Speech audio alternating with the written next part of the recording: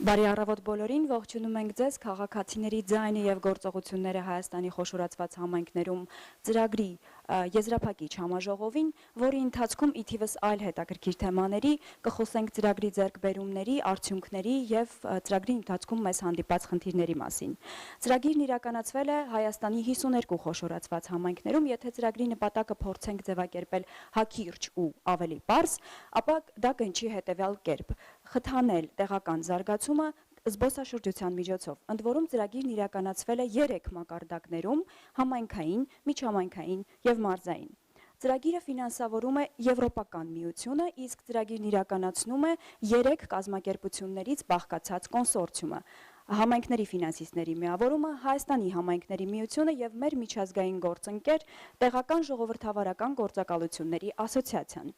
Հաշվի առնելով, որ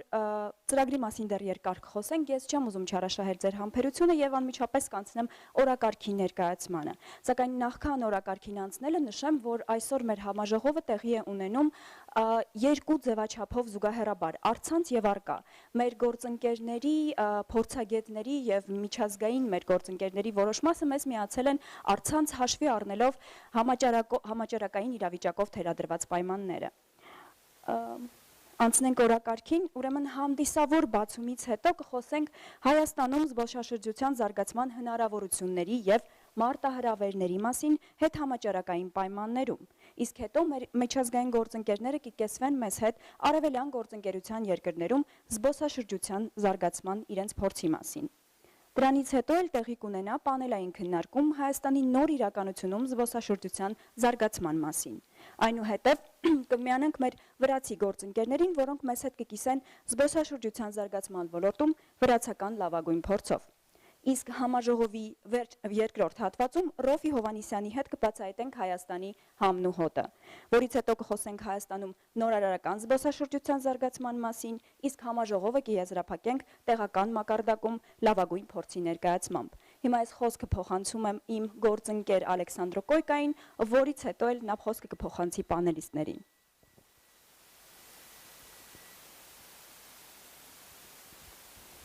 Thank you very much, Liana Jan. Indeed, first I should say that thank you everybody for coming, those who joined us in the room. Secondly, thank you everybody who joined us online for agreeing to join our conference even remotely. I should say I'm a bit nervous because probably as for the majority of the speakers, this is the first time we're hosting an event like that in a hybrid format. We try to benefit on this gradually lifting of restrictions and admit people in the room, having people online, and hopefully it's going to work.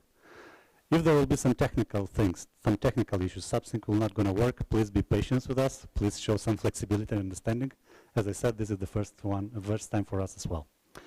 This being said, I will make probably some technical announcements. Firstly, those who are watching us online, as a listener, unfortunately, will not have the option to speak. However, we'll probably open the microphones for the listeners when we'll have questions and answer session. Alternatively, you can use the chat to post your questions, and the moderator will do his or her best to read the questions. For the rest of it, just sit on your comfortable couch, probably in your office, and enjoy our live event. As for the speakers, thank you very much for agreeing for coming. I know it's not easier under current circumstances, so we should. I admire that you showed this courage to come with us in the room. Before we're going forward with the conference, I would like to offer the floor, as Liana already said, to our partners. It wasn't an easy project, and I think the partners, when I offer the floor, they'll open up about that. I'll try to complete whenever the case how it was these past 3 years while we've been implementing the project. But before that, it's an honor for me to offer the floor to European Union delegation representatives. Celia, who is here with me, the Deputy Head of Cooperation. Again, thank you very much, first of all, for the generous support of the European Union delegation and for the European Union who believed in our project. And thank you very much for all your, say, very kind stuff. It was quite pleasant experience working with this stuff. So thank you very much, Celia. You have the floor.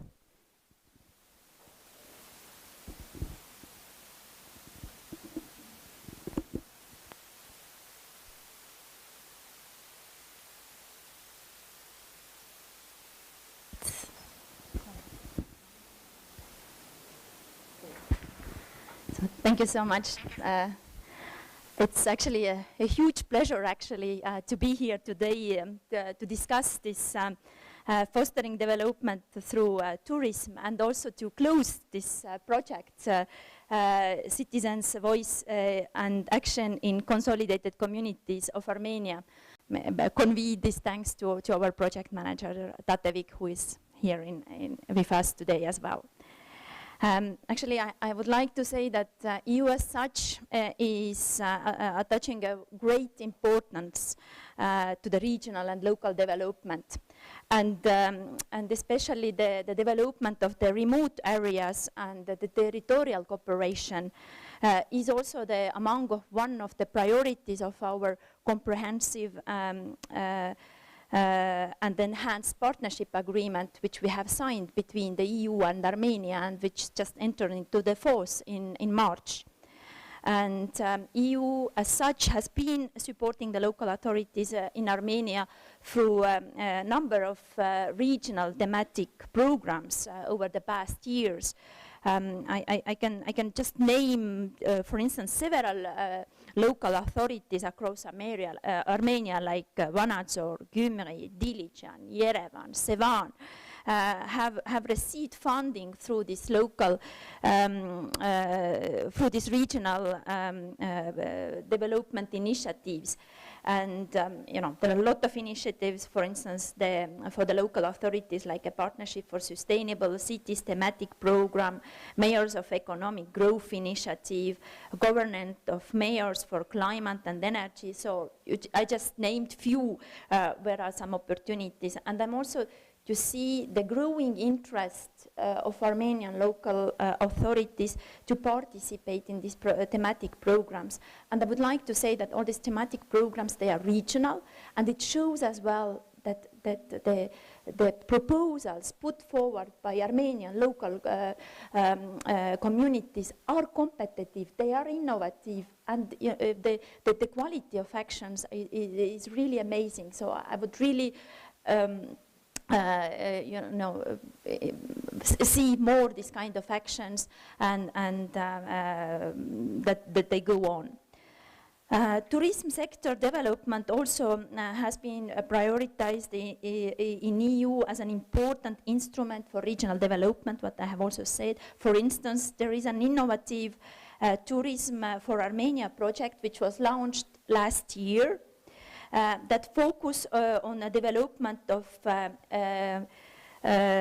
enhanced tourism offerings, specifically in the northern regions, to capitalize on touristic potential that Armenia has, and to contribute to the good jobs and sustainable businesses in these three regions. So for a moment, the EU support has been focusing mainly on the northern regions. But what I want to say here, that we are now future looking and also looking forward to help the regions in south and also use this potential there. So I think there is more to come. And also when designing the current project, this Citizens' Voice and Action, like 4 years ago, this design which started, we aimed to contribute to the local development across consolidated communities in Armenia by contributing to the elements such as citizens' participation in local decision making, promotion of the community or area-based tourism, or the outdoor activities, including also the cross-border tourism. And I'm very much looking forward to hear the results of these projects, specifically that has been this citizen-centric, but had this citizen-centric approach, and also to see the products it has created. We can speak here about the bigger actions like Ashotsk or Tebet Canyon, but also the very small actions with the small budget for citizen budget initiatives where the citizens, communities, and were the driving forces behind the initiatives that were implemented. And of course, I hope also considering all the challenges and opportunities that this tourism development will also contribute to accelerate economic post-COVID recovery, and this tourism sector will be one of the driving actors to come over of this situation. And of course, the EU remains committed to support Armenia and specifically to enhance the resilience and support the local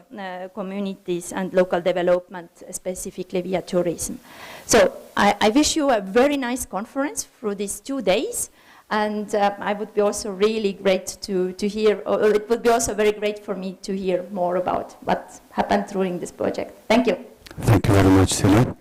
Indeed, well, what we tried to do here today, if you looked at the agenda, we tried to bring big demo grants, as we've been calling it, but also the small community and inter-community grants. Overall, if I'm not wrong, and I think Vahan, when he'll take the floor, he'll correct me, within this project we awarded more than 60 small and medium sub-grants. So we're looking forward to see some of best of them showcasing today here. For those who are watching online, I think it's already became clear that the whole day will be dedicated to show best practices that have been implemented through the project, and you'll see these good practices, and you'll see the good practices exchange even in the inter-community level, not just in between one community.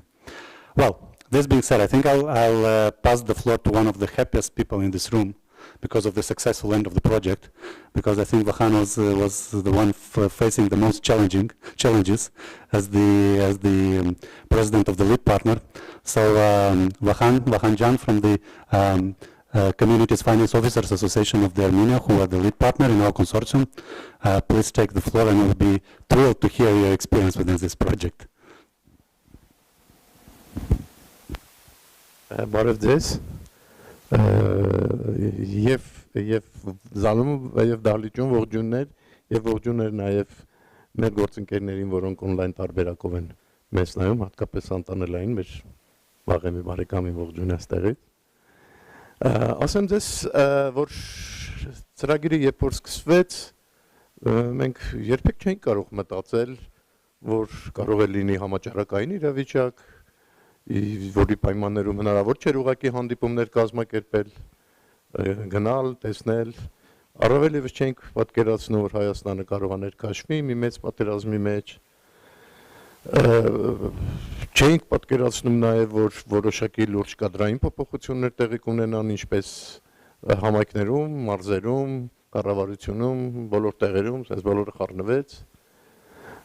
բայց դա ամենևին մեզ չխանգարեց, որպեսզի այն սերը այդ ծրագրի նկատմամբ, որը մեր մոտ ձևավորվել էր մշակման փուլից, ամբողջ եռանդով ձեռնամուխ լինենք մեր թիմի հետ միասին, որի մեջ ներառված էր նաև մեր գործընկերները, որոնք քիչ առաջ ներկայացան, փորձենք ամեն ինչ անել, որպեսզի տեղական մակարդակում սկսենք հիմք դնել տուրիզմի զարգացման եւ ընդհանրապես տնտեսական զարգացման ուղղությամբ մտածելուն, որովհետեւ այս ոլորտը տեղական իշխանությունների համար նորություն է, փոփոխված սահմանադրության եւ փոփոխված օրենքի պայմաններում ընդամենը 16 թվականին էր, որ տուրիզմը եւ տնտեսական զարգացումը համայնքի ղեկավարի համար դարձան պարտադիր խնդիր։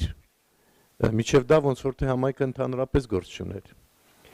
Մեր համար շատ ուրախալի էր, որ տնտեսական զարգացման այն ճյուղը, որը տուրիզմն է,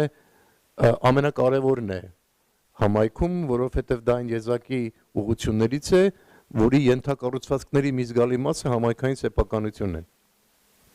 Սա այն ոլորտն է, որտեղ համայնքը հանգիստ կարող է ներդրում անել, առանց մտածել, որ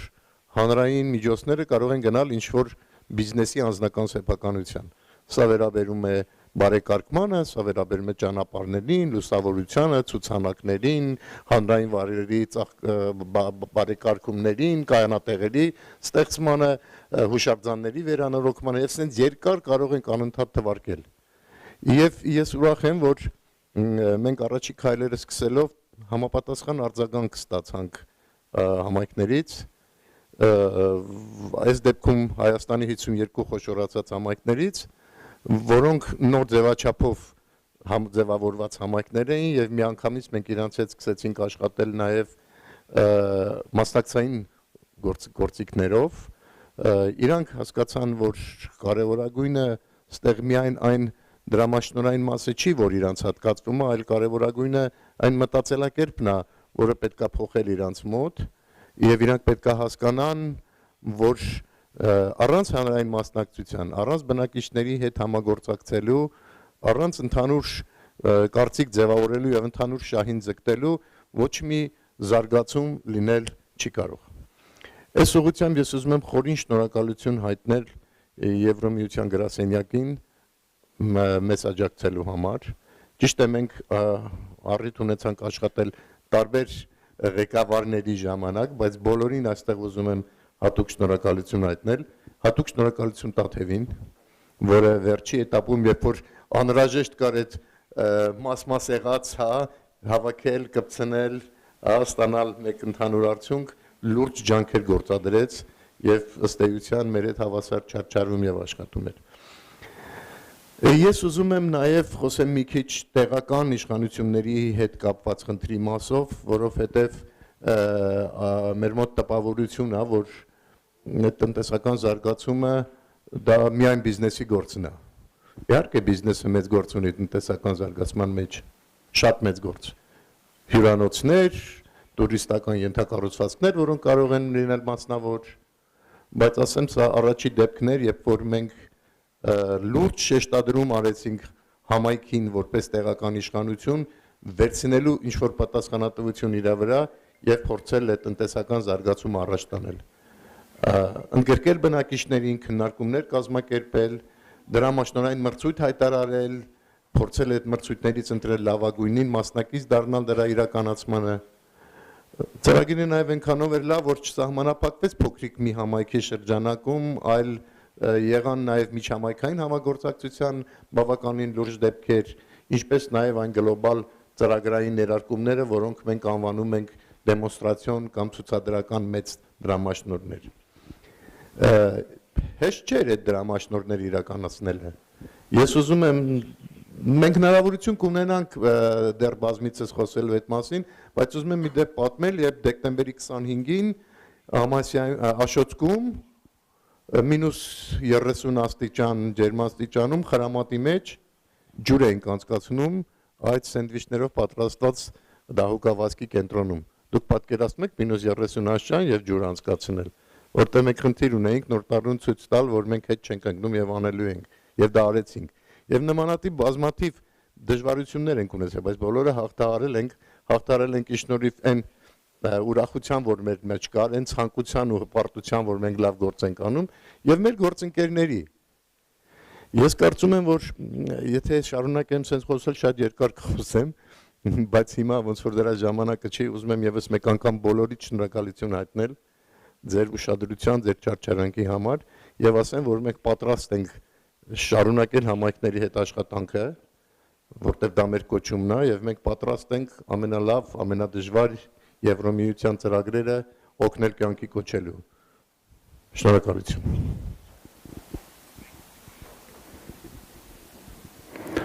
Thank you very much, Vakhan. Thank you for all you said, and thank you for not speaking forever, as you said. We really appreciate this. Yeah, well, I resonate very much with what Vakhan said. I resonate a lot with everything that Vakhan said, because indeed it wasn't easy. And our first project was indeed the ski center, and it was very challenging, I remember, as well as probably Abraham and Vakhan. All we did at that point was maximum do reparation in our apartment, in our home. And then from a sudden we've been in charge of a project to build the ski center, which wasn't such an easy task, I would say, and probably we'll see today this project showcased as well. Going next, I'm very glad to say that Secretary General of the European Association for Local Democracy, Antonella Valmorbida, is with us online. Hopefully she's with us online. We should see her on the screen. Antonella is with us, indeed. I'll not say too much, because when your boss is speaking after you, you don't have to speak too much. So, Antonella, take the floor, please.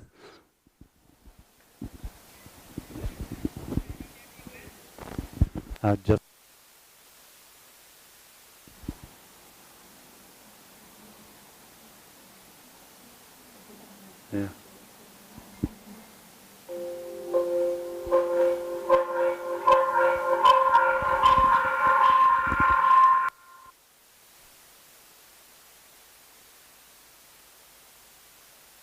yes, yes.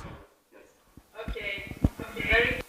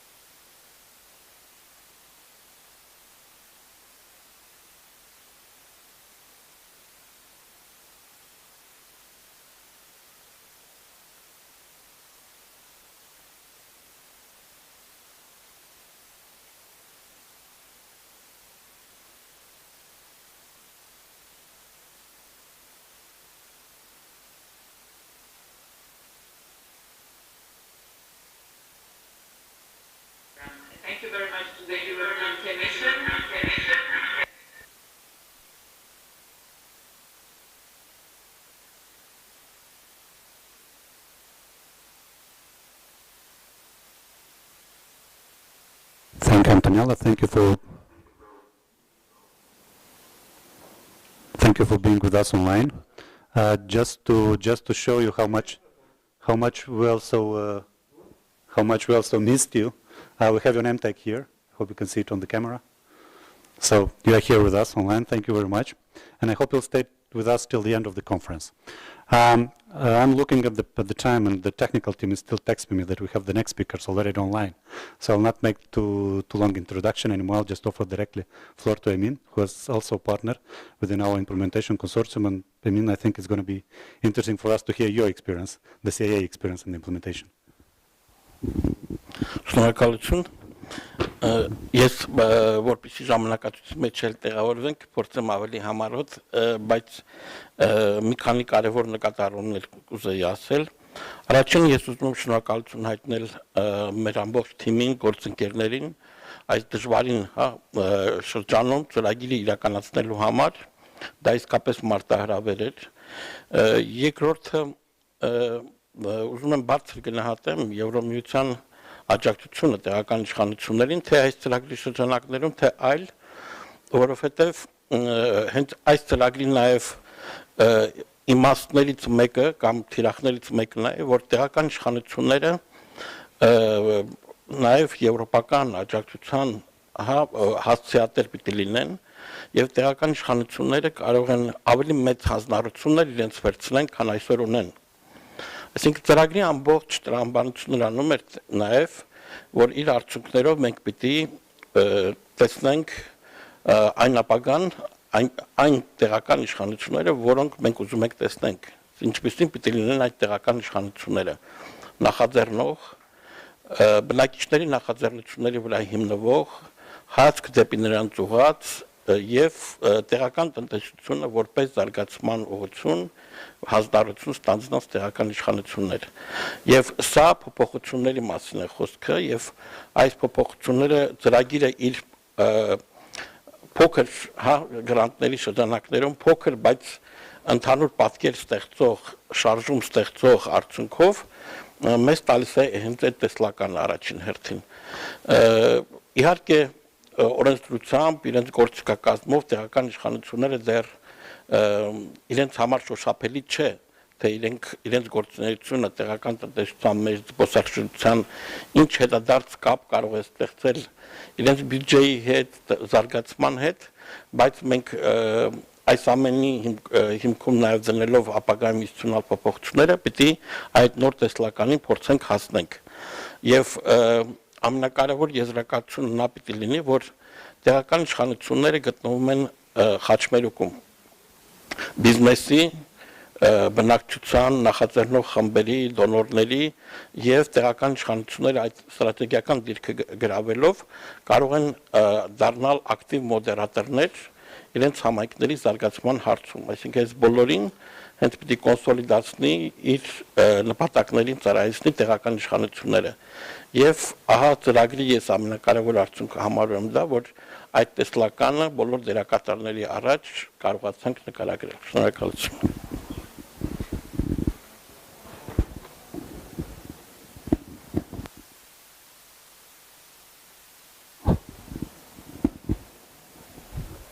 Okay, thank you very much, Amin.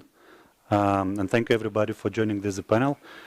Well, as any first panel, I think we're still in the morning, we're still getting up slower, but then we'll be looking forward for the next presentation that are coming. As has already been said, today we'll explore the tourism sector development, especially in Armenia, but also with some regional and global perspective, considering the post-COVID era, what we should expect, how are the countries coping with the situation, what are the lessons learned together in Armenia, but also in other countries in the region. So the next panel will be dominated by some of the regional speakers. We'll have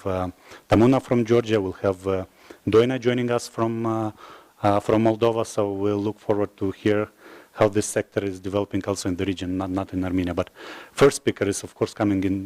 from Armenia, and I'll leave the floor to Liana to introduce the next speaker. Thank you very much. Նախքան մեր արցանց միացած մեր գործընկերներին անցնելը Տուրիզմի հայկական ֆեդերացիայի նախագահ Մեխակ Ապրեսյանը կխոսի Հայաստանում զբոսաշրջության զարգացման հնարավորությունների եւ մարտահրավերների մասին հետ համաճարակային պայմաններում։ Պարոն Ապրասյան, խնդրեմ։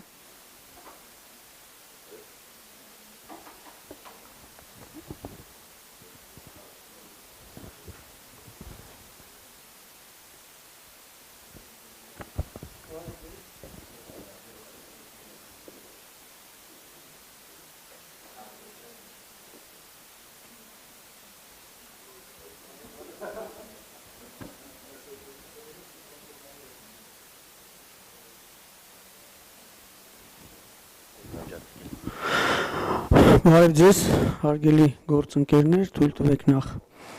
ողջունել այս կարևոր հանդիպման, ես կասեի նույնիսկ իրադարձության հարթի, որովհետև հարցերը, որ քննարկվում են, ծրագրերը, որ իրականացվել են եւ ամփոփվում են, շատ կարևոր նշանակություն ունեն, ինչպես Հայաստանի, այնպես էլ նաև տարածաշրջանային եւ կասեի նաև միջազգային խնդիրների, նույնիսկ մարտահրավերների լուծման առումով։ Հայաստանում եւ ընդհանրապես աշխարհում զբոսաշրջությանը նետված մարտահրավերներից խոսելուց առաջ ես կուզեի ընդհանրապես նախ խոսել, թե ինչ մենք ընդհանրապես գլոբալ մարտահրավերներ ունենք եւ հետո որ արդեն զբոսաշրջության դերը այդ մարտահրավերները հաղթահարելու եւ մեր առաջ ծառացած խնդիրները լուծելու ուղղությամբ նշանավորելու եւ խոսելու դրա մասին։ Ինչ ունենք այսօր համավարակից հետո նույնիսկ դեռ հետոն չի եկել, մենք ուզում ենք անընդհատ մոտենալ հետոին, դեռ չենք հասել ավարտին, բայց մեծ հույս ունենք, որ արդեն դա պետք է ավարտվի եւ դրան գումարած անկայուն իրավիճակը ոչ միայն մեր տարածաշրջանում, այլ նաև ընդհանրապես աշխարհում կարծես թե վիճակը այնքան էլ կայուն չի եւ կարելի ասել նույնիսկ նախապատերազմական իրավիճակում ենք։ Եվ իր բոլոր հետևանքներով, եւ հումանիտար, սոցիալ մշակութային եւ տնտեսական շատ լուրջ մարտահրավերներ կան եւ նաեւ իհարկե քաղաքական։ Եվ ես պարզապես նաև չափազանցրած չեմ լինի, եթե ասեմ, որ այս բոլոր տեսակի մարտահրավերների եւ դրանից ծագող խնդիրների լուծման համար ամենահզոր, ամենակարևոր գործիքը եւ որպես ֆենոմեն դա զբոսաշրջությունն է, որ ի վիճակի է լուծել եւ էապես նպաստել այդ խնդիրների լուծմանը։ Եվ տնտեսական առումով, եւ սոցիալ մշակութային, հումանիտար եւ նաեւ իհարկե քաղաքական։ Ցավոք իհարկե Հայաստանը արդեն իսկ ներքաշվեց անարդար ու անհավասար պատերազմի մեջ, Հայաստանը եւ Արցախը եւ երկրորդ հարվածը ստացավ համավարակից հետո եւ այսօր զբոսաշրջությունը ինքը կոչված է գալու, օգնելու, լուծելու այս բոլոր խնդիրները եւ հաղթահարելու մարտահրավերները եւ ոչ միայն Հայաստանում եւ ոչ միայն տարածաշրջանում, նաեւ աշխարհում։ Իսկ ինչ խնդիրներ ունի, ինչ մարտահրավերների առաջ է կանգնած զբոսաշրջությունը, կարծում եմ հայտնի է, բայց մենք միասին նորից շեշտենք։ Համավարակի պատճառով սահմանափակվեց մարդկանց ազատ տեղաշարժը։ Իսկ զբոսաշրջությունը հենց տեղաշարժը եւ ինքնին կյանքն է այդ վայրերում, որտեղ որ այցելում ենք։ Ամենուրեք սահմանափակելով տեղաշարժը, ամենուրեք սահմանափակելով նույնիսկ տեղում մարդկանց տեղաշարժը, բնականաբար մենք կանգնեցրել ենք, քնեցրել ենք նաեւ զբոսաշրջությունը։ Եվ այսօր արդեն կարծես թե ձգտում ենք մոտենալ ավարտին համավարակի հետ կապված եւ արդեն ճանապարհներ ենք փնտրում, ինչ անենք, ինչպես անենք, որ արդեն այդ բոլոր մարտահրավերները, թե տնտեսական, թե հումանիտար, թե քաղաքական լուծենք եւ նաեւ լուծենք հենց զբոսաշրջության խնդիրը, որը կոչված է օգնելու լուծել այդ խնդիրները։ Դրա համար պետք է կարողանանք նախապահովենք անվտանգությունը, ինչ ուղղությամբ արդեն կարծես թե քայլեր արվում են եւ լայնածավալ կարծես ամբողջ աշխարհում արդեն այդ պատվաստման գործընթացը գնում է Բայց դա բավական չէ, դրա մասին պետք է նաև լուսաբանել, նաև դրան զուգահեռ մենք կամաց պետք է բացենք ճանապարհները միմյանց առաջ։ Հայաստանը այդ քաղաքականությունը որդեգրել է, Հայաստանը ամենալիբերալ քաղաքականությունն ունի զբոսաշրջիկներին, հյուրերին ընդհանրապես, մենք այդպես ենք ավելի հաճախ անվանում ընդունելու համար։ Բացի այն, որ հիմք է Հայաստան ազատ տեղաշարժի համար առանց սահմանափակումների, առանց ինքնամեկուսացման մուտք գործելու համար, հիմք է կորոնավիրուսի այդ PCR տեստը բացասական, բայց արդեն բոլորովին վերջերս կառավարությունը որոշում ընդունեց, նաև որպես դրան այլընտրանք պատվաստված լինելը հավաստող փաստաթուղթը նույնպես հիմք է համարվում։ Եվ մի բան էլ ուզում եմ նշել, որ Հայաստանում խտրականություն չի դրվում որևէ պատվաստանյութի նկատմամբ, այսինքն աշխարհում գործող, հաշվառված, գրանցված առողջապահության համաշխարհային կազմակերպության կողմից եւ իրավասու կազմակերպությունների կողմից ընդունված բոլոր պատվաստանյութերով պատվաստված լինելը մեզ համար հիմք է Հայաստան մուտքը ապահովելու համար։ Այնպես որ ես նախ ուզում եմ ես առիթից օգտվել եւ ես հարթակից էլ դա հայտարարել աշխարհին, որ հարգելի աշխարհի ժողովուրդ, դուք բոլորդ ձեր իրավունքները հարգված են Հայաստանում եւ դուք բոլորդ ընդունված եք Հայաստանում։ Եվ մի բան էլ, որ մեր առաջ մարտահրավեր է, որ չնայած նրան, որ մենք կորոնավիրուսի հետ կապված շատ ավելի բարվոք վիճակում ենք, քան շատ այլ երկրներ, այնուամենայնիվ մնում ենք դեռևս այն կարմիր ցուցակներում, ցանկերում, այսինքն խորհուրդ չտրվող այցելության համար խորհուրդ չտրվող երկրների ցանկում։ Ես իհարկե մենք շատ անելիքներ ունենք այստեղ եւ դիվանագիտական ուղիներով եւ առողջապահության նախարարության բոլոր հարթակներով եւ մեր սփյուռքի ներուժը օգտագործելով եւ մասնավոր հատվածի եւ բոլորիս միասին բոլոր շահագրգիռ կողմերի ներուժն օգտագործելով այս խնդիրը լուծելու, մեզ հանելու այդ կարմիր ցանկերից, բայց նորից ուզում եմ առիթից օգտվել, այս կարևոր հարթակից նույնպես դիմել բոլոր գործընկեր մեր միջազգային կառույցներին, բոլոր գործընկեր երկրներին մեզ ընդառաջելու եւ մեր առաջ դռները բացելու եւ մեզ այդ կարմիր ցանկերից հանելու ուղղությամբ, որտեղ եթե մենք ուզում ենք նպաստել այս մարտահրավերների առաջխաղացմանը, ուրեմն պետք է նաև նպաստենք այս խնդիրների լուծմանը եւ բացենք ճանապարհները զբոսաշրջության առջև, դրանով իսկ էապես նպաստելով թե Հայաստանում, թե տարածաշրջանում այս բոլոր տնտեսական, հումանիտար խնդիրները լուծելու եւ նաեւ այո նպաստելու խաղաղության ամրապնդմանն ու հաստատմանը, որտեղ զբոսաշրջությունը դա նույնպես ի վիճակի է անել։ Մեր առջև նաեւ այն խնդիրն է կանգնած, որ մենք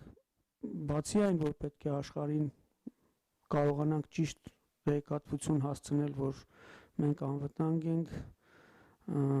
եւ ինչպես միշտ զբոսաշրջիկը Հայաստանում ընդունված է եւ վերադառնում է այստեղից իր սպասումները գերազանցած, մենք պետք է կարողանանք արդեն շատ նպատակային, հասցեական, նույնիսկ ագրեսիվ մարքեթինգային եւ խթանման քաղաքականություն վարել։ Ինչի համար պետք է իհարկե միջոցներ հատկացնել եւ մենք կարողանանք համոզել մեր բոլոր շահագրգիռ կողմերին եւ կառավարությանը եւ միջազգային գործընկերներին, դոնոր կազմակերպություններին, որ միջոցները, որ Հայաստանը տիրապետել եւ տիրապետում է, միշտ շատ քիչ են եղել։ Համեմատած թե մեր հարևանների հետ, թե աշխարհում զբոսաշրջությունը կարևորող մնացած շատ երկրների հետ։ Ես մի քանի թիվ ձեզ կներկայացնեմ։ Տեսեք 2019 թվականին կորոնավիրուսից առաջ Հայաստան ներգնաց զբոսաշրջային այցելությունների թիվը կազմել է շուրջ 1.9 միլիոն։ Դա նշանակում է նվազագույն հաշվարկներով համախառն եկամուտը, որ ապահովել է միայն ներգնաց զբոսաշրջությունը, կազմել է առնվազն 1.5 միլիարդ ԱՄՆ դոլարին համարժեք։ Դա նշանակում է, որ բյուջեին մուտքերը միայն դրանով ապահովել է մոտ 300 միլիոն։ Ինչն է խանգարում, որ մենք գոնե 1-2% դրան, այսինքն հատկացնենք, նորից վերադարձնենք զբոսաշրջության ներդրումների համար։ Պարզապես մենակ մի բան, եւ այստեղ ունենք շատ այլ ինստիտուցիոնալ բարեփոխումներ, օրենսդրական փոփոխություններ, որտեղ ակնկալում ենք բոլոր շահագրգիռ կողմերի աջակցությունը եւ իհարկե հուսով ենք, որ նաեւ Եվրոմիության ծրագրի շրջանակներում Հայաստանում զբոսաշրջության ոլորտում իրականացվող, որն իրականացվում է մեր շատ լավ գործընկեր GIZ կազմակերպության կողմից, ժամանակին եւ օպերատիվ կմասնակցեն Հայաստանում զբոսաշրջության վերականգնման գործընթացներին։ Շնորհակալություն։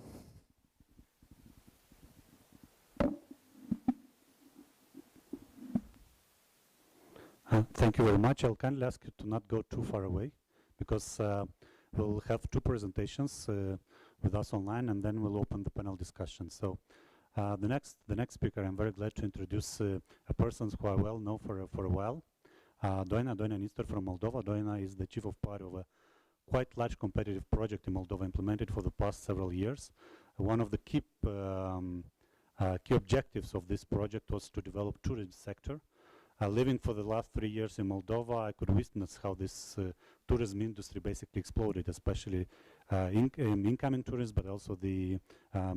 tourism at the national level in between the country. I'll not make too much introduction. I'll just kindly let the floor to Doina. Doina, you have about 10 minutes, but I'll kindly ask you to stay with us after that because we'll have a panel discussion after we hear all the speakers. So, Doina, please, we are looking forward to see your presentation.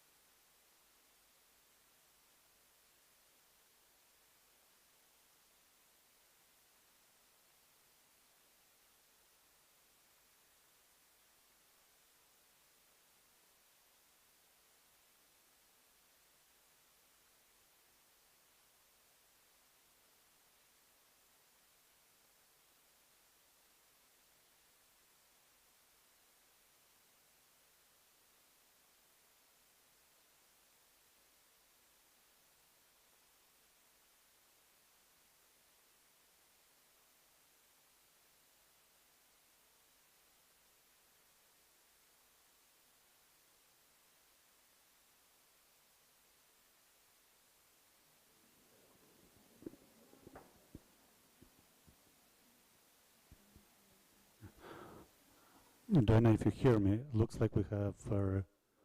an issue with the sound. Can you please check if your microphone is turned on?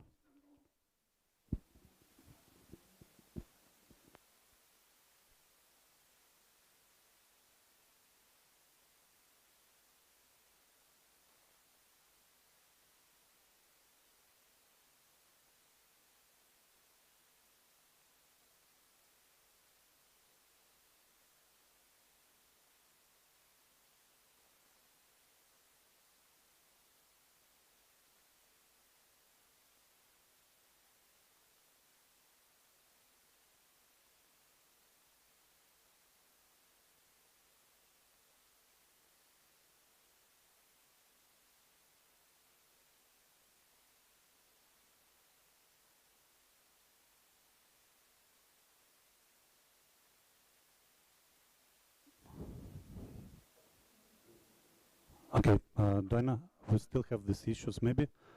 can we switch to Tamona, who is already online, as I've been told by the technical team.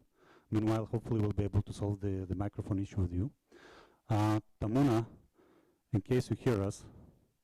please say something. I hope that at least your case the microphone is working.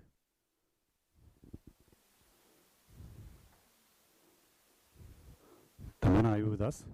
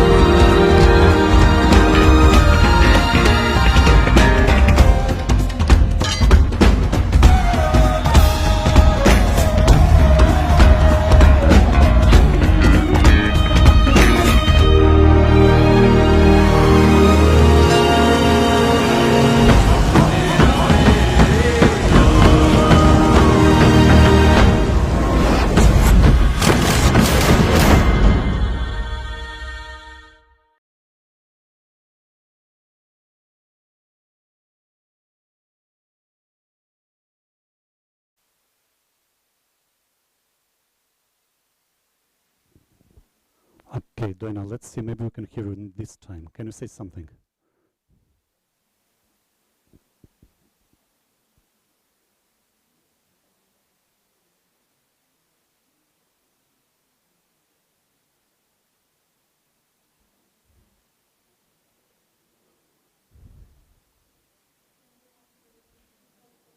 Doina, can you start talking? Hello? Hey, finally. So, I'm going out, I'm leaving you the floor, and please go on with the presentation from the beginning. Okay, perfect.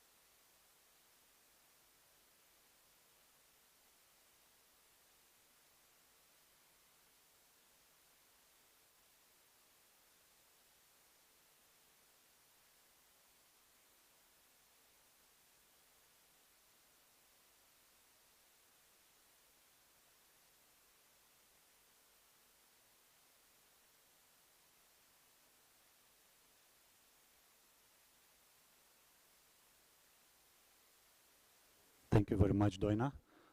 Well, I should say I was quite jealous hearing your presentation about slow food, slow tourism, and so on, because for the past week we had almost no sleep preparing this conference. So this sounds really, really tempting, I should say. Maybe we should benefit on these proposals. I'm kindly asking you, Doina, to stay with us maybe for 20 more minutes. Tamuna is already with us, Tamuna from Georgia, and then I would like to have several questions with both of you. And by the way, I should say I'm quite, I don't know, I have this pleasant feeling of being moderator in a panel dominated by women, especially in Caucasus. So probably the gender equality policies are really working here.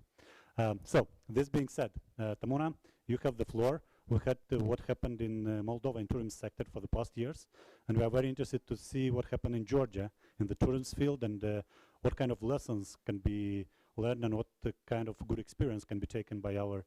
Armenian colleagues. Tamuna, please. Thank you.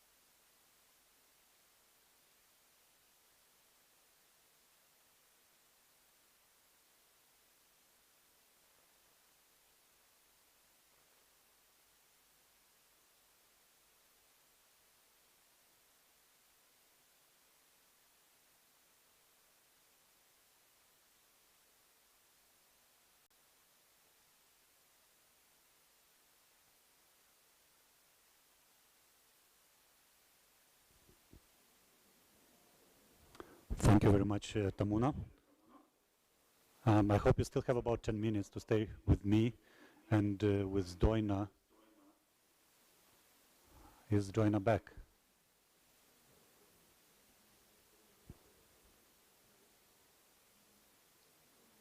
Well, anyway, Doina is here and Tamuna is here. Good. So thank you very much for this very interesting presentations, because one of our aims after this conference is to produce a set of recommendations towards Armenian authorities how to recover the tourism sector and how to support the tourism sector after the pandemic. I think there is a lot of food for thoughts from what you presented, starting from digital, going to slow food, and ending with free PCR tests, which I like the most. Just for information, to come to Armenia, I had to do a PCR test back home, which is about 40 euros. So I think when you add this 40 euros to the price of the flight ticket or the hotel, it's quite significant. So I really enjoyed this measure. This being said, one of the questions that I would challenge both of you to say, okay, each country somehow is working on its own to develop tourism, to relaunch the tourism, to get as much tourists as possible. What do you think about some regional initiatives in this sense? I think it's a bit easier probably for Georgia and Armenia as bordering country, but then if we speak in the terms of Eastern Partnership of the all 6 countries, how do you integrate it further? Let's say Moldova, Ukraine, and so on. Do you see a perspective in this kind of regional tourism? Who's want to go first? Just switch on your microphone and please go on.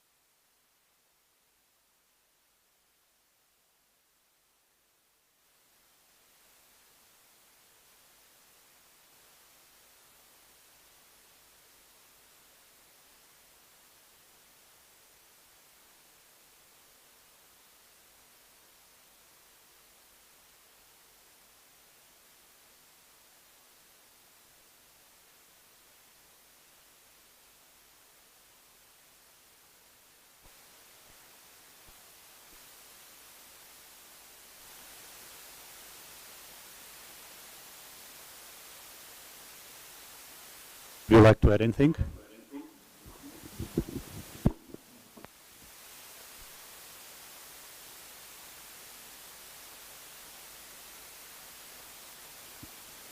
And Dana, if you would like to add anything, just go on. Sorry, wasn't sure.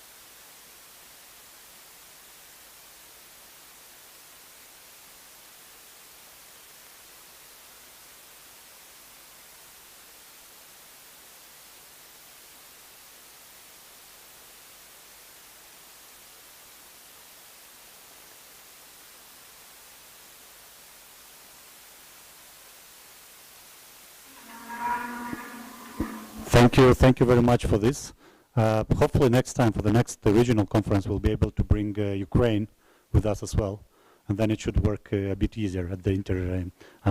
cross-border level. And at the same time, I'm very glad that we had the European Union delegation representatives here, which probably will hear us, and maybe we'll look forward for some initiatives like EU for regional tourism, something that will focus also on the region and not only on the specific country. The next question that I wanted to ask maybe both of you, I've heard that you put an accent on digitalization. So probably indeed this is the future. I never experienced tourism from a let's say 3D simulation or whatsoever. Nevertheless,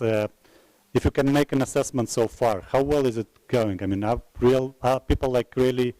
preferring this kind of virtual simulation instead of face-to-face traveling, or we will still need some time to get to use, let's say, with this technology? From our perspective,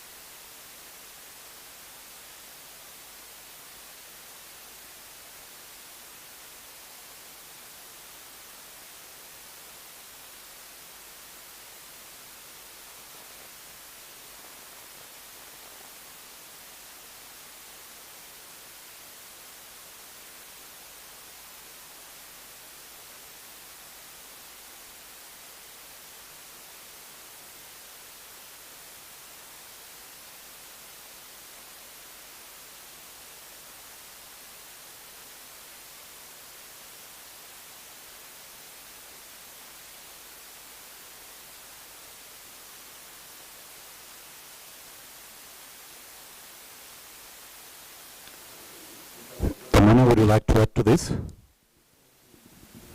Yeah,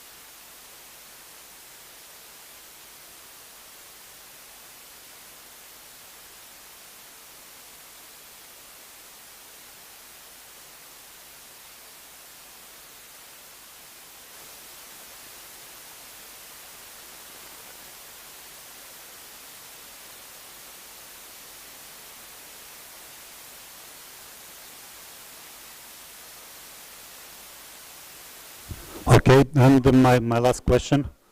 and after that I'm not torturing you anymore with the questions. So,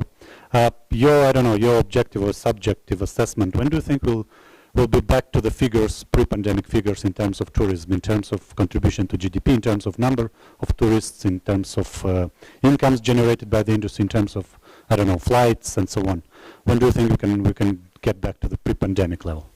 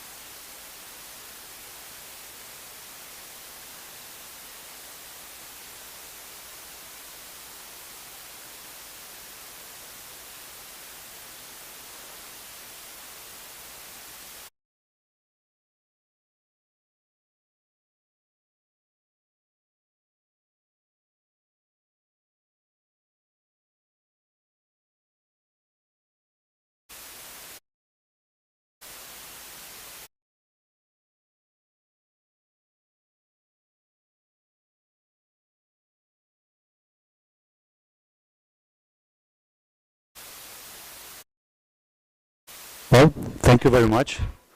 As I was saying, I'll stop torturing you with questions at this point. Thank you for finding time on such a short notice and join our conference. We'll continue with the presentation from the room. Have a nice day, both Doina and Tamon, and see you somehow when the borders will be more opened. Thank you.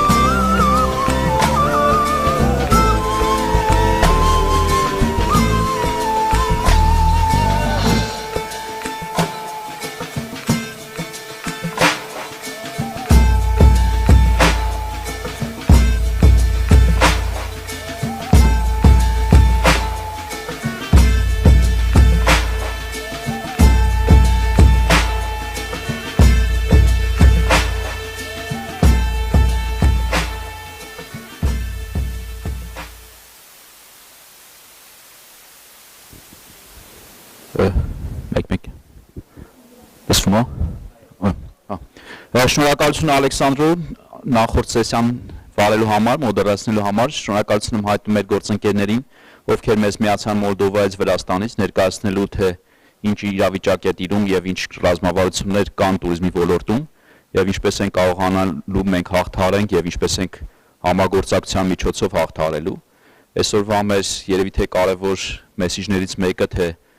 ոնց կարող ենք ընդհանրապես համագործակցության եզրեր գտնել ինչպես արևելյան գործընկերության, այնպես ռեգիոնալ տարածաշրջանում ու մեր այսօրվա այս մի հատվածը կոնֆերանսի նվիրված առնելու թե այդ համագործակցությունը ընդհանրապես ոնց են կարողացել Հայաստանի Հանրապետությունում հասնել։ Մենք այս սեսիայի ընթացքում կունենանք ներկայացում թե մեր դեմոնստրատիվ գրանտերի համար, որոնք շատ ավելի մեծ ծավալ ու շատ ավելի մեծ ներգրավում ունեին թե տեղական, թե ռեգիոնալ իշխանությունների, թե ընդհանրապես туриզմի ոլորտում ակտիվ քաղաքացիական հասարակության, բիզնես ոլորտի, թե ընդհանրապես այն մարդկանց, ովքեր համայնքներում որոշակի ծառայություններ են մատուցում, թե փորձել ենք ցույց տալ համայնքների միջև համագործակցությունը, որը էլի կարևոր նախապայման է համայնքներում туриզմի զարգացման համար։ Քննարկման այս հատվածը կազմակերպելու համար մեր բանախոսներին եմ հրավիրելու Գորուն Խաչատուրյան, որը Հայաստանի մանուկներ հիմնադրամի գործադիր տնօրենն է, Յանա Մկրչյանին, Էկոհաբ կայուն զարգացման հիմնադրամի տնօրեն, Յանա ջան, խնդրեմ, Գագիկ Սարգսյանին, Հայաստանի Գավազքի ֆեդերացիայի գլխավոր քարտուղարին, մեր միջհամայնքայիններից Սաթիկ Բադյանին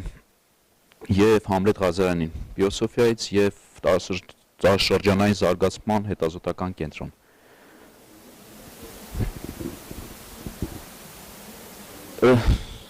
Չունենք, հա, տենց հաթոր։ Նախ ուզում եմ շնորհակալություն հայտնեմ, որ եկել եք, ես գիտեմ, որ ձեր ծրագրերում էլ է ակտիվ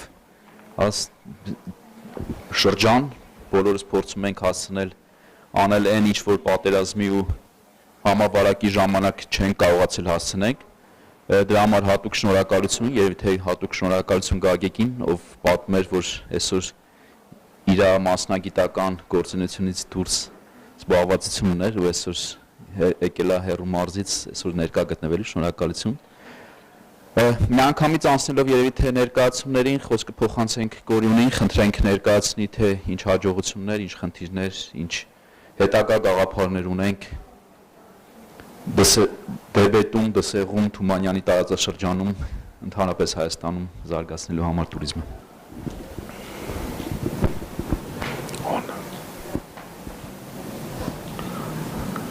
Լսվում է։ Ես ուզում տեսնեմ անգլերենով խոսեմ, թե հայերենով է ճիշտ է։ Կարծում հայերենով ավելի հարմար լինի լսարանի համար։ Շնորհակալություն հրավերի համար, ողջույն բոլորին, ես Գորյունն եմ։ Կոաֆից, Հայաստանի մանուկների բարեգործական հիմնադրամից մենք մի քանի ամիս, եթե ոչ Dream. Pass through the arches of history. Silent but eloquent. With ancient but standing monuments. Dense forests. You are already here. An unknown world. An unknown world That you discovered in Devitt Canyon.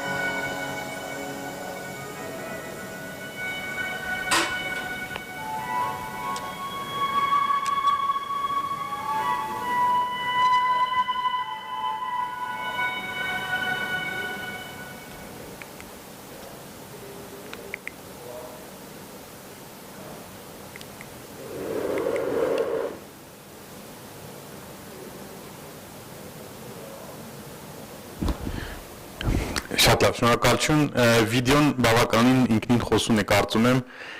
Դեբետի կիրճի ընդհանուր զբոսաշրջության ուրեմն ոլորտը զարգացնելու միտված ծրագրի մասին եմ խոսելու։ Մենք Դեբետի կիրճը բավականին ծանոթ է մեզ ու բավականին այնտեղ աշխատանք ենք ծավալում ոչ туриզմի ոլորտ։ Սա մաս է կազմում, ինչպես որ այսօրվա կոնֆերանսի սկզբում ասվեց, ընդհանուր տնտեսական զարգացման։ Ինչպես նաև կարծում եմ նշմարեցիք բանում վիդեոյում կա մեր Coaf Smart կենտրոնը, ինչպես նաև մեր այցելուների կենտրոնը, որը որ օգտագործել ենք իրականում որպես հիմք, որպեսզի ընդհանուր բանը ինչ են ասում ծրագիրը մշակենք եւ նաև ծրագիրը ինչ որ չափով ունենա շարունակականություն։ Որ լծվեցինք, երկրորդը արդեն իհարկե առաջարկություններ անել մեր զբոսաշրջիկներին, երբ որ իրենք այցելում են, ինչ կարող են անել։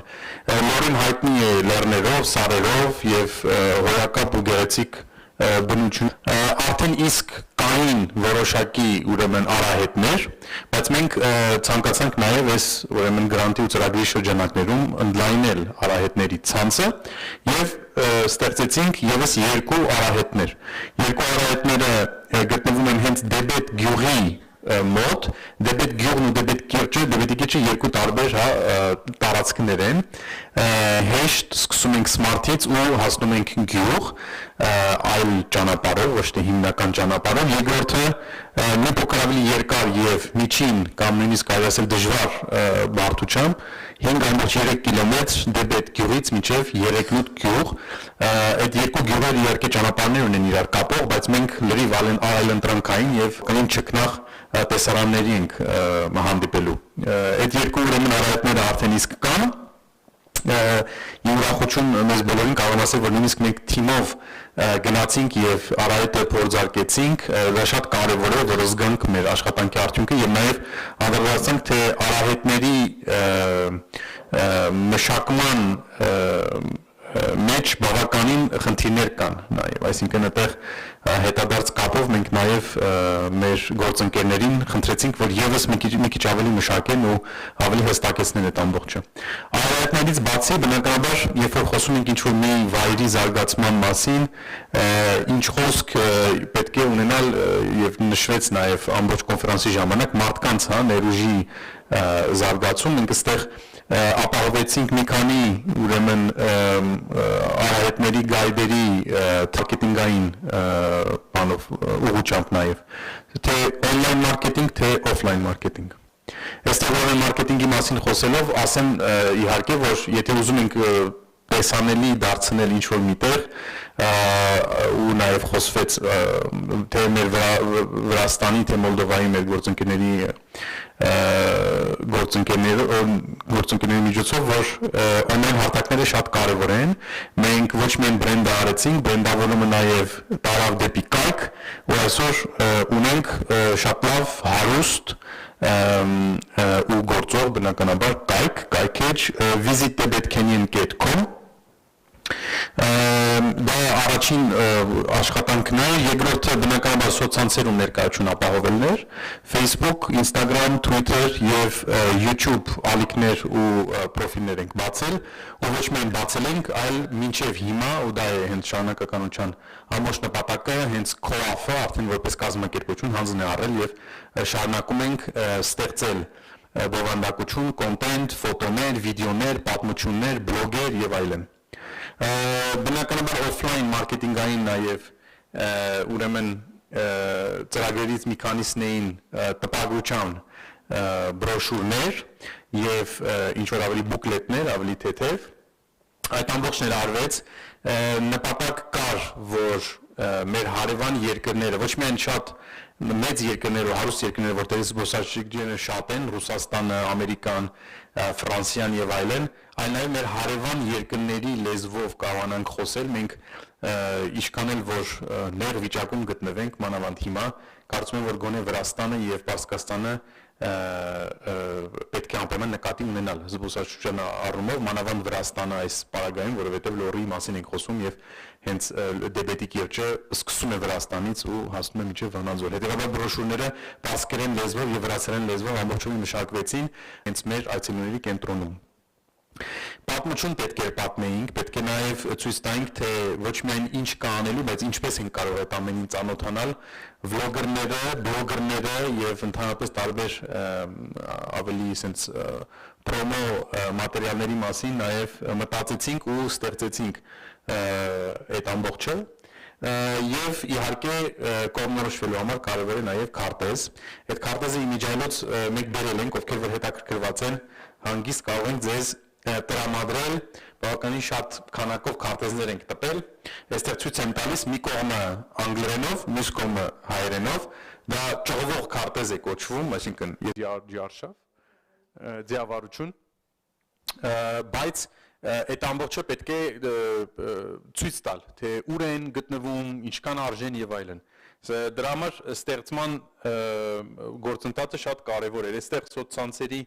էջերն եք տեսնում, որը ակտիվ են, ու այդ ակտիվությունն էլ շատ կարևոր է, մենք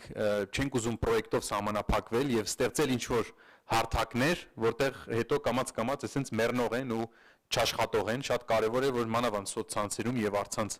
ընդհանրապես հարթակներում հետեւողականություն լինի, ու մեր այսօրվա թիմը հենց լորիում հենց մեր այցելուների կենտրոնի աշխատողները, ասենց ասեմ, լծված են այդ աշխատանքին ու շաբաթական մի քանի անգամ պոստեր են ստեղծում եւ բովանդակություն են մշակում։ Ու դա անվերջ է լինելու բնականաբար։ Վիդեոն այստեղ ծանոթացակ, կուզեի մի փոքր, եթե հնարավոր է, տեխնիկապես չեմ հասնի ես, այս մի, այստեղ request access ունենք։ Լավ։ Այստեղ իրականում կայքի, եթե կարող եք սխմել կայքի բանի վրա, այո։ Ուղղակի կայքը այցելենք։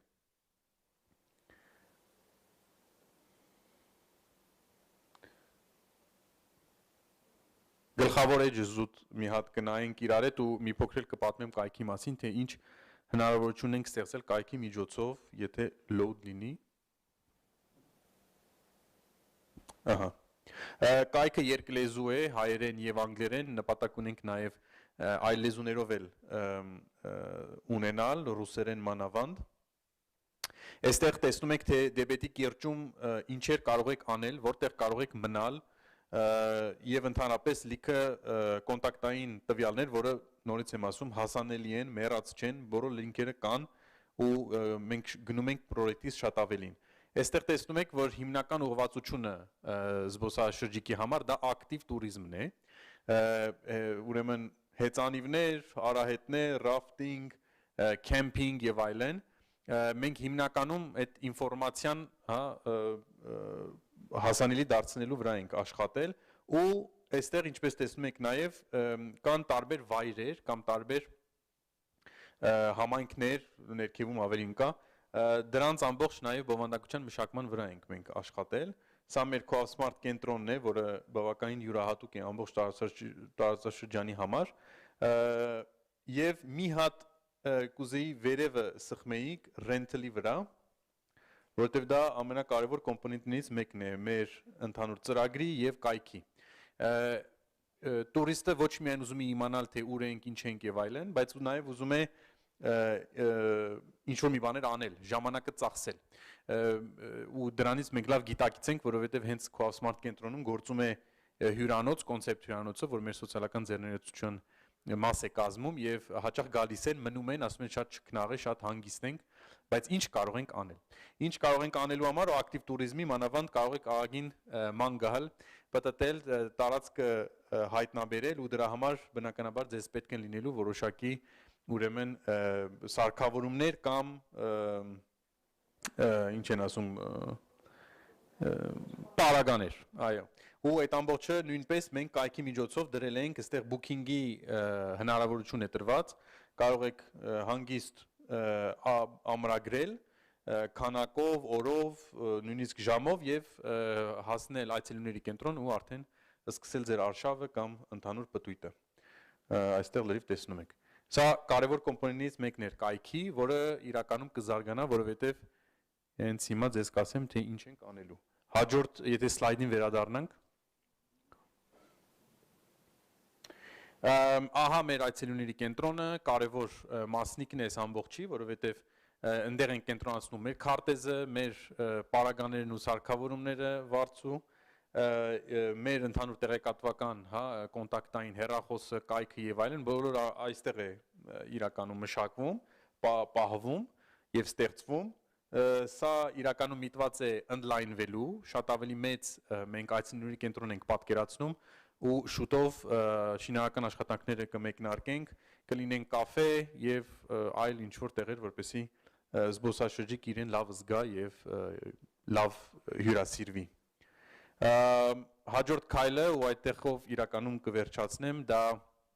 մեր այլ գործընկերների միջոցով շուտով կմեկնարկենք, ուրեմն GIZ-ի գերմանական GIZ գործակալության հետ կմեկնարկենք այս դեբետի կիրճի ծրագրի ընդլայնումը եւ բավականին մեծ պրոյեկտի մասին ենք այստեղ խոսում, կհիմնվենք այն ինչի վրա, որ մենք ստեղծել ենք արդեն, այն ինչը որ արդեն կա ու կկենտրոնանանք իրականում արդեն ինչպես են բարձ ասած անելու բաների վրա, այսինքն ինչեր կարող ենք անել, կստեղծենք նոր վայրեր այցելելու համար, նոր activities-ը հայերեն որն է։ Տուրիստական հետաքրքրություններ ու բավականին յուրահատուկ իրականում տեղեր ենք մտածել, ուզում եմ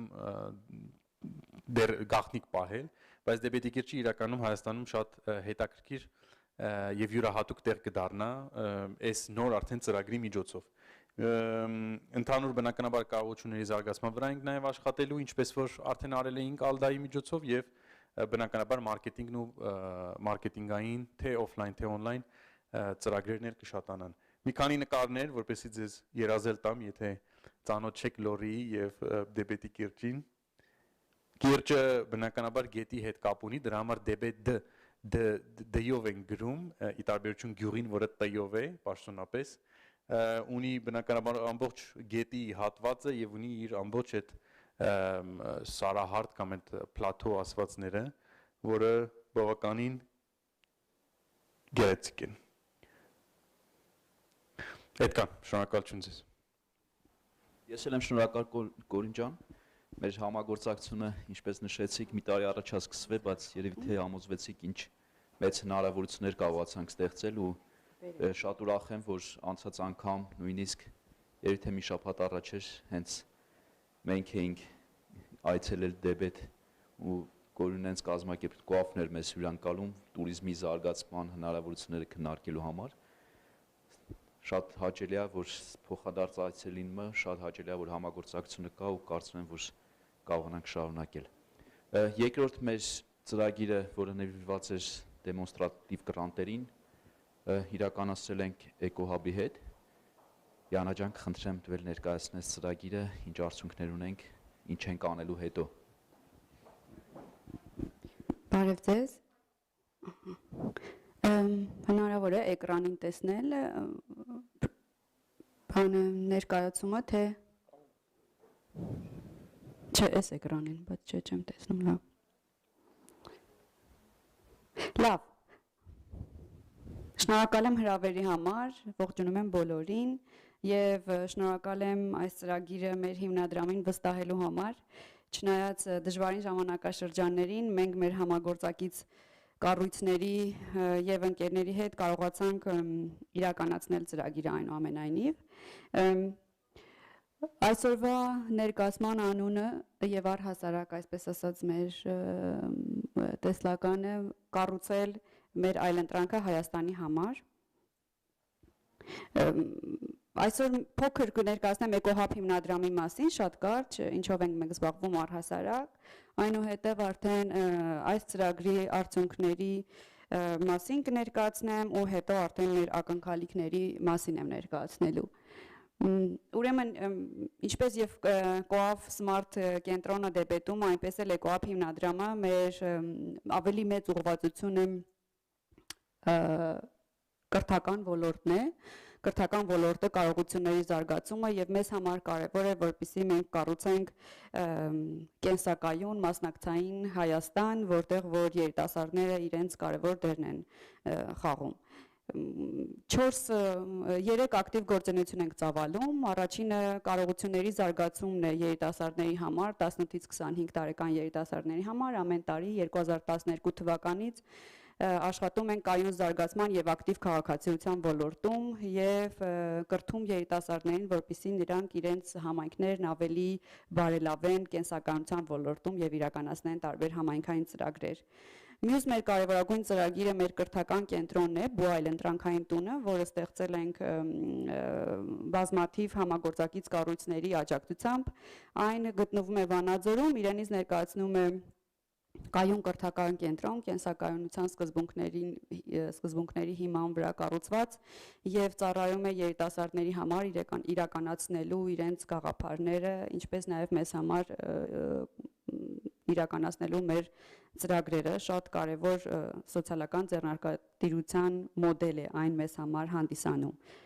Եվ մյուս ոլորտը դա տարածքների վերափոխումն է, որը վերջին 3 տարիների ընթացքում ենք սկսել, դրանք կանաչ լքված տարածքների, ինդուստրիալ տարածքների, համայնքապատկան լքված տարածքների մասնակցային բարեփոխում, բարեկարգումն է, որտեղ ակտիվորեն մասնակցում են երիտասարդները, տեղական ինքնակառավարման մարմինները եւ այն համայնքը, որը որ օգտվում է այդ տարածքներից։ Ընդհանուր սա մեր կազմակերպության արդյունքներն են, իրականացրել ենք 12 թվականից մինչև 21 թվականը արդեն 60 կրթական ծրագրեր, ունենք մոտարապես 400 շրջանավարտ Հայաստանի ամբողջ տարածքում եւ Արցախում, որոնք մեր օգնությամբ իրականացրել են մոտ 80 միջին եւ փոքր համայնքային ծրագրեր իրենց համայնքներում եւ արդեն ունենք 4 վերափոխված տարբեր տարածքներ, կանաչապատ տարածքներ, շենքեր եւ այլն։ Այն ինչ հիմա մենք իրականացրել ենք Եվրոմիության ծրագրի շրջանակներում, որի մասին այսօր խոսում ենք, դրանք ուրեմն 3 տարբեր կոմպոնենտ ունեն եւ իրականացրել ենք ոչ միայն էկոհաբը, այլ ակտիվ համագործակցությամբ արդեն գոյություն ունեցող կազմակերպությունների հետ, որոնք արդեն իսկ ստեղծել էին ենթակառուցվածքներ, բայց մեր նպատակն էր դրանք բարելավել, հագեցնել եւ դարձնել ավելի շարունակական եւ հետագայում իհարկե էլ ավելի բարելավել։ Ես նշեմ այդ 3 կազմակերպությունները, որոնք մեզ հետ համագործակցեցին, այսինքն 3-ը էկոհաբը ներառյալ, Էկոհաբ հիմնադրամներ, Բու լեռնահեծանվային պարկը եւ Rafting Հայաստանը, որը եւ ինչպես արդեն գիտեք, այս ծրագիրը ուղղված էր Դեբետի կիրճից դեպի Վանաձոր արդեն գոյություն ունեցող զբոսաշրջության ենթակառուցվածքների զարգացումը։ Ու մենք ուրեմն մեր ծրագրի շրջանակներում նպատակ դրեցինք բարեկարգել եւ ստեղծել 21 կիլոմետր լեռնահեծանվային արահետներ, լեռնահեծանվային սպորտի զարգացման համար նախատեսված, բարելավել եւ հագեցնել արդեն Դեբետի կիրճում գոյություն ունեցող ռաֆտինգի ինչը գույքը տրամադրել, հա, գոյություն ունեցող կամ չունեցող մաները ձեռք բերել եւ օգնել Գևորգին ու իր հրաշալի ստեղծած պորտաձևը եւ Մոլդովայի գոլեգաները, որ թվայնացումը այսօր շատ կարեւոր էր եւ մեր մյուս կարեւոր կոմպոնենտը դա թվային խելացի ինֆոտախտակի ստեղծումն էր Վանաձորում։ Հիմա դրանք ավելի ոնց որ տեսանելի կտեսնեք ու կպատմեմ ինչ են իրենցից ենթադրում։ Կացնում է 2 մետր բարձրությամբ, 90 մետր լայնությամբ ինֆոտախնող հատվածում եւ տեսանելի է զբոսաշրջիկներին, ինչպես նաեւ Վանաձորի քաղաքացիներին։ Այն իրենից ներկայացնում է ինտերնետով անվճար քարտեզը, ինչպես նաեւ դեբետի կիրճի նույն քարտեզը մենք համագործակցել ենք ով հիմնադրամի հետ, երկկողմանի է, որի վրա առանց մարդկային գործոնի դուք կարող եք տեսնել դեբետի կիրճում եւ Վանաձորում զբոսաշրջությանը վերաբերող ամբողջ ինֆորմացիան, քայլարշավային արահետներ, հեծանվային արահետներ, տեսարժան վայրերը, մնալու տեղերը, այն ամեն ինչը կոնտակտներով եւ բոլոր ուրեմն քարտեզների վրա տեղակայված են QR կոդեր, որ կկարողանաք բացի տեսնելը նաեւ ներբեռնել այս ինֆորմացիան, այսինքն մենք տրամադրել ենք Wi-Fi, որպեսզի QR կոդերով ներբեռնվի։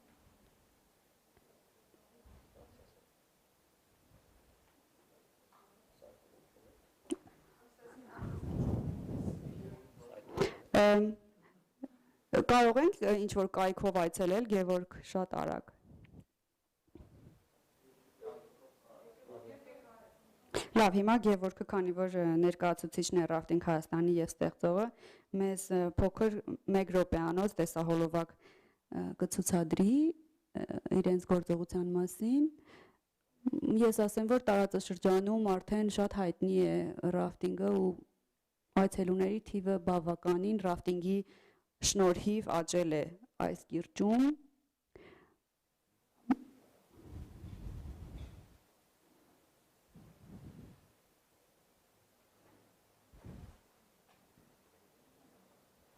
Hello everyone, this is Queen Aleva, your tour guide in Armenia, is heading to lower region to the north of our country today.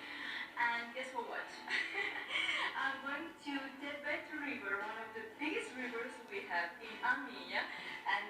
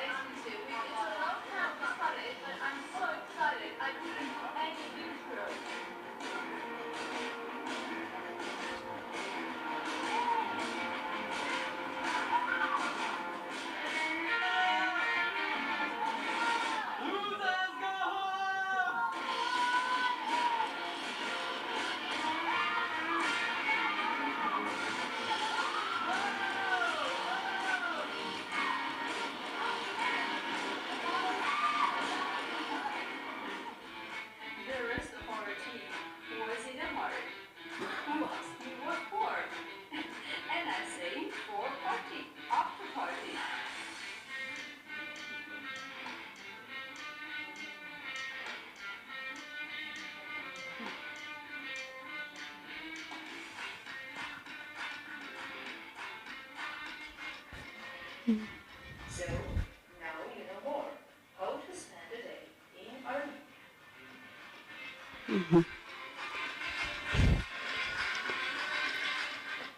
Սա էլ ռաֆտինգի մասին, սենց վախենալու բաներ։ Ես ինքս չեմ փորձել, բայց ասում եմ, որ շատ լավ է, չգիտեմ, ես մի քիչ վախենում եմ, բայց Գևորգը երևի մի օր կհամոզի։ Մեր հաջորդ ծրագիրը Վանաձորում Դեբետի կիրճից դեպի Վանաձոր եւ Վանաձորում լեռնահեծանվային սպորտի ենթակառուցվածքների ստեղծում եւ բարելավումներ, որը որ իրականացրել ենք Բու լեռնահեծանվային պարկ կազմակերպության հետ։ Այս ծրագիրը եւս արդեն ենթակառուցվածքները եղել են եւ Եվրոմիության ծրագրի շրջանակներում պետք է բարելավել ենք եւ պետք է շարունակենք բարելավումը։ Պետք է նշեմ, որ այն տարածաշրջանում առաջիններից է, որ կառուցելու ենք pump track-ը sense jumper ոնց pump track-ը լեռնահեծանվային սպորտը սովորելու համար 1000 քառակուսի մետր վարժվելու, մարզվելու վայր է, որը նաև հետո էքստրիմ սպորտի համար կարող է ծառայել, հա, որ սկեյթ են անում, հեծանիվներ են քշում, տարբեր բարձրության բլուրներ կան, կարելի է օգտագործել նաև շոուների համար։ Այս ենթակառուցվածքը իրենից ենթադրում է 21 կիլոմետր լեռնային արահետներ հեծանվորդների համար, pump track-ի ստեղծումը, ծառայությունների մատուցման շենքը, որը արդեն կառուցվում է, պետք է լինի սրճարան եւ վարձակալության տարածք, հագեցած է կազմակերպությունը տարբեր լեռնահեծանվային սպորտի համար պարագաներով, հեծանիվներով, թե երեխաների համար, որի միջայլոց եզակի է Հայաստանում, կոչվում է բալանս հեծանիվներ առանց պեդալների եւ թե մեծերի համար։ Այնպես որ կարող եք համենալ Վանաձոր եւ արդեն փորձել լեռնահեծանվային սպորտը Վանաձորում։ Իհարկե այն զարգանալու տեղ ունի, բայց այնուամենայնիվ արդեն գործում է։ Սա այս սպորտի զարգացման ապագան է, տեսլականը, ստեղծել pump track, որը արդեն սկսել են կառուցել, արահետները, ինչպես նշեցի, սրճարանը, որը արդեն կառուցվում է, նշանների տեղադրումը, որը եւս ընթացքում է եւ շուտով կավարտվի, եւ ունենալ տարածաշրջանում առաջինը եւ ամենամեծ լեռնահեծանվային միջոցառումների կազմակերպման ենթակառուցվածքները։ Եվ մեր ակնկալիքները արդեն այս ոլորտում, туриզմի զարգացման ոլորտում, զբոսաշրջության զարգացնել մեր համագործակից կառույցների հետ ընդհանուր ռազմավարություն եւ շարունակել համագործակցությունը։ Պետք է նշեմ, որ մենք հաշվարկել ենք, որ միայն ռաֆտինգի եւ լեռնահեծանվային սպորտի զարգացման միջոցով Դեբետի կիրճի այցելուների թիվը ամսեկան կավելանա 20,000 այցելույով, քանի որ տարածաշրջանում այն բավականին արդեն հետաքրքրություն առաջացրած սպորտաձևեր են։ Եվ սերտ համագործակցել Վրաստանի հետ, քանի որ Դեբետի կիրճը հանդիսանում է դարպասներ դեպի Հայաստան-Վրաստանից, ու մենք բոլորս տեղեկացված ենք, որ Հայաստան զբոսաշրջիկների ամենամեծ թիվը գալիս է Վրաստանից, այնպես որ համագործակցությունը փորձում ենք ավելի խորացնել։ Եվ վերջում սրանք այն համագործակից կառույցներն են ու ֆինանսավորող կազմակերպությունում հետ մենք աշխատել ենք եւ դեռ աշխատելու ենք, երևի նաեւ կզարգացնենք։ Վայ, մենակ ես ինձ համար եմ թերթել փաստորեն։ Այդպես, եթե կան հարցեր խնդրեմ, եթե ոչ, այսքանը, շնորհակալ եմ։ Մենք էլ ենք շնորհակալ Յանա ջան, ես եւս մեկ անգամ հիշեցի իմ այն դրական տպավորությունները, որոնք ունեցել եմ Լոռի այցելելուց ու նկարները նայելուց եւս մեկ անգամ ոգեորվեցի։ Ճիշտ ասած, այս ծրագրերը, որ սկսում էինք, մենք մի հատ փորձագետ ունեինք, որ փորձագետը հարցնում էր, բա կարողանալու եք 60,000, նույնիսկ 120,000-ով ծրագիր իրականացնել ու ամբողջ տարածաշրջան զարգացնել։ Ես երևի թե մտածեցի, երևի թե քիչ է, բայց այսօր հասկանում եմ, որ միակ խնդիրը գումարը չի, ամենակարևորը մարդկային ռեսուրս ունենալն է, ամենակարևորը ունենալ տեղում մարդիկ, ովքեր սիրում են այդ տարածաշրջանը, սիրում են այն գործը, որ իրանք անում են, ու այսօրվա մեր երկու ծրագրերի վառ ապացույցն են, որ եթե նույնիսկ գումարները քիչ են, բայց ունենք ճիշտ մարդիկ ընտրված տեղում, ճիշտ կազմակերպություններ, ինստիտուցիոնալ կառույցներ, ծրագրերը ամեն դեպքում հաջողվելու են, կլինի մեր փողով, կլինի GIZ-ի փողով, կլինի իսպանացիների փողով, մեկը ստացվել է։ Շնորհակալություն Յանա ջան ձեր նվիրվածության համար, Գևորգ ջան, շնորհակալություն, որ մեզ այլընտրանքային ժամանակի ծախսելու հնարավորություններ եք ընձեռնում։ Մեր հաջորդ ծրագիրը Դաուկա վազքի Դաուկա սպորտի ու Աշոտսկի դաուկային կենտրոնին է վերաբերվում, ինքը մի քիչ այլ պատմություն ունի։ Ես մի անգամ այցելեցի, այնտեղ արդեն կառուցել էին կենտրոնը ու մտածում էի, թե արդյոք ինքը աշխատելու է թե չէ, բայց իմ նպատակը նկար անելն էր ու այդ նկարների միջոցով ինչ-որ պոստեր սարքելն էր ու խնդրել էինք, որ երեխաներին խնդրեն, որ իրանք եկան պարապելուց նկարենք ու որ տեսա սա աղջիկի խումբ է, զանգել եմ, կարգին ասում, աղջիկներ են պարապում դաուկա սպորտասում, իրանք ավելի շատ են պարապում, քան թե մնացած։ Ու շատ էլի մեծ բացահայտում էր, որ այդ սպորտաձևը այդ տարածաշրջանում շատ սիրված է ու այդ նույն ձևի այդ սերը կարող են փոխանցել մեր տուրիստներին ու իրանց գրավել հենց այդ նվիրվածությունով դեպի այդ սպորտաձևը։ Գագիկ ջան, կխնդրեմ դու ներկայացնես, որովհետև Եթե կարելի է ես կանգնած, ես Գագիկն եմ, Հայաստանի դահուկային սպորտի ֆեդերացիայի գլխավոր քարտուղարը։ Ներողություն եմ խնդրում, կանգնած պետք է ներկայացնեմ, երևի մասնագիտականը դասավանդում եմ եւ նստած չեմ կարողանում խոսել։ Ես մի հարց ունեմ Դահլիճին, Աշոտսկի մասին լսել եք կամ տեղյակ եք եղել եք գոնե մեկ անգամ։ Լսել եք, եթե լսել եք որտեղից ինձ հետաքրքիր է եւ երբ։ Լսում եմ։ Երբ։ Մասնակցել ենք ցուցահանդեսին, որտեղ ներկայացնում ենք Ամասիայի բրդի գործարանի տակ իրերը։ Աշոտսկի ձմռան փառատոնին ենք մասնակցել։ Այսինքն ենթադրում եմ, որ մասնակցել եք դահուկային կենտրոնի բացումից հետո։ Շնորհակալ եմ։ Առաջին արդյունքը ինձ համար դա է։ Այսինքն Աշոտսկը դարձավ ճանաչելի, Աշոտսկը դարձավ զբոսաշրջության համար հետաքրքիր վայր դահուկային կենտրոնը ստեղծելուց հետո։ Նախ կցանկանամ շնորհակալությունս հայտնել Եվրոմիությանը, Ալդային եւ Աբրահամենց մեծ աջակցության համար, առանց որի ուղղակի հնարավոր չէր ծրագիրը կյանքի կոչել։ Ցավոք Հայաստանում հատկապես սպորտի զարգացման եւ հեռանկարային զարգացման հետ կապված մի փոքր վերապահումներ կան մարզաձևեր, որոնք, այսպես ասած, մեր ավանդական մարզաձևերն են եւ չգիտեմ ինչի չեն մտածում զարգացնել այն մարզաձևերը, որը հասարակության կողմից շատ ավելի կընկալվի, կդառնա հանրային սպորտ եւ ինքը շատ ավելի մեծ հաջողություն կբերի, սկսած առողջության ամրապնդումից վերջացրած մասսայականությունը։ Իսկ դահուկային մարզաձևերը, հատկապես դահուկային սպորտը, եզակի մարզաձևերից է, որ կոփում է մարմինը, շնչառական, սիրտանոթային համակարգերը եւ ընդհանրապես առողջության ամրապնդման ու պահպանման լավագույն միջոցներից մեկն է։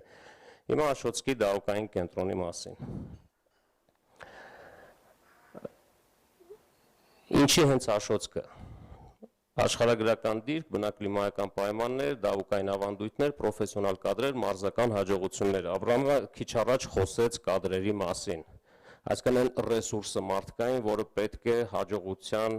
գրանցման համար։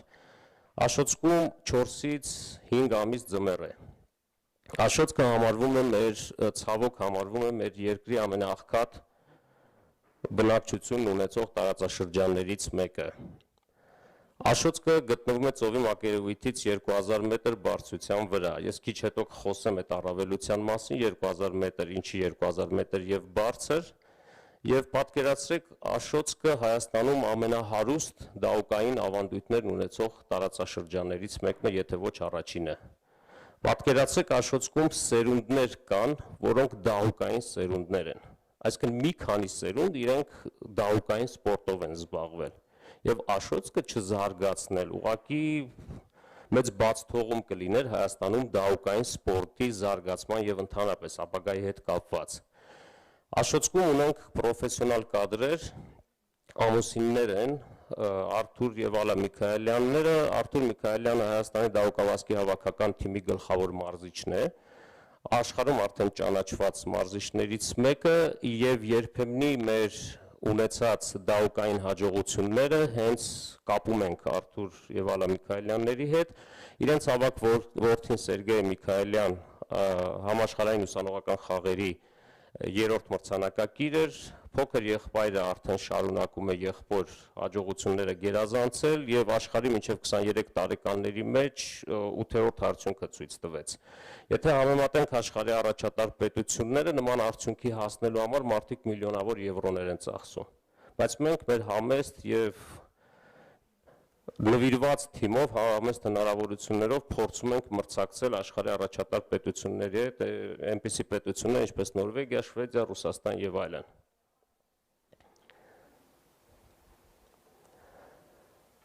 Արդեն տեղյակ եք, հիմնադրվել է 2019 թվականին քաղաքացիների ձայն եւ գործողությունները Հայաստանի խոշորացված համայնքներում ծրագրի շրջանակներում,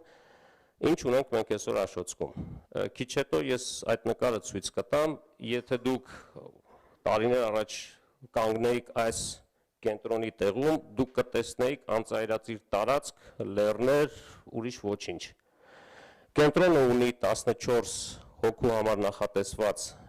կեցության հնարավորություն, կենտրոնում նախատեսում ենք ունենալ տեղեկատվական, տուրիստական տեղեկատվական կենտրոնը Աշոտսկի տարածաշրջանի համար եւ բնականաբար ունենք դահուկների վարձակալման համար կետ, որը որ արդեն գործում է եւ բավականին մեծ շարժ ապահովեց, եթե շաբաթ-կիրակի օրերը գնաք Աշոտսկ, ուղղակի այդ ամբողջ տարածությունը, ձյունառատ տարածությունը կտեսնեք արդեն մարդկանցով լեցուն։ Եվ ամենակարևոր հանգամանքը, որ գալիս են շատ ընտանիքներ։ Այսինքն Հայաստանում մի տեղ է ստեղծվել ընտանեկան հանգստի համար։ Մենք անվանում ենք էկո-հանգիստ։ Եթե համեմատենք Ծաղկաձորի հետ, որտեղ ուղղակի պետք է վճարես ամեն ինչի համար, այստեղ ընդամենը հարկավոր է վարձակալել դահուկներ եւ վճարել հրահանգչի, դահուկային հրահանգչի համար, որպեսզի ուսուցանի այն բոլոր հմտությունները, որը պետք են դահուկներով զբոսնելու կամ սահելու համար։ Դահուկային սպորտի միջազգային ֆեդերացիայի հետ համագործակցությամբ ունենք արդեն 6 դահուկուղիներ, սկսած 1 կիլոմետր կեսից մինչև ընդհուպ 20 կիլոմետր դահուկուղիներ, որոնք գրանցվել են եւ սերտիֆիկացվել են միջազգային ֆեդերացիայի կողմից եւ 10 տարով իրավունք ենք ստացել Աշոտսկում անցկացնելու միջազգային վարկանիշային մրցաշարեր։ Տեսեք, եթե մենք վերցնենք աշխարհի առաջատար փորձը դահուկային կենտրոնների զարգացման, ցանկացած աշխարհահռչակ կենտրոն ինքը մեծապես զարգացել է հենց սպորտի եւ մասսայական խոշոր մրցաշարեր անցկացնելու շնորհիվ։ Այսինքն մրցաշարը հեղինակավոր ինքը բերում է հեղինակություն կենտրոնին։ Կենտրոնը ինքնին նպաստում է մրցաշարի կայացմանը եւ զարգացմանը։ Եվ մեր տեսլականը որպես այդպիսին մեկն է սպորտի միջոցով туриզմի զարգացում եւ туриզմի միջոցով սպորտի զարգացում։ Մեկը առանց մյուսի հատկապես դահուկային մարզաձևերի համար, ձմեռային туриզմի համար ուղղակի անհնար է։ Եվ այդ տեսլականով մենք առաջ ենք շարժվում, դրա հենց վառ ապացույցներից մեկը Աշոտսկն է։ Տարեկան մոտավորապես 3-ից 4 վարկանիշային մրցաշարեր ենք անցկացնում Աշոտսկում, այսինքն միջազգային ֆեդերացիայի կողմից ճանաչված մրցաշարեր, միջազգային ֆեդերացիայի օրացույցում տեղ գտած մրցաշարեր եւ 2022 թվականին առաջին խոշոր միջազգային մրցաշարն է լինելու զարգացող պետությունների դահուկավազքի գավաթն է տեղի ունենալու, շուրջ 10 օտարերկրյա պետություններ են մասնակցելու այս կարևորագույն մրցաշարին։ Նպատակ ունենք Աշոտսկը դարձնելու նաև տարածաշրջանային մարզումային կենտրոն։ Աշխարհում շատ քիչ կենտրոններ կան, դահուկուղիներ կան, որոնք գտնվում են 2000 մետր եւ ավել բարձրության վրա։ Սա բնական պայմաններում թթվածնային քաղցի առավելագույն չափի հասցնելու միջոց է։ Իսկ մարզիկների համար դա կարևորագույն շրջան է, ինչպես նաև մարզիչների համար։ Այդ տեսեք, Պեկինի օլիմպիական դահուկուղին 1700 եւ ավել մետրի վրա է։ Դա ենթադրում է, որ մարզիկները իրենց լավագույն արդյունքները գրանցելու համար 2000 մետր եւ ավել բարձրության վրա պետք է մարզվեն։ Այսինքն Աշոտսկը նաև եզակի հնարավորություն ունի մարզումային լավագույն կենտրոններից մեկը դառնալու համար։ Եվ Աշոտսկը ընդհանրապես ինքը որպես մարզումային կենտրոն կարող է դառնալ Հայաստանի այցեքարտերից մեկը։ Եվրոմիության մեկ այլ ծրագրով մենք ձեռք բերեցինք նաև ձյուն հարթեցնող եւ դահուկուղիներ պատրաստող տեխնիկա, ռատրակ են ասում դա, տեսել եք երևի Ծաղկաձորում, որի միջոցով ցանկացած շաբաթ եւ կիրակի օրը ձմռան ընթացքում դուք կարող եք տեսնել դահուկուղիներ ամենաբարձր մակարդակի պատրաստված, որի համար ընդհանրապես պետք չէ որևէ գումար վճարել, եթե ունեք դահուկներ, եթե ունեք ցանկություն, ընդհանրապես այցելում եք եւ զբոսնում եք ձմռան հրաշալի պայմաններում։ Հիմա խոսենք Աշոտքի զարգացման կարևորագույն խնդիրներից մեկի մասին։ Հայաստանի դահուկային սպորտի ֆեդերացիան ստեղծել է, հիմնադիրն է հանդիսացել Հայաստանի ձմեռային մարզաձևերի եւ սպորտային туриզմի ակադեմիայի։ Եվս հաշվի առնելով միջազգային փորձը, մենք փորձում ենք մի նոր մշակույթ բերել սպորտային եւ туриզմի կրթության, ոչ ֆորմալ կրթության Հայաստանում ներդրման։ Տեսեք, եթե մենք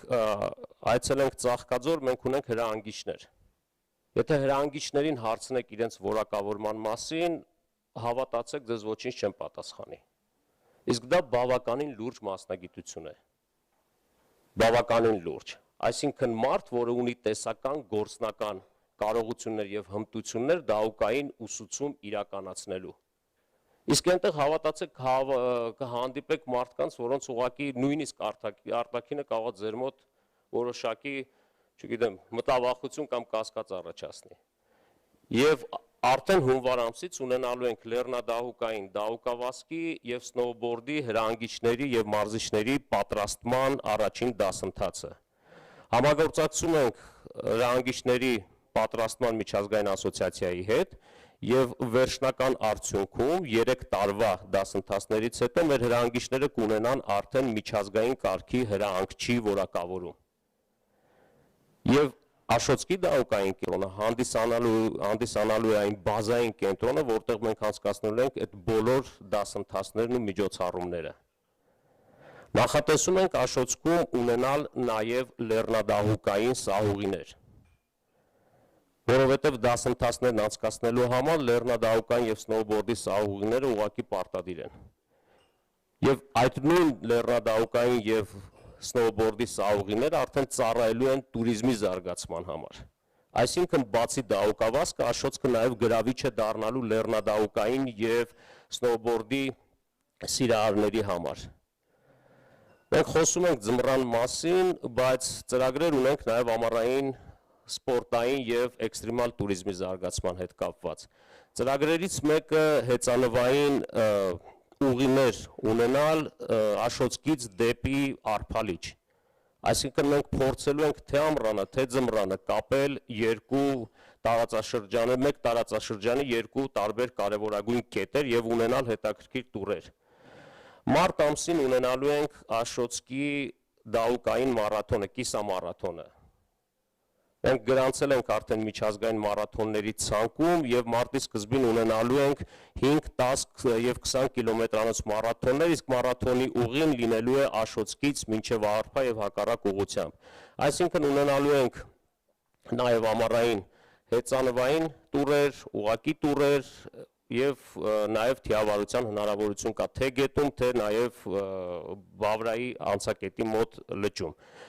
Օգտագործվելու է նաեւ Վրաստանի հետ սահմանակից լինելու հանգամանքը մեր որպես շուկա, որպես այդպիսին, պատրաստվելու են դահուկային զբոսավարներ, պատրաստվելու են արդեն նշեցի հրահանգիչներ եւ մարզիչներ։ Սա ընդհանրապես մեր ակնկալվող արդյունքներն են, ձմեռային մարզաձևերի զարգացում, սպորտային туриզմի զարգացում, տեսնում եք տարածաշրջանային եւ ոլորտային մեր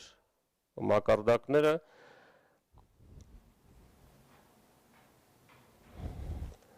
Խոսեցի արդեն սրա մասին, սպորտի միջոցով туриզմի զարգացում, туриզմի միջոցով սպորտի զարգացում եւ նկարում ձախից հենց աշխարհահռչակ մասնագետներից, փորձագետներից մեկն է լեռնադահուկային Վերներ Մարգարետերը, որը հունվար ամսին եւս կայցելի Հայաստան եւ առաջինս դասընթացները մենք կունենանք իր գլխավորությամբ։ Հիմա այս պատկերի մասին, հիշում եք նկարների մասին, սկզբում ասեցի, որ մենք կտեսնեինք Աշոտսկում անծայրածիր ինչ-որ տարածք, տեսեք ձախից ներքևի նկարը, հենց կողքում ես դրել եմ ձմեռային նկարը, արդեն նույն տարածքն է, որից հետո մանուկները, որոնց մեջ են նաև Աբրամը, այն աղջիկները, որոնց մասին խոսում էիր, յուրաքանչյուր տարի մենք անցկացնում ենք համաշխարհային ձյան օր, բավականին մասսայական միջոցառում է դարձել, եւ ընդհանրապես տեսեք կզարմանաք նույնիսկ մեր հանդիսատեսների թիվը, հարյուրավոր մարդիկ ուղակի գալիս են ոչ միայն Աշոտսկից, տարածաշրջանի գյուղերից, ընդհուպ մինչև Երևանից։ Աչից վերևում մեր սերտիֆիկատներից մեկն է, որը հաստատվել է Միջազգային ֆեդերացիայի կողմից եւ մի շատ հետաքրքիր նորություն ժամանակ 1 տարի առաջ ինձ հետ կապնվեց վարչապետի խորհրդական Սրփուհի Ղազարյանը եւ ասաց, որ հետաքրքրել է իրենց Աշոտսկի ծրագիրը որպես туриզմի զարգացման եւ տարածաշրջանի ընդհանրապես զարգացման հետ կապված եւ սկսեցինք աշխատանքները համատեղ Աշոտսկը այսօր գոտիավորվում է եւ գոտիավորումից հետո Աշոտսկը դառնալու է ներդրումային գոտի, այսինքն ներդրողների համար հետաքրքրություն առաջացնող գոտի եւ ներքևի աջ նկարը ուղղակի այդ այսպես ասած ներդրումային գոտի դառնալու այդ ծրագրերից մեկի հենց նկարն է։ Այսինքն Աշոտսկը տարիներ հետո վստահաբար անճանաչելի կդառնա եւ սպորտն ու туриզմը միասին նաև մեծ տնտեսական ակտիվություն կմտցնեն հենց Աշոտսկի տարածաշրջանում։ Գիտեք, Աշոտսկում միայն զբաղվում են անասնապահությամբ, բայց ժամանակ առ ժամանակ խնդիրներով, որովհետև ամբողջը կախված է, չգիտեմ, եղանակ, ջուր, անձրև, խոտի առկայություն եւ այլն, ցավոք այլ հնարավորություն չկա, չկան ռեսուրսներ, չկա գյուղատնտեսություն եւ այլն, եւ կարծում եմ, որ կենտրոնի զարգացումը եւ ընդհանրապես դահուկային սպորտի զարգացումը մեծ ակտիվություն կբերի այս տարածաշրջանի համար։ Ասեմ, Վրաստանը չունի դահուկավազք, այսինքն չունի դահուկային զբոսանք եւ այլն, մենք տարածաշրջանում միակն ենք, եթե վերցնենք Անդրկովկասը եւ վրացիները նույնիսկ փորձում են մեր փորձը կիրառել, իհարկե մենք շատ բան վերցնում ենք հենց վրացիներից, լեռնադահուկային սպորտի առումով սնոուբորդ եւ այլն, բայց դահուկավազքի հետ կապված մենք առաջատար ենք եւ փորձելու ենք նաեւ այդ առաջատարը լինելը օգտագործել հենց տարածաշրջանի զարգացման հետ կապված։ Սա որոշակի տեղեկատվություն է դեռևս արկա, նկարը նույնպես հենց մեր դահուկային տուրերից է, մոտ 30 կիլոմետր տարածք է, կտրտված 5 կիլոմետր 10, 15, 20 եւ այլն, տեսեք, նույն դահուկուղիները պատրաստվում են մեր կողմից, գներն են, վարձակալման, հրանքչի եւ այլն, կարող եք համեմատել Ծաղկաձորի գների հետ, ինքը բավականին մեծ տարբերություն ունել, չեմ ասում, որ այստեղ խնդիր չկա, ճոպանուղու համար վճարել եւ այլն նման ուղղակի խնդիր չկա։ Դեկտեմբերի 1-ից մենք կունենանք արդեն մեր մրցաշրջանի բացումը կսկսենք Աշոտսկի դահուկային կենտրոնի նոր տեսքով, այսինքն բրենդինգն է հիմա արվում եւ արդեն ամբողջ այդ սոցիալական հարթակ եւ այդ էլեկտրոնային հնարավորությունները կօգտագործենք Աշոտսկի զարգացման հետ կապված եւ վերջում մեր տեսլականից միատված կրթվենք, զարգանանք, կրթենք, զարգացնենք, հզորանանք։ Շնորհակալություն այսքանը։ Գագիկ ջան, միջև էս վերջի սլայդը ես համոզված էի, որ մեր on-line նայողները պիտի մեսեջ գրեին, գրեք այնտեղ պլյուսները պիտի դնեին, ուզում էի ասեմ, մենք դες private message-ով կգրենք, ինչպես անում են մեր։ Բայց այս ծրագրի հետաքրքրությունը նրանում էր, որ երբ որ ուզում ենք ծրագիրը սկսենք, ես Գագիկին հանդիպեցի, մենք երիտասարդանում առաջ անգամ հանդիպեցինք, փորձեցինք հասկանանք ծրագրի բովանդակությունը ոնց անել, Գագիկը ասեց, «Էս իմ գաղափարն է», հետո գնացի Աշոտսկ Արտուրին հանդիպեցի Միքայելյան Արտուրն ասեց, «Գիտեք ինչ կա, ես եմ արել, որ այս ծրագիրը լինի», հետո հանդիպեցի պարոն Դեսպանին ասեց, ես էի մտածում, որ sense բան կարելի անել։ Ես պատմեմ, եթե կարելի է, ոնց է իրականում եղել, շատ հետաքրքիր պատմություն կա սրա հետ կապված։ 2018 թվականին անցկացնում ենք Ծաղկաձորում դիվանագետների գավաթ լեռնադահուկային սպորտից, տարիներ շարունակ անցկացրել ենք եւ տարբեր սկսած դեսպան, փոխդեսպան, հյուպատոսներ մասնակցում են այս մրցաշարին եւ 2018 թվականին հերթական առաջնությունից հետո զանգ ստացա, ներկայացավ այդ աղջիկը, ասաց, որ ինքը Եվրոմիության դեսպանի օգնական է, ճիշտ ասած, ես ներողություն եմ խնդրում, բայց չգիտեի, որ Եվրոմիության դեսպան կա, գիտեի, որ Եվրոմիության ներկայացուցիչ կամ հանձնակատար կա, բայց չգիտեի, որ դեսպանի կարգավիճակով, որից հետո ասաց, որ դեսպանը շատ շնորհակալ է, մենք սիմվոլիկ սուվենիրներ ենք ուղարկում այդ առաջնության հետ կապված, այդ սուվենիրը հետ կապված եւ դեսպանը ինքը դահուկներով սահում է եւ ցանկություն ունի հանդիպելու, քննարկելու ընդհանրապես դահուկային սպորտի հետ կապված եւ ճաշի հրավիրում, դե ճիշտ ասած համաձայնվեցինք բնականաբար, հանդիպեցինք Կասկադուի այդ ռեստորաններից մեկում եւ խոսեց, ինձ հետ էր նաեւ մեր ֆեդերացիայի նախագահ, որը Ծաղկաձորի քաղաքապետն է, եւ դեսպանը խոսեց եւ ասաց, որ ինքը շատ ակտիվ սպորտով է զբաղվում եւ հատկապես դահուկային սպորտով, բայց ցավոք Ծաղկաձորում դահուկուղիները չգիտեք ինչի չեն պատրաստում, ցավոք այնտեղ հնարավոր չի դահուկային զբոսանք ունենալ եւ այլն։ Եվ ես այդ ժամանակ դեսպանին ասացի, պարոն դեսպան, բայց ինչու եք գնում Ծաղկաձոր, ասաց, ելուր գնամ, ասացի Աշոց, ասաց, այդ որտեղ է։ Դե նկարագրեցի Հյուսիս Վրաստանին մեր սահմանամերձ շրջաններից մեկն է, մի անգամից ինքը որոնում տվեց Google-ով, գտավ տեղը եւ պայմանավորեցինք հենց առաջիկա շաբաթը, որպեսզի այցելի։ Հետաքրքիր է, երբ որ ինքը մեքենայից իջավ, Աշոցքում բավականին ցուրտ է ձմռանը եւ հատկապես գիշերները, երբ իջավ ժամացույցով նայեց ջերմաստիճանը, այդ մարդը վախեցավ։ -28 էր։ Ասաց, -28 է, այսպես պայմաններում չեմ սահի, բայց արևոտ օր էր։ Ինքը շատ արևոտ վայր է։ Դե ասացի, պարոն դեսպան, եկեք Միքայելյանենց տանը հենց, ասի սուրճ խմենք, մի քիչ կխոսենք, մինչև օրը կտաքանա եւ հետո կսահեք։ Դուրս եկավ, այս ինչ լավ արև, արդեն տաք է եւ այլն, չէր նայել ջերմաստիճանը, որից հետո դահուկները հականք արդեն պետք է սահենք եւ ասաց, նայեց, վայ, ասաց 23 ասի, բայց դուք ցուրտ զգում եք։ Ասաց, չէ, շատ տաք է։ Եվ պատկերացրեք, այդ հենց են մեր համար ճակատագրական հենց հանդիպումներ եւ դեպքեր, որից հետո հենց Աշոցքի զարգացումը սկսեց։ Թիմով ենք արել, բոլորս ենք արել։ Ես հենց խոսակցությունը դրան էի տանում, որ հենց այս ծրագրի ամենակարևոր բաղադրիչը կայանում նրանում, որ մարդիկ այդ գաղափարը կիսել են, այդ shared ownership shared values shared, ասենք այդ ինչ կա shared-ի հետ, այդ մարդիկ ոնց որ ամեն մեկը ոնց կարողացել է, ինչքանով հասկացել է դրա մեջ, ինչքանով կարողացել է կարևորությունը գտնի իրանք համագործակցության միջոցով, այսօրվա այս արդյունքին ենք հասել, ու ես ուզում եմ անցնենք մեր համագործակցության այլ մակարդակի, որը տեղի է ունեցել միջհամայնքային մակարդակում, մենք այս ծրագրերով փորձում ենք այդ համագործակցության կապը ստեղծել տարբեր համայնքների, տեղական իշխանությունների, համայնքում գործող տարբեր կազմակերպությունների ու շահառուների միջև։ Մենք այդ առումով էլ 7 ծրագիր ենք ունեցել, այսօր կարողանանք երկուսը կներկայացնենք, որոնք մեր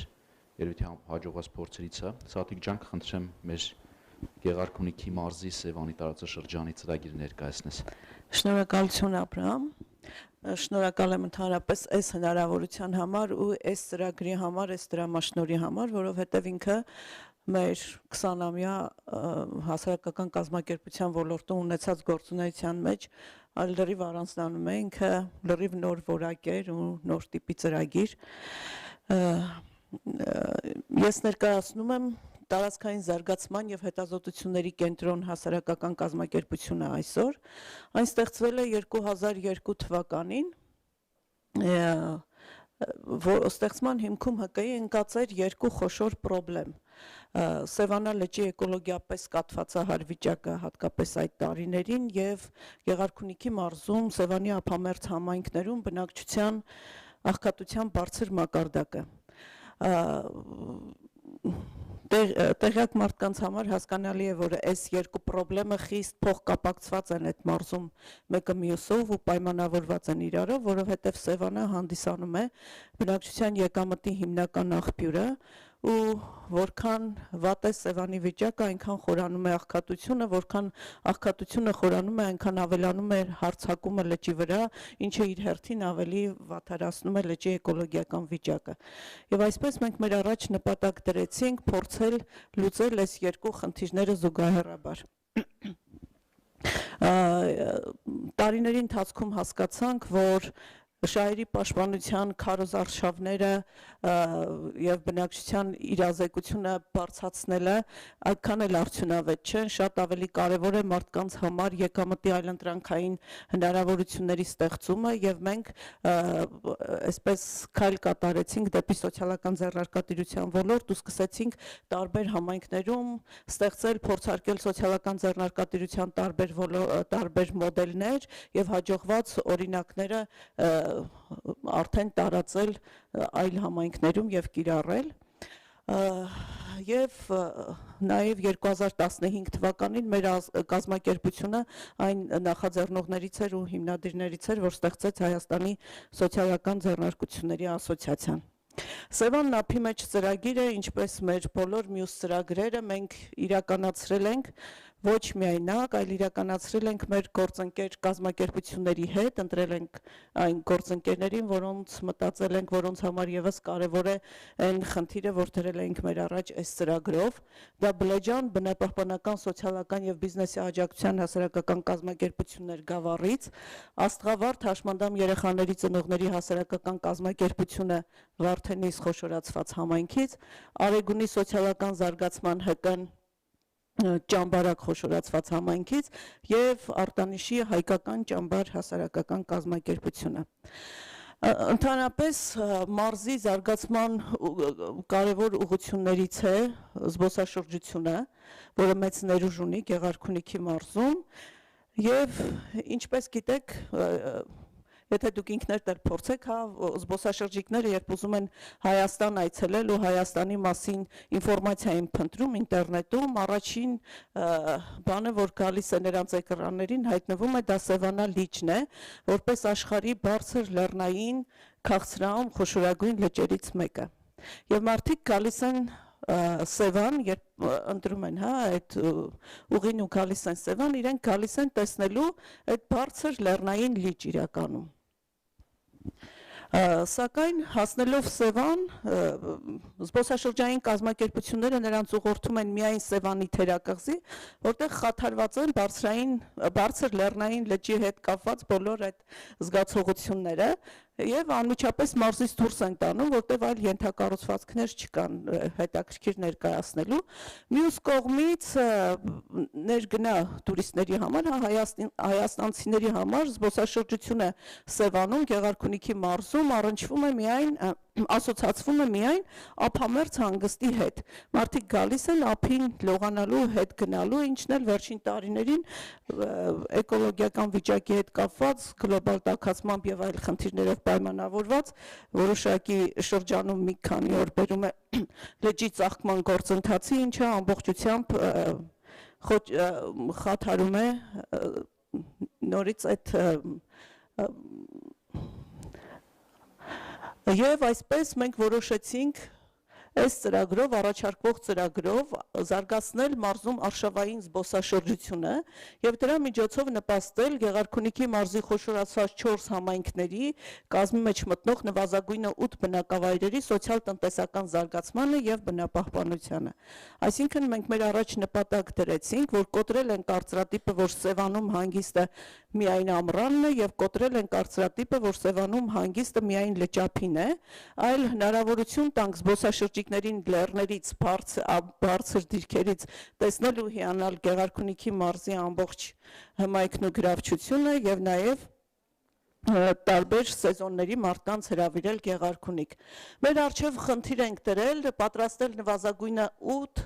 արշավային ուղեկցորդներ մարզաբնակ երիտասարդներից, թիրախավորելով հիմնականում այն համայնքները, այդ խոշորացված համայնքները Սևանի, պիտի ասեմ, որ ընդհանրապես դուրս են մնում այդ երթուղուց տուրիստական, որ բերում են զբոսաշրջիկներին ու դուրս են տանում մարզից, այս տարածքի բնակիչները ընդհանրապես դրանից որևէ տնտեսական օգուտ չեն ունենում։ Թիրախային համայնքների բնական ու պատմամշակութային հուշարձաններով արշավային զբոսաշրջության երթուղու ուսումնասիրություն եւ քարտեզագրում, արդյունքների տեղադրում համապատասխան on-line հարթակներում։ Սա մեր մյուս խնդիրն էր եւ մյուսը Սևանա ափի մեջ արշավային զբոսաշրջության ակումբի ստեղծում եւ գործարկում։ Բնականաբար առաջին կարևոր խնդիրը, որ պիտի լուծեինք, այդ համագործակցության ձևավորումներ, ու մենք սկսեցինք հանդիպումներ կազմակերպել մարզպետարանի ու թիրախային համայնքների ղեկավարների հետ, բացի խոշորացված համայնքներից ծրագրում թիրախայիններ նաև ծովագյուղ համայնքը, որտեղ որոշել ենք սկսել քարտեզագրումը այդ արշավային երթուղիների ծովագյուղից։ Ինչու ենք ծրագիրը հավանել Սևան ափի մեջ, որովհետև Բլեջան հասարակական կազմակերպությունը, ով ծրագրի գործընկերն էր, Եվրոմիության մեկ այլ ծրագրի շրջանակներում արդեն Սևանա լճի մյուս ափից քարտեզագրումը իրականացրել էր, եւ այս ծրագրով մենք միանալու էինք քարտեզագրած տարածքին եւ ամբողջ Սևանա լիճը վերցվելու էր մեկ շրջանի մեջ։ Համագործակցությամբ մարզպետանի ու թիմերի հետ ձևավորվեցին այն խմբերը, ներգրավվեցին այն երիտասարդները, որոնք հետո մասնակցեցին ծրագրին ու անցան ամբողջ ծրագրի գործընթացներով։ Ի զարմանս մեզ մենք կարողացանք ներգրավել նաև աղջիկներ, քանի որ մշակելու ենք քայլարշավներ լեռներով, սկզբում շատ հաշվի առնելով նաև կարծրատիպերը Վարդենիսի եւ այդ տարածքների,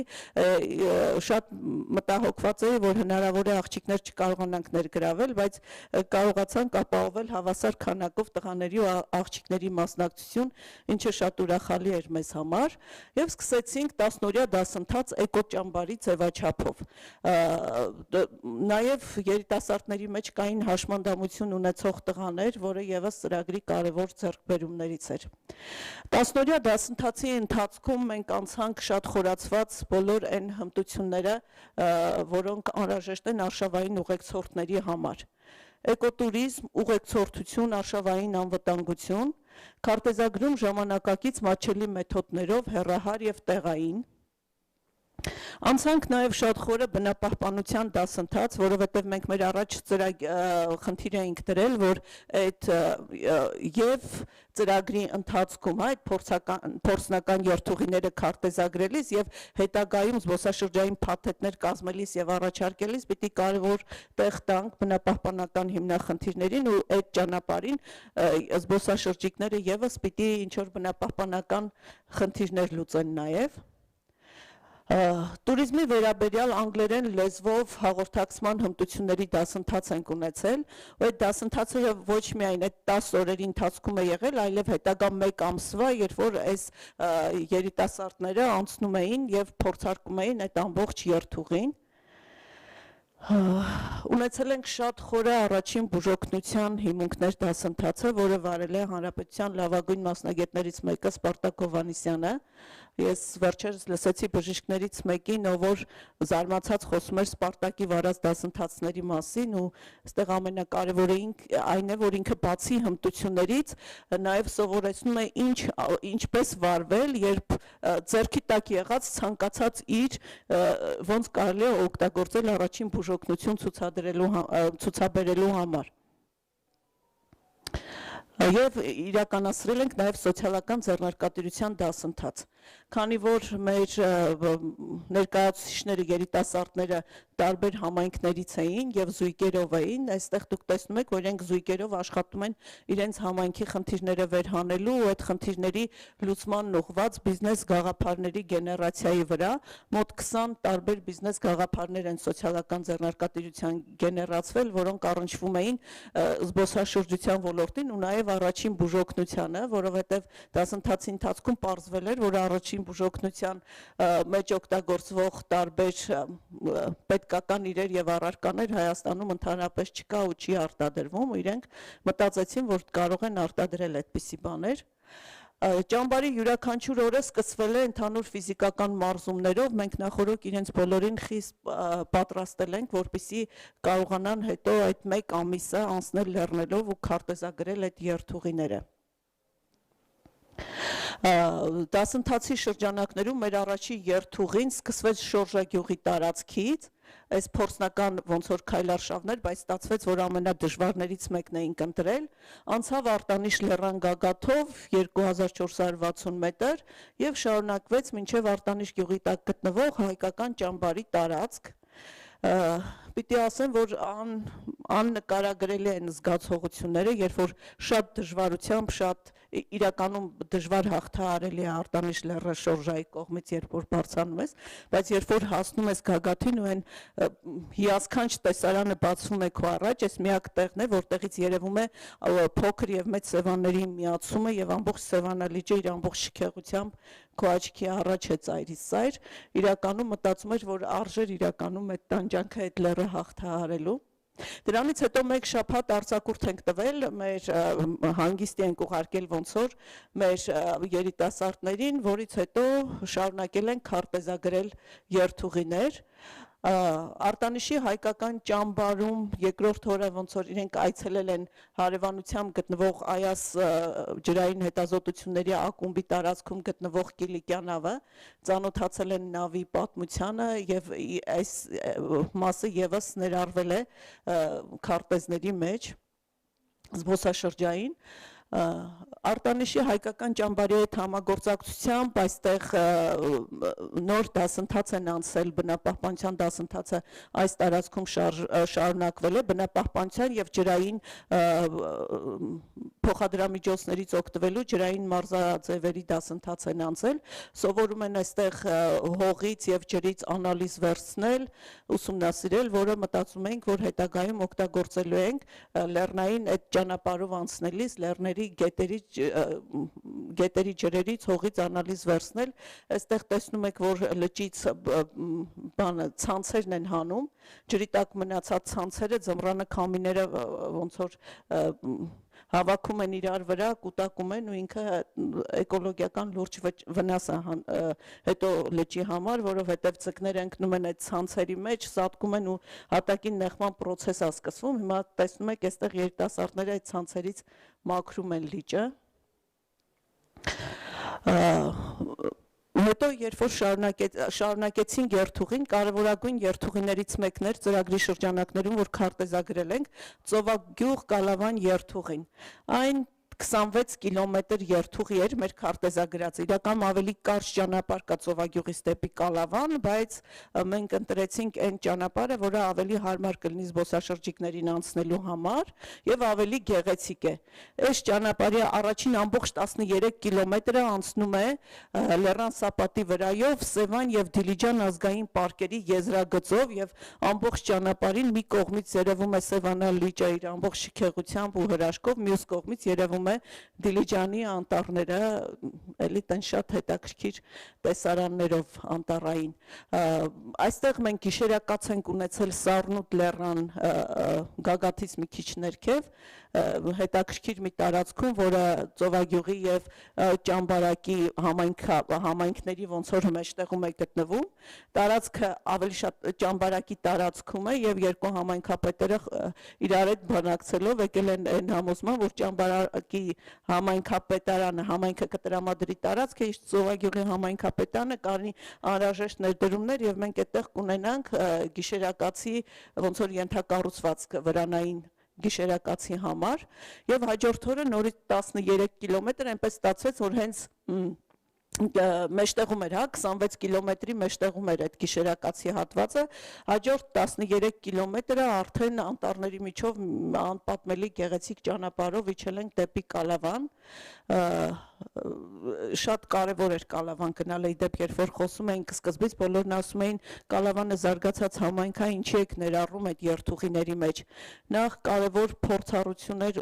ցուցադրական օրինակ էր մեր մասնակիցների համար, որ իրենք տեսնեն ինչպես է Կալավանը զարգացել այդ զբոսաշրջության միջոցով, եւ մյուս կողմից կարևոր էր Կալավանը, որ արդեն հայտնի զբոսաշրջային վայր է, այցելվող վայր է եւ տարեկան մինչեւ 5000 այցելու է ունենում, կապել մարզի մյուս համայնքների հետ, այսինքն հնարավորություն է ստեղծել, որ այդ Կալավանի այցելուները մեր ստեղծած երթուղիով իջնեն արդեն Սևանի ավազան եւ շարունակեն արշավը այս տարածքում։ Այստեղ տեսնում եք այդ բնապահպանական գործողությունները, որ անում են, լճի ափը մաքրել, ընդհանրապես տարածքները մաքրել, անալիզներ վերցնել եւ այլն։ Մենք մեր առաջ խնդիր էինք դրել նաեւ, որ համայնքներում սոցիալական աջակցություն են ցուցաբերելու համայնքի բնակիչներին։ Նկարներում տեսնում եք, որ եւ զվարճանում են մեր մասնակիցները եւ նաեւ օգնում են մեքենան բեռնաթափել խոտից, այդ խոտի հավաքման շրջանին համընկան մեր արշավները, ուրիշ համայնքներում նաև օգնել են տանձի, կարտոֆիլի բերքահավաքին եւ այսպես տարբեր աշխատանքներ են կատարել գյուղերում։ Այստեղ տեսնում եք հատվածներ գիշերակացից տարբեր, օրինակ այս հենց Սառնուտ լեռան ստորոտի գիշերակացն է, մյուսը այս պահին մեր համար շատ ցավալի է այս գիշերակացը հիշել այդ կրակի շուրջ, որովհետև ինքը ալ լճերի ափին էր, որը պատերազմից հետո մնաց ադրբեջանցիներին։ Հիմա ուզում եմ ներկայացնել ծրագրի արդյունքները։ Քարտեզագրման, արշավային զբոսաշրջության եւ բնապահպանության թեմաներով վերապատրաստված 48 երիտասարդ, որոնցից 12-ը ծրագրին մասնակցել է օֆլայն եւ ավելի քան 36-ը օնլայն եղանակով, այսինքն մենք ամբողջ դասընթացները հեռարձակել ենք ու հնարավորություն ենք տվել երիտասարդներին նաեւ օնլայն եղանակով մասնակցել։ Եվ կոփված ու փորձառու 8 զբոսավար արշավային զբոսաշրջության ոլորտում, որոնք իրենց այդ ամբողջ համայնքների արդեն տարածքները գիտեն, երթուղիները գիտեն, անձամբ փորձարկել են, այդ ամբողջ գիտելիքները ունեն, սկսած քարտեզագրումից, տեղորոշումից, առաջին բուժօգնությունից եւ պատրաստ են զբոսաշրջիկներ ընդունել։ Պիտի ասեմ, որ այդ ժամանակ մենք պատրաստվում էինք, այսպես զբոսավարներ էինք պատրաստում, առանց գիտակցելու, որ նաև հայրենիքի պաշտպաններ են կոփում, պարզվեց, որ մեր զբոսավարները, մեր տղաները հատկապես այս իրենց ամբողջ ձեռք բերած գիտելիքներով ու նաև պարագաներով, որ ծրագրի շրջանակներում ձեռք էինք բերել, իրենց համար վրաններ, կարիմատներ, քնապարկեր, զինվորական կոշիկներ, ուսապարկեր, չգիտեմ, ռացիաներ, այս ամեն ինչով հանդերձ մեկնեցին ռազմաճակատ ու փառք Աստծո, որ բոլորը վերադարձան ռազմաճակատից ու իրենց հետ վերադարձրին նաև իրենց քույքը, բայց դասընթացի ու ծրագրի արդյունքում էր, որ իրենք կենթանի վերադարձան եւ հետո պատմում էին, թե քանի կյանքեր են փրկել իրենց ունեցած գիտելիքների շնորհիվ։ Ծրագրի արդյունքներից է քարտեզագրված որոշ անհրաժեշտ ենթակառուցվածքներով նախապատրաստված ու փորձարկված արշավային զբոսաշրջության երթուղին, որը այստեղ քարտեզների վրա դուք տեսնում եք, Սևանա լճի այդ հյուսիսային ափն է ամբողջությամբ, որը գալիս ու միանում է այս ներքևի հատվածը, որտեղ այդ նշաններ չկան, արդեն Բլեջանի կողմից ստեղծված երթուղուն ու ամբողջ Սևանի ոնց որ ափով մեկ այդ երթուղիները մշակված են, զբոսաշրջիկը կուզի կգա մեկ ամիս կանցնի ամբողջ Սևանի ափով, Սևանի լեռներով տեղ-տեղ իջնելով լիճ, օրինակ հենց հայկական ճամբարի տարածքում եւ ունենալով նաեւ ջրային փորձառություններ, կուզենա ընդամենը հատվածաբար մեկ օրվա կամ երկօրյա արշավների կմասնակցի։ Ինչպես ասացինք, 199 կիլոմետր կազմեց այդ ամբողջ երթուղին, որ ծրագրի շրջանակներում մենք քարտեզագրել ենք։ Այս քարտեզի վրա արդեն ավելի երևում է այդ ամբողջ տարածքը, որ անցել ենք մեկ ամսվա ընթացքում ու քարտեզագրել ենք, կարմիր գիծը անցնում է լեռան սապատի վրայով ամբողջությամբ, տեղ-տեղ իջնում է լճի ափ, մտնում է համայնքներ, այն կապույտ գիծը այն գիծն է, որ մենք շեղվել ենք իջնելով դեպի Կալավան ու ներգրավելով նաև ճամբարակի համայնքները, Գետիկ, Թթուջուր, Մարտունի, Մնացավան այդ տարածքի գյուղերը իրենց հոյակապ պատմամշակութային եւ բնական հուշարձաններով ներգրաված են։ Ծրագրի շրջանակում 12 հոգուց բաղկացած զբոսաշրջային խմբի քայլարշավ կազմակերպելու համար ամբողջ նյութատեխնիկական այդ բազան ձեռք է բերված, որը դրամադրված է ծրագրում շրջանակներում ստեղծված Սևան նապի մեջ արշավային զբոսաշրջային ակումբին։ Այս նկարում միջոցառումը արդեն պատերազմից հետո է, երբ մեր տղաները արդեն վերադարձել էին ռազմաճակատից ու մենք հավաքվեցինք ակումբը ոնց որ ակումբի մեկնարկը տալու, իրենք նաև վկայականներ ստացան ծրագրի մասնակցության համար, այս միջոցառումը տեղի ունեցել մեր կազմակերպության կողմից Եվրոմիության մեկ այլ DVV ծրագրի շրջանակներում ստեղծված Էթյունի հյուրատանը Լճաշեն գյուղում Հիմա ուզում եմ ասել, որ այն կարծրատիպը, որ կա, ասենք սովորաբար, երբ ասում են Գեղարքունիքի մարզ ու Սևան, պատկերացնում են միայն Սևանը ու պատկերացնում են այդ լերկ լեռները, բայց իրականում այս ծրագրի շրջանակներում մենք էլ մեզ համար բացահայտեցինք շատ հոյակապ վայրեր Գեղարքունիքի մարզում ու հավատացեք Սևանը Գեղարքունիքի մարզը միայն լիճը չի, ինքը ունի շատ հոյակապ վայրեր, անտառներ, ջրվեժներ, միայն 7 ջրվեժ ենք մենք բացահայտել, որոնք ընդգրկել ենք այդ քարտեզների մեջ ու հիմա պիտի խնդրեմ մի փոքրիկ տեսանյութ, որը ուղղակի ցույց է տալիս մեր անցած ուղին, թե ինչեր ենք հայտնաբերել։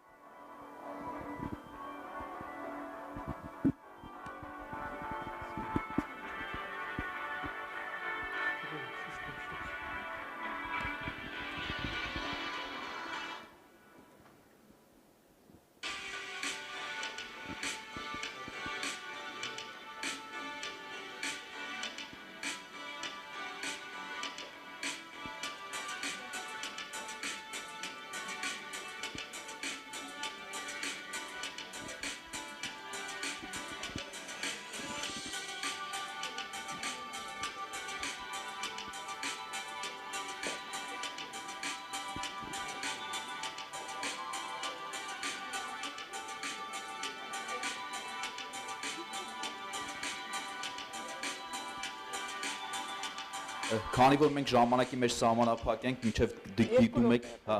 ես ուղղակի շնորհակալություն հայտնեմ այս ընթացքում Սաթիկին։ Ձենը կարող եք միացնել, որ այնտեղ լսվի, այստեղ կարևորն է, որ մենք այսօրվա դրության բացի ծրագիրը եւս մեկ արդյունք ունենք եւ մարդիկ ովքեր կցանկանան այցելել Սևան, այսօր կարող են, ինչպես Սաթիկը նշեց, Էթունիում մնան։ Ես կարծում եմ, որ սա եւս մեկ հաջողություն է մեր ծրագրի համար, որովհետեւ ծրագիրը որպես իր շարունակությունով այսօր Եվս մեկ սոցիալական ձեռնարկություն ունենք, որը կարծում եմ էլի պիտի հաջողված լինի, ինչպես բոլոր այն սոցիալական նախաձեռնությունները, որոնք իրականացվել են։ Շնորհակալություն Սաթիկ ջան, շնորհակալություն արած աշխատանքի համար։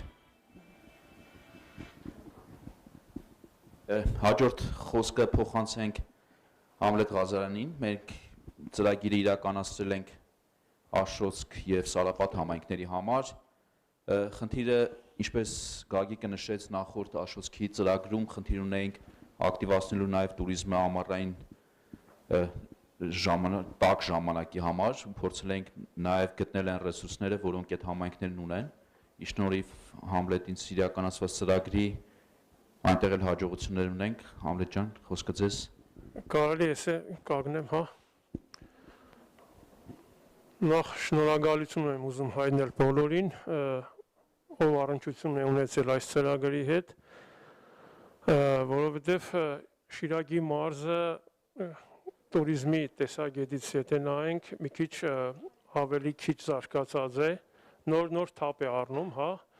նոր սկսում է զարգանալ եւ հիմնական туриզմը, որ Շիրակի մարզում կատարվում է, հիմնական գալիս են Գյումրի,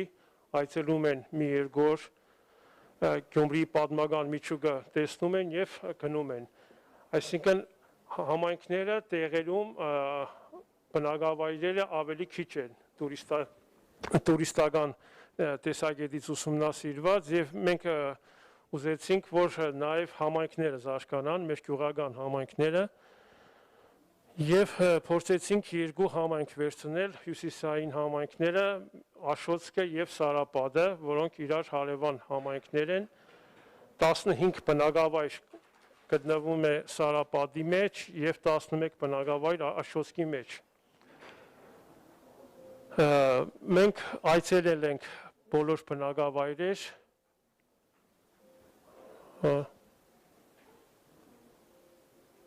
այս կոմպոզիտորը։ Այս հա, այս է։ Ուրեմն ծրագիրը ֆինանսավորվել է քաղաքացիների ցայնը գործունեություն Հայաստանի խոշորացված համայնքներում ծրագրի շրջանակներում Եվրոպական միության կողմից ծրագրում 10%-ի չափով ներդրում արել է նաև Սարապատ համայնքը։ Ինչ հիմնախնդիր է դիտարկել մենք համայնքներում հիմնախնդիր է զբոսաշրջության վերաբերյալ հանրության իրազեկության պակասը, այսինքն մեր տվյալ համայնքներում զգացինք, որ իրազեկության պակաս կա, նաև նորագույն տեխնոլոգիաներից օգտվելու եւ հանրային մասնակցության մշակույթի ցածր մագարտակը։ Տուրիզմը դանդաղ է զարգանում ինֆորմացիայի, գիտելիքի սակավության, միջոլորտային համագործակցության անլիարժեքության պատճառով։ Թիրախ խումբը, ուրեմն ինչպես ասեցի, երկու համայնքներն էր, ընդհանուր 11000 բնակչություն, այսինքն այն ինչ որ մենք մտածել ենք անել, բոլորի համար էր։ Այստեղ ուրեմն պատկերված է որոշակի ուրեմն նկարներ, գեղեցիկ, ինչպես տեսնում եք, մենք շատ մեծ բացահայտումներ ենք արել, նույնիսկ մենք լինելով այդ մարզի բնակիչ չենք իմացել, որ նման գեղեցիկ վայրեր կա մեր մարզում, խոսքը վերաբերվում է եւ բնության հուշարձաններին, եւ պատմական հուշարձաններին, որոնց հիմա կանդրադառնանք։ Ծրագրի նպատակը որն է եղել։ Նպաստել տուրիզմի զարգացմանը Շիրակի մարզի Աշոտսկ եւ Սարապատ միավորված համայնքներում, բարձրացնելով հանրության իրազեկության եւ գիտելիքների մագարտակը, օգտագործելով նորագույն տեխնոլոգիաները, խթանելով հանրային մասնակցության մշակույթի զարգացումը։ Նորագույն տեխնոլոգիաներ ասելով մենք նկատի ունենք ինչ որ ստեղծել հարթակ, հա, Google Map տարածքում, որբիսի մեր քարտեզագրումը լինի on-line եւ աշխարհի ցանկացած կետից ցանկացած զբոսաշրջիկ կարողանա մտնի եւ տեսնի թե ինչ գեղեցիկ վայրեր ունենք մենք այդ բնակավայրերում։ Այստեղ ուրեմն հետաքրքիր վայրեր կար, այդ տարածքում Թորոս գյուղի մոտ կա ճամբար, գործում է ճամբար, որը իրենքից նաև ունի հյուրանոց, հյուրատուն եւ շատ գեղեցիկ վայրեր ունի, այցելեցինք նաև այդ վայրերը, քայլերը ինչ ենք արել հերթականությամբ, ուրեմն այցելել ենք սկզբից համայնքապետարաններ, ներկայացրել ենք ծրագիրը, որտեղ ներկա են եղել համայնքի բնակիչները, ինչպես նաև վարչական ղեկավարները, ճիշտ ասած իրենց շատ դուր է եկել եւ մեծ խանդավառություն է նրանց մոտ առաջացել, որովհետեւ տվյալ տարածաշրջաններում ծրագրեր մի քիչ են իրականացվում եւ իրենք էլ ուզում են, որ ծրագրեր լինի իրենց մոտ, որբիսի իրենց մոտ սկսվի նաև աշխուժություն տուրիզմի տեսքով։ Այստեղ ուրեմն համայնքապետարաններում տեղի ունեցած հանդիպումներն են, ներկայացվել է ծրագիրը եւ համայնքներին տրվել է ձևաթերթեր, որբիսի իրենք լրացնեն իրենց համայնքում առկա պատմամշակութային հուշարձանները, որբիսի մենք ունենանք նախնական ցուցակ, գիտենանք թե ուր պետք է այցելենք, հա։ Այցելել ենք բոլոր բնակավայրեր, այսինքն 26 գյուղ ենք այցելել, տեղում կատարել ենք դիտարկումներ, քարտեզագրվող օբյեկտների լուսանկարումներ եւ լուսանկարների ֆորմատների համապատասխանեցում։ Հանդիպել ենք տեղի բնակչությանը, ներկայացրել ենք ծրագիրը, արդեն տեղի բնակչությունը սիրահոժար մեզ ուղեկցել է իրենց համայնքի տեսարժան վայրերը, ցույց է տվել գեղեցիկ վայրերը, այստեղ ուրեմն պատկերներ կան այդ ուղղությամբ, շատ պետք է ասեմ, որ հետաքրքիր էր այցելել գյուղեր, մարդկանց հետ հանդիպել, շատ դեպքերում իրենց մոտ աչքի առաջ է, այսինքն այդ վայրերը, իրենց համար դա սովորական բան է, առօրյա կյանք է, բայց մենք երբ որ ասենք կողքից նայում ենք, հասկանում ենք, որ այդտեղ ոչ թե միայն ինչ որ քարերի կույտ է, այլ դա կարող է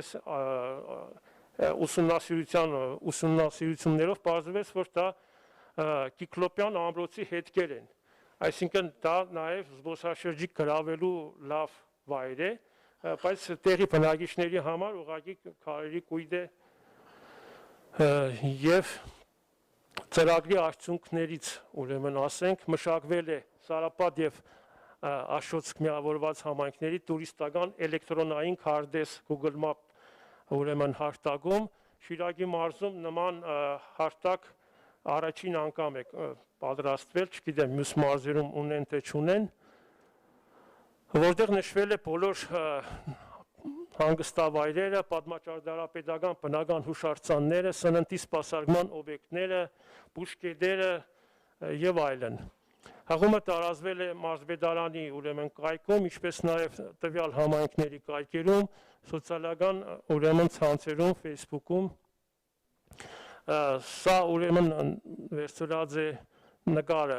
այդ քարտեզից, ինչպես տեսնում եք, բավական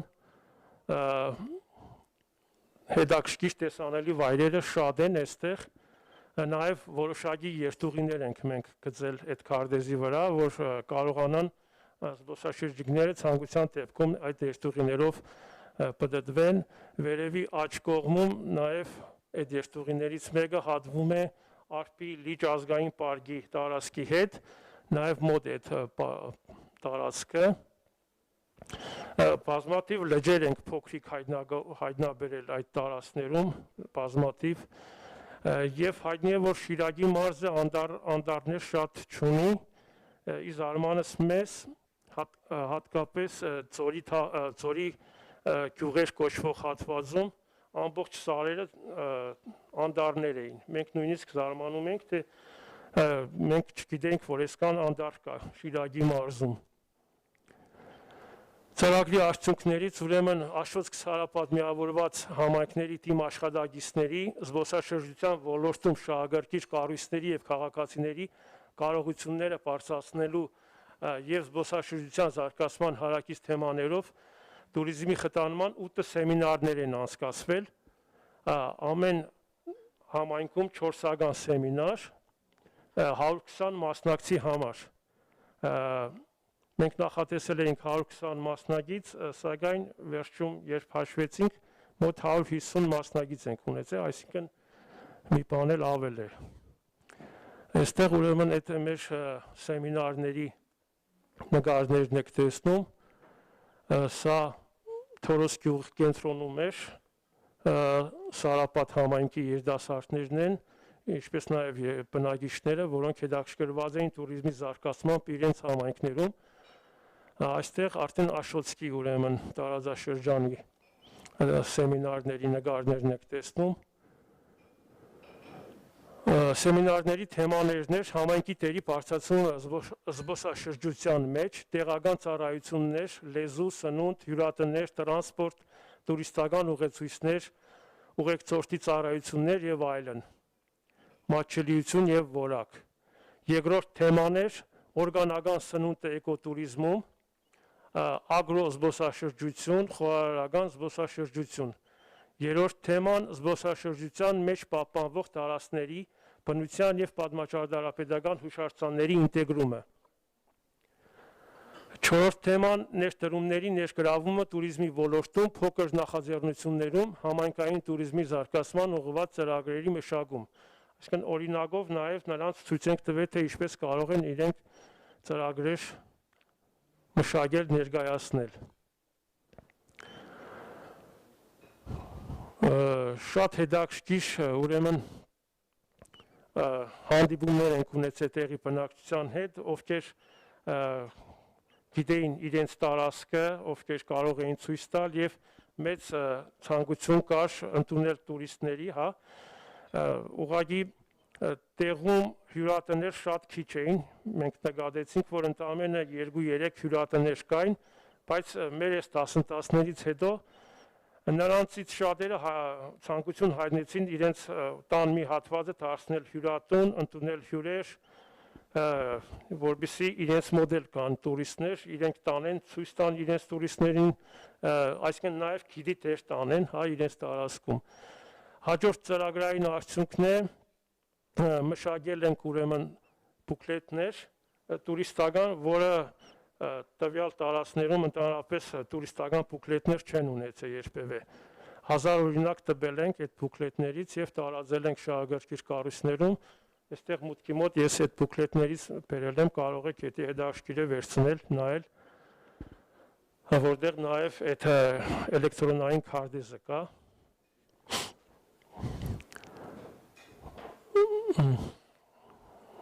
Իրոք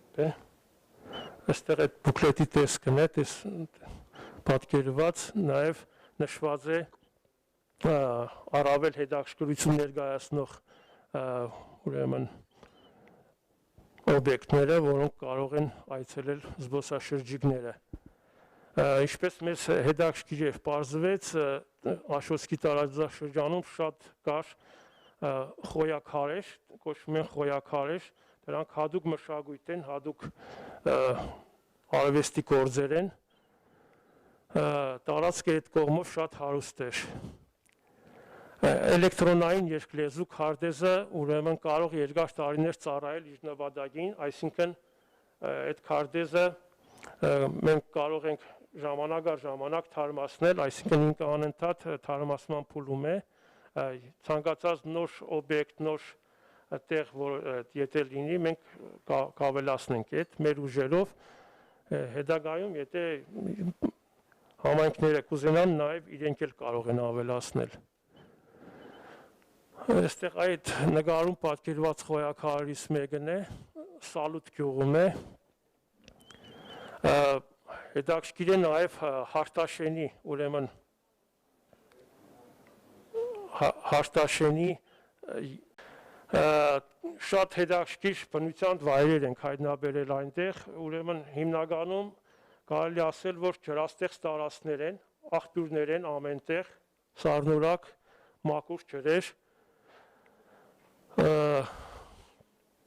նաև զարգացած էր տարածքներում մեղվաբուծությունը,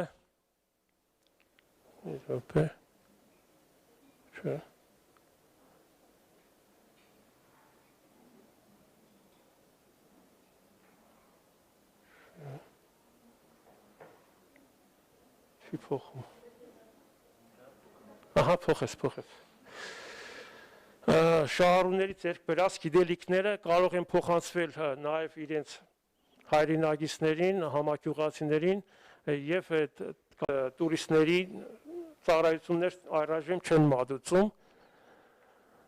Բայց մենք խոսեցինք եւ ասեցինք, որ կարող եք օգտագործել այդ ռեսուրսը, ինչու՞ չէ։ Այստեղ ուրեմն այսպիսի գեղեցիկ պատկերներ, մենք ուրեմն մոտավորապես 3-4 հազար նկար ենք նկարել ամբողջ ընթացքում եւ որոշեցինք, որ այդ նկարներից կարելի է սարքել slide show տարբերակ, հա, եւ սարքել ենք մոտ 10 րոպեանոց slide show է YouTube-ում տեղադրված, կարելի է YouTube-ի մեջ ուղղակի հավաքել Սարապատ համայնք եւ այս վիդեոն նայել, ուղղակի հիմա ժամանակը սուղ է, չենք նայի։ Եվ նաև մեր կողմից առաջարկել ենք համայնքին ունենալ համայնքի մուտքի մոտ նման ուրեմն համայնքն իրեն սահմաններով գծված քարտեզ, որ համայնքի բոլոր ուրեմն բնակավայրերն են նշված, ինչպես նաև առավել հետաքրքրություն ներկայացնող օբյեկտները, արդեն պատվիրված է ինքը, մոտ օրերս կտեղադրվի արդեն։ Այդքանն էր, շնորհակալություն ուշադրության համար։ Մենք ենք շնորհակալ Համլետ ջան, շնորհակալություն իրականացված ծրագրի համար։ Ես ուզում եմ ասել, որ մենք մեր այս սեսիան սկսեցինք, թե ինչքանով է հայտնի Աշոտսկը ու մենք եթե ասել ենք նրան, որ գոնե 1-2% Աշոտսկի մասին արդեն տեղեկատվություն կա, նույն ճակատագիրը երևի թե Սարապատին է սպասում, շնորհակալություն, որ կարողացել ենք այդ ռեսուրսները միավորենք։ Համոզված եմ, որ այդպես է լինելու, որովհետև մի հրաշք ծրագիր ունենք Սարապատում, որը վերաբերվում է Ձմեռ պապի նստավայրին, մեր փոքր դրամաշնորհային ծրագրերի միջոցով ենք իրականացրել։ Դրա մասին մի փոքր ավելի հետո կխոսանք։ Այս պահին մենք անցնենք մեր օրակարգի հաջորդ հարցին։ Մենք մի քիչ հետ ենք ընկել մեր գրաֆիկից, կարծում եմ, որպեսզի կարողանանք հասցնել անել մեր նախատեսվածը, այն մարդիկ, ովքեր կուզենան ընդմիջում սուրճ խմել, այդ հնարավորությունը կտանք, մնացածին կխնդրենք լսել մեր միջազգային փորձագետներին, որպեսզի մեր միջազգային Վրաստանի փորձագետները նույնպես կարողանան ներկայացնել եւ համոզված եմ իրանց զբաղվածությունը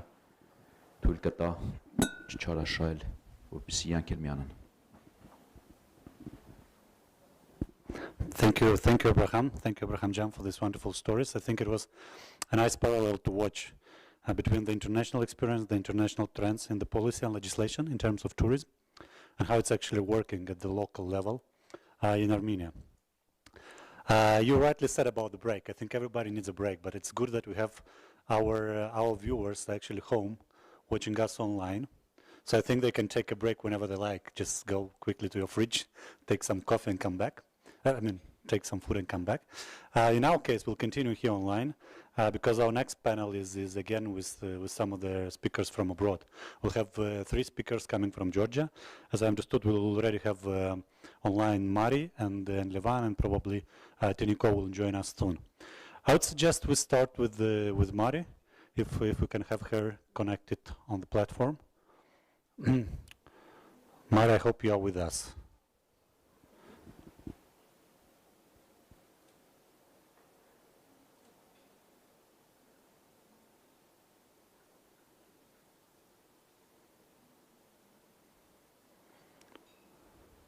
Okay, indeed, here is Mari. Hello, Mari, nice seeing you. Do you hear me? Yeah, we do hear you. I don't think I'll make a very long introduction. I'll just say that the next speakers are coming from destination management organizations, which is organizations working in Georgia, in different regions of Georgia, which aims to promote tourism in those respective regions. So we'll have 3 regions from Georgia and see how these organizations are promoting tourism at their level. What I'll kindly ask you, Mari, if also you could mention how's your things going during the pandemic, and what are your plans to recovery after that? But also would like to see how overall you are managing to develop tourism in Georgia, because we all know probably Georgia is the leader in Caucasus, in South Caucasus, in terms of tourism, number of tourists, at least this was the case till the pandemic, so it will be really interesting to see it. And I'll kindly ask you to stay with us after your presentation, because we'll have some questions for you and for the rest of the speakers. So, Mary, you have the floor.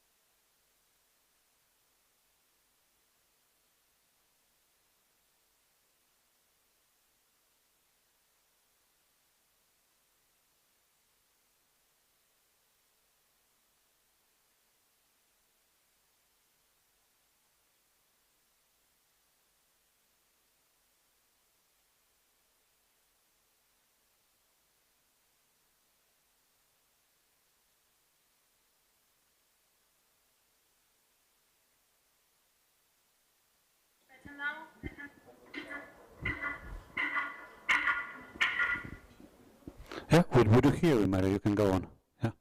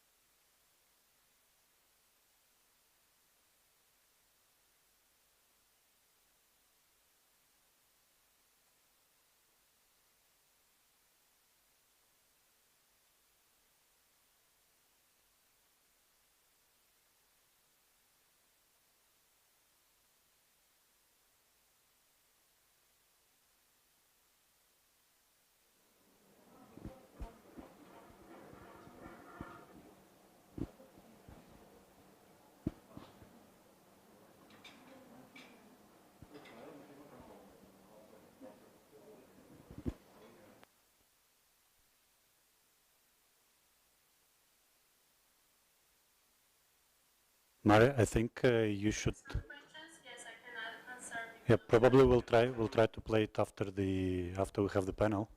because looks like it wasn't uploaded on the platform, but we'll keep this link in mind. Just one question before we switch to Levan and before the technical team will offer the floor to Levan. Well, I'm probably one of the few privileged in this room who've been to Kutaisi actually, and I should say that I was very much impressed by the airport.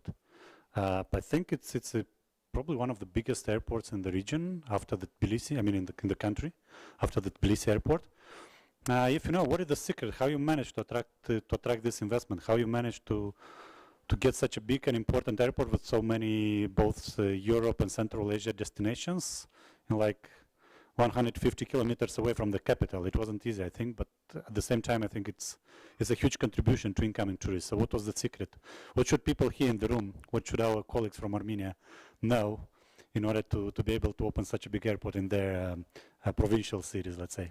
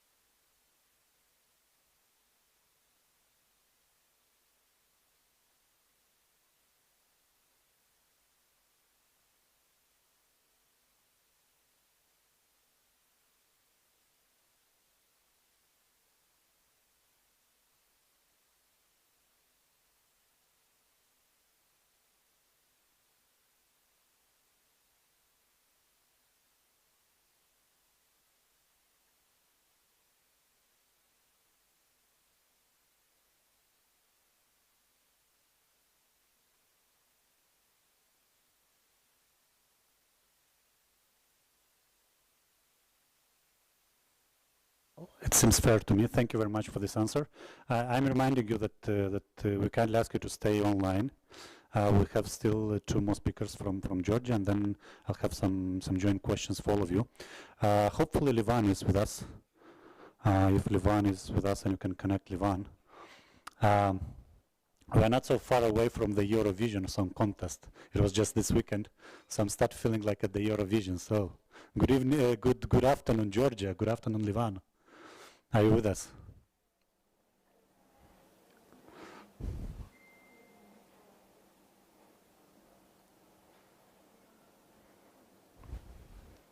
Please switch on your mic.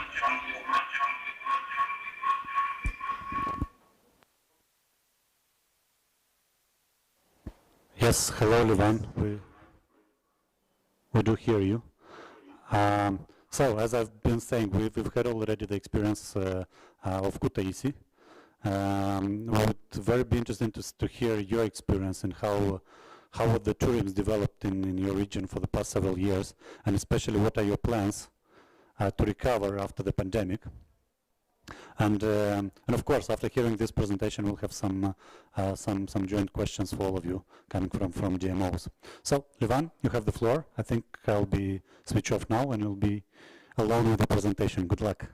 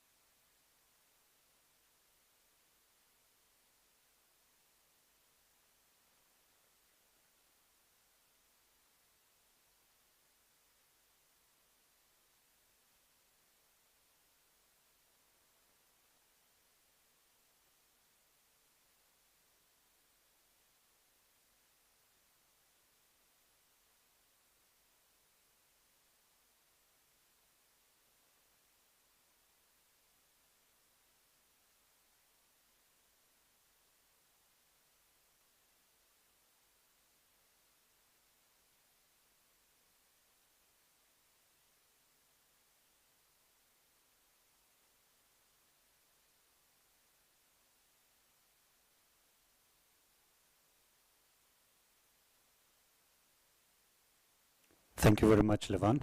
As well as I said to Mari, I'm kindly asking you to stay with us till the end. We have Tina till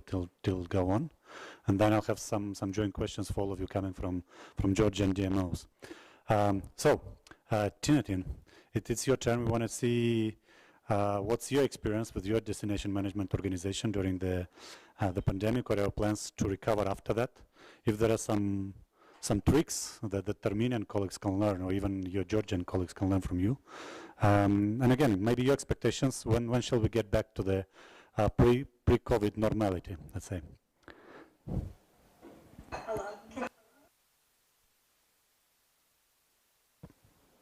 Yes, we hear you well.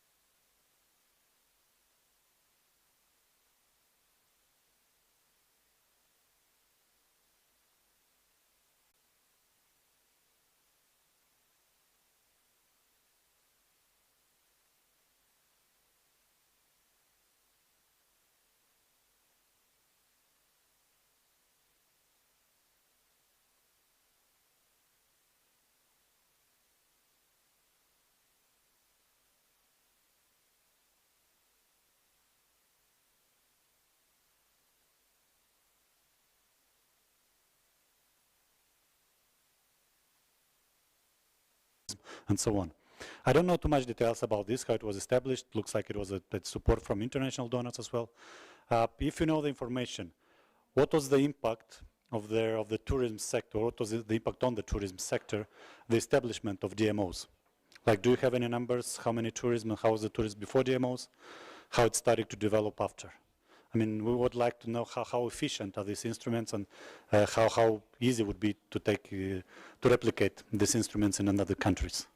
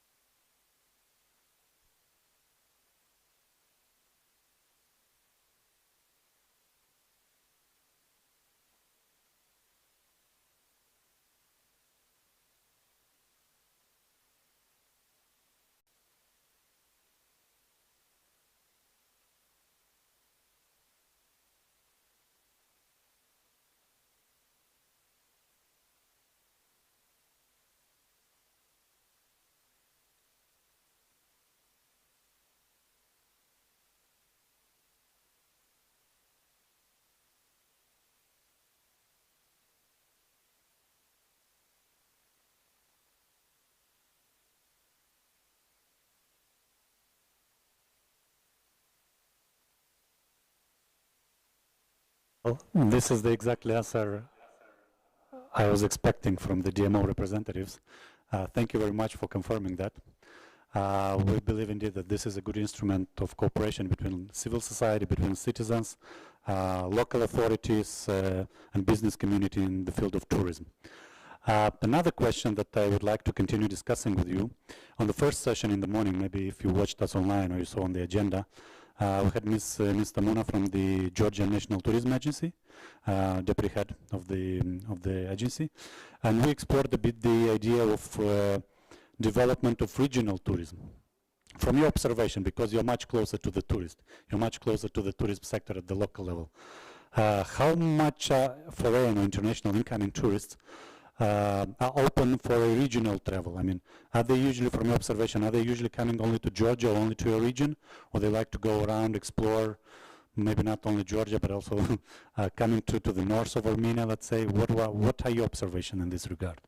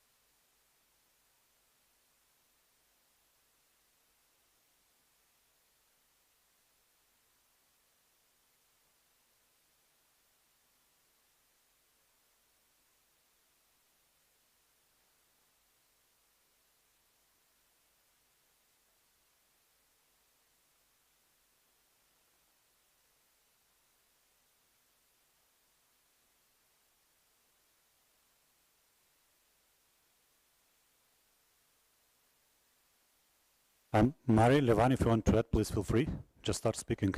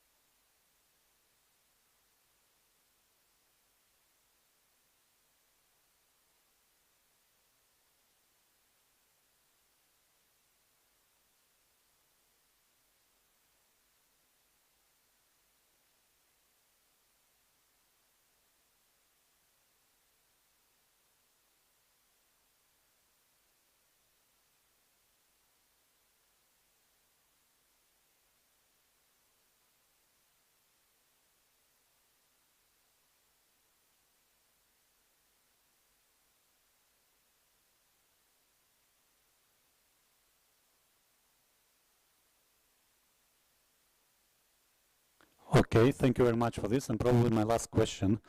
for this panel is, what is your assessment? When do you think we can come back to what we used to call normal before 2020? When do you think we will get to their pre-pandemic figures in the tourism field?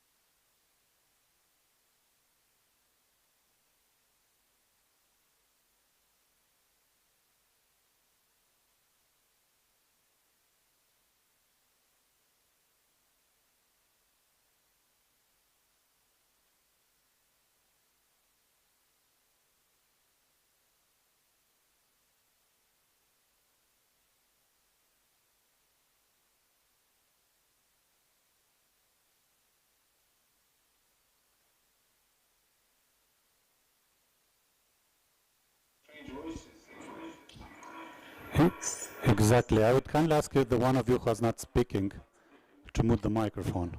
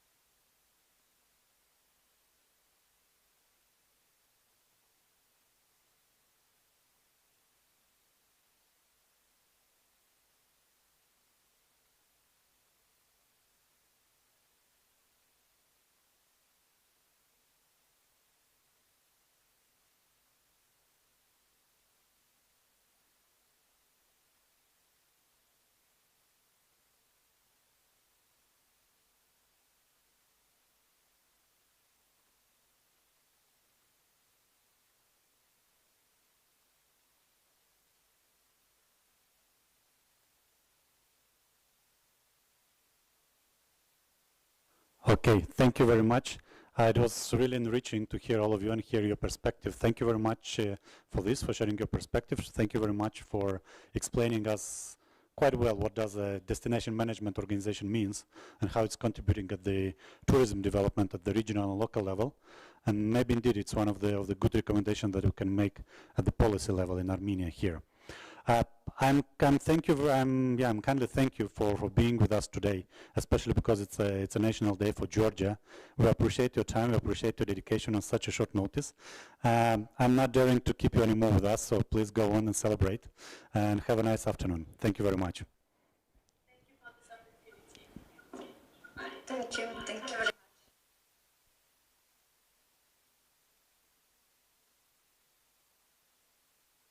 Okay, now, this probably was the last panel online. The rest of the speakers will be in the room. I'm very thrilled to introduce the next speaker who will be here. I should say that firstly, probably it's a person that doesn't need too much introduction in Armenia. I believe as I've understood, it's a quite famous person, well known in Armenia. However, for those of you joining online who are not from Armenia, I'll just suggest you to Google for Rofi Petrosyan, see what you get there. For me, it was like a discovery, and the videos produced by Rofi made me fall in love with Armenia. I was before in Armenia, but I didn't explore it so much as I could do with his videos. So, Rofi, I think you're the next one to speak, and we are looking forward to see your nice video, nice presentations, everything that you want to share with us. I'm not sure if you're going to say, because as I saw, you're a quite modest person, but Rafi is the one who came like for 2-3 weeks to Armenia, and then you ended up staying here for years, yes. Right? So you also fall in love with the country. The floor is yours. So yeah, please help us fall in love again with this country. No pressure, right? Thank you very much for the warm welcome. My name is Rafi Petrosyan, and in 2017 I walked across Armenia. And I did it with a local television crew who documented everything and made a reality TV show out of the process. I started at the very southern tip in Megri and made my way all the way up to the very far north on the border of Georgia. My hope today is to show certain clips from the show, give you a little insight into how I was feeling, little backstage moments, as well as maybe some insights into the attitude of someone who's a tourist and not someone who's creating the curriculum or a tour guide. So to start with, this is the show's opening sequence.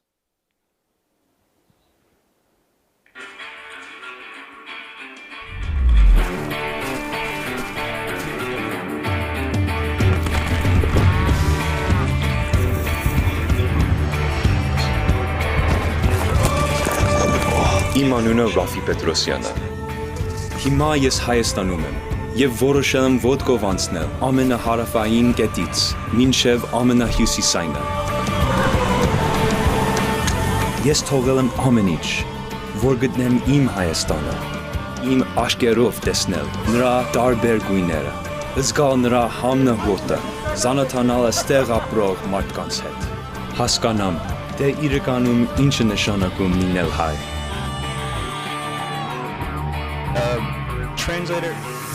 Translator, I hope that you have the ability to translate the video clips. They're all in Armenian, so for our international listeners, hopefully they can understand what's going on. Because much of it has to do with miscommunication, honestly, because when I started the show, I spoke very little Armenian. I am an Armenian American, and I came from Seattle, Washington to Armenia, and this is where I learned Armenian, in the streets, because I didn't attend any classes or anything. And so at the beginning of the show, my Armenian is very poor, and as the show progressed, it got a little better and better. I hope that what you saw in that trailer was just how diverse Armenia is. I think because of its geographical location, the mountains, valleys, different changes in altitude, it means that there's so much biodiversity and so much difference in temperature, climate, and everything that goes along with that, flora and fauna. It makes for a hiker very difficult to pack. I didn't know if I was supposed to wear short sleeves, long sleeves, have a winter coat, a rain jacket. In honesty, it was all of the above, you know, and luckily I had a car that was following me, and they were able to carry extra material as well as camera crew, or the technical equipment for my camera crew, which was 2 videographers and 1 director. Lucy.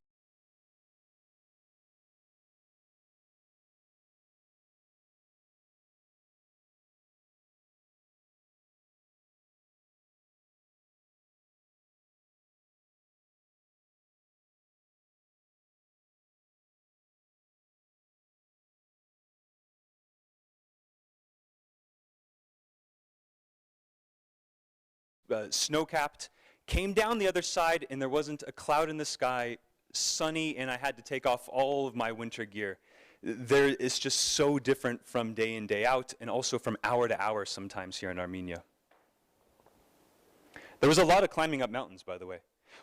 One of the things that I really tried to do with this TV show was not show the traditional things that people associate with Armenia. It wasn't just churches and vonks. Monasteries. I wanted to show the natural and man-made beauty of Armenia, the history that's over here, and oftentimes some of the places which are rarely seen, rarely shown, or maybe even forgotten. Some things which, Lucine, if you don't mind, let's go to the next slide. Green and these warm water springs which are said to be healing as well. And everywhere that I went, there was a lot of, not yet, hold on. Everywhere that I went, there was a lot of communication going on. And like I said at the beginning, my Armenian was very poor. So oftentimes there was a lot of speaking with hands and feet, as they say over here, and hoping that we understood each other. Sometimes I insulted people, but it was never intentional. It was always done with, with the sweetheart. And this is a great example as to what happened when I had a car in the second season. I'll get into that, where someone was trying to talk to me about the car that I had, and I had no clue what he was saying.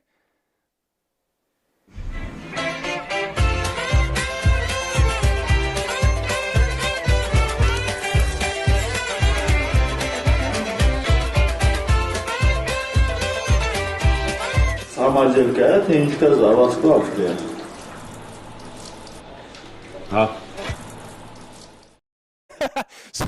I don't know if that was translated. To this day, I have no clue what he was asking, but I understood it was something about the car, whether it was custom or it came that way. And my answer was just yes. I have no idea what he was. He was speaking Russian, by the way. It wasn't even Armenian. And which is another difficult part about traveling through Armenia, is that even though everyone does want to communicate, they're very eager to socialize, as am I, as is most travelers, I'm sure. But there's always a little bit of a language barrier, especially since English is not spoken very much in the regions. Instead, it's going to be Russian, Armenian, and even more difficult is once you do learn a little bit of Armenian, then you get into the barbar, the different dialects from each region. And in the next video, you'll see what happens when I come across that.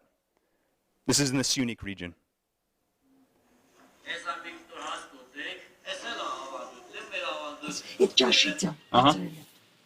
Ես իմի որ գնաք սել ճանապարհին,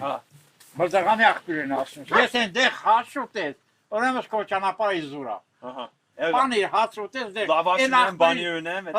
են ջրից էլ պիտի խմես, որ զգաս որ սառախտն, լավ սառը ջուրա, 5 կիլո ավելի ծանր է, մերսի շատ,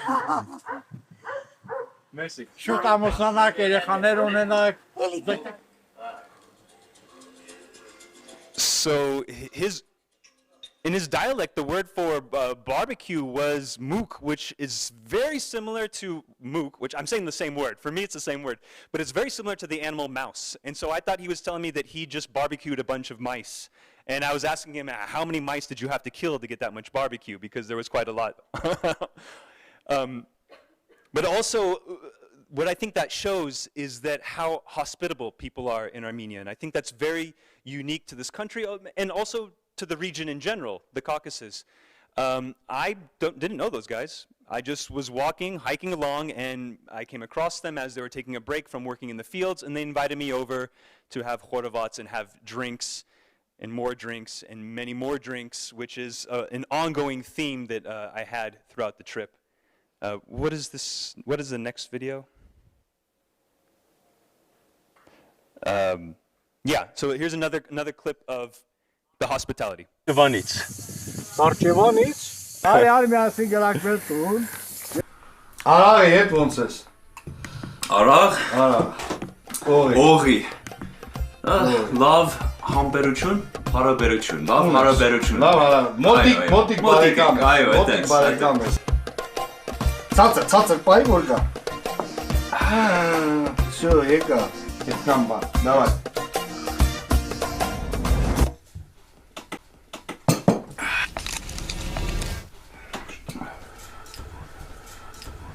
Ոնց է։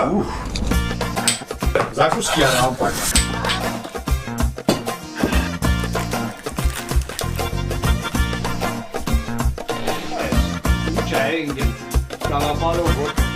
It's in these moments. Այդն լավ խմել եմ, ասենք մի 5-6 փոքր շիշե եւ ինձ իմ գլուխս ֆռում է։ Բայց նա առաջարկել է հարցել է, որ ես նորից լցնեմ։ Արմեն, կասես ինչու էս չի աշխատում։ Մյատնե կարող է շատ ներքևա շլամ։ Դու ճիշտ է։ Ահա, հեսա ինչ 3-4-5 բաժա։ Yeah, I think I was borderline alcoholic during that show. Not intentional. You just have to go with the flow, and everyone wants to celebrate whenever they meet you. Whenever they meet a stranger, they want to be a good host, which they are, and that includes lots of food and lots of drink. I would often joke that I would walk into a village on my 2 feet and crawl out on all fours. Another thing with that hospitality is trying to leave is difficult. Oftentimes, people would invite you into their home, they'd feed you, you'd get to talking, and they almost wouldn't let me leave. And when I did try to leave, they wouldn't let me leave without at least, almost 5 kilos of food, bread, cheese, tomatoes, and extra drink, and wishes of good luck and how I should raise my family, and all those kind of things, which are all done with good intentions, but they all just show how involved they want to get with me in my life and wish me good things. This is an example of one of those. Ես իմի որ գնաք սել ճանապարհին, մրցակամի աղբյուր են ասում, ես այնտեղ հաց ուտես, ուրեմն քո ճանապարհի զուրա։ Պանիր հաց ուտես դեր։ Լավաշն եմ, բանիր ունեմ։ Հա, այն ջրից էլ պիտի խմես, որ զգաս որ սառախտ է, լավ սառը ջուր է։ 5 կիլո ավելի ծանր է։ Մեսի շատ։ Մեսի։ Շուտ ամուսնանաք, երեխաներ ունենաք, ձգտեք Հայաստան։ He wants me to get married soon and have lots of kids, as well as where to eat the 5 kilos of cheese they gave me, which is always very sweet. But when I'm doing a cross-country travel, and it's very difficult to take on all that extra weight, what it means is that I quickly leave the village, I stuff my mouth with as much food as I could possibly take, and then give it to the rest of the crew, and then we just continue on, because it's so hard carrying that much stuff when you're not planning for it. Aside from that, as a tourist, it's so fun getting to experience the different ceremonies, the different games, holidays and traditions, which are, I think, fairly unique to Armenia, which we definitely don't practice in America. And for me, Vartavar is probably my favorite. I think this is in Kapan, and I got to celebrate with all the kids there, and it was a blast.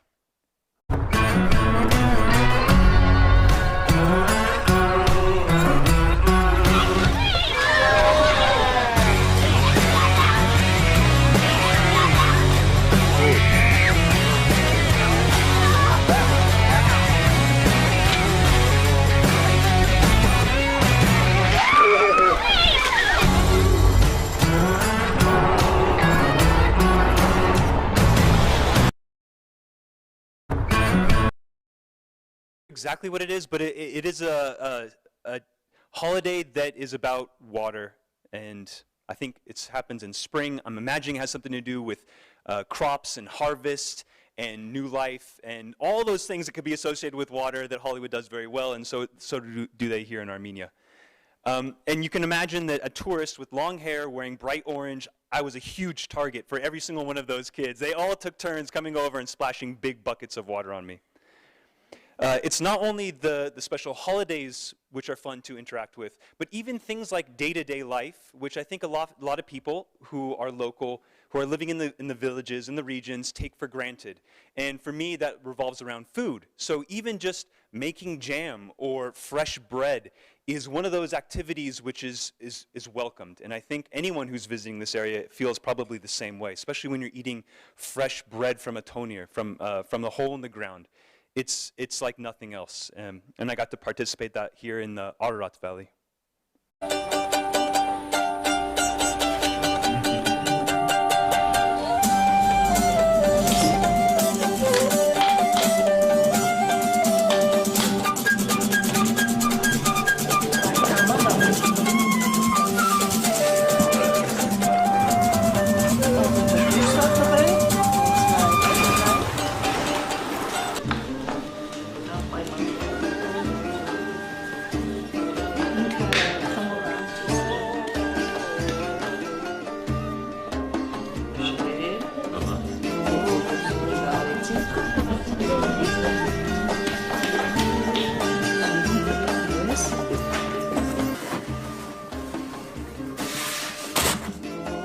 Լտես փորձի, լծր այպես, խփի, միանգամից, լավ էր խփել, շատ գեղեցիկ, ես, շատ գեղեցիկ, Եթե տենց է ինձ հիմա հաջորդ անգամ ավելի գեղեցիկ կանեմ։ Էստեղ մանեք ավելիսի, լավ պայման,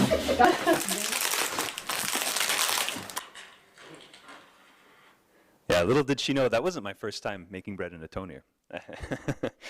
So I want to say also that one of the reasons why I originally came to Armenia was a sense of self-discovery. I'm Armenian American. I grew up in America. I was always told that I was Armenian, but I didn't really know what that really meant. I didn't speak the Armenian language. I was getting to an age where I was starting to think, what does it mean to be Armenian, and how do I pass that on to the next generation? How do I represent Armenia correctly? And that's why I came over here, to experience it myself. Part of that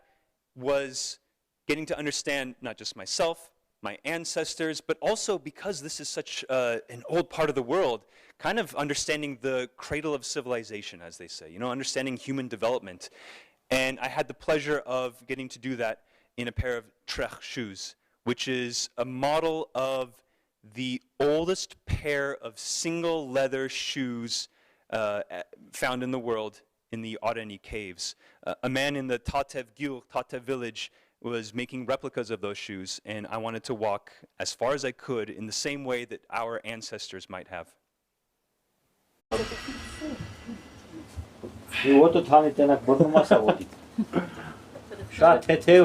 Առանց գուլպայով բրի հակնեմ կամ I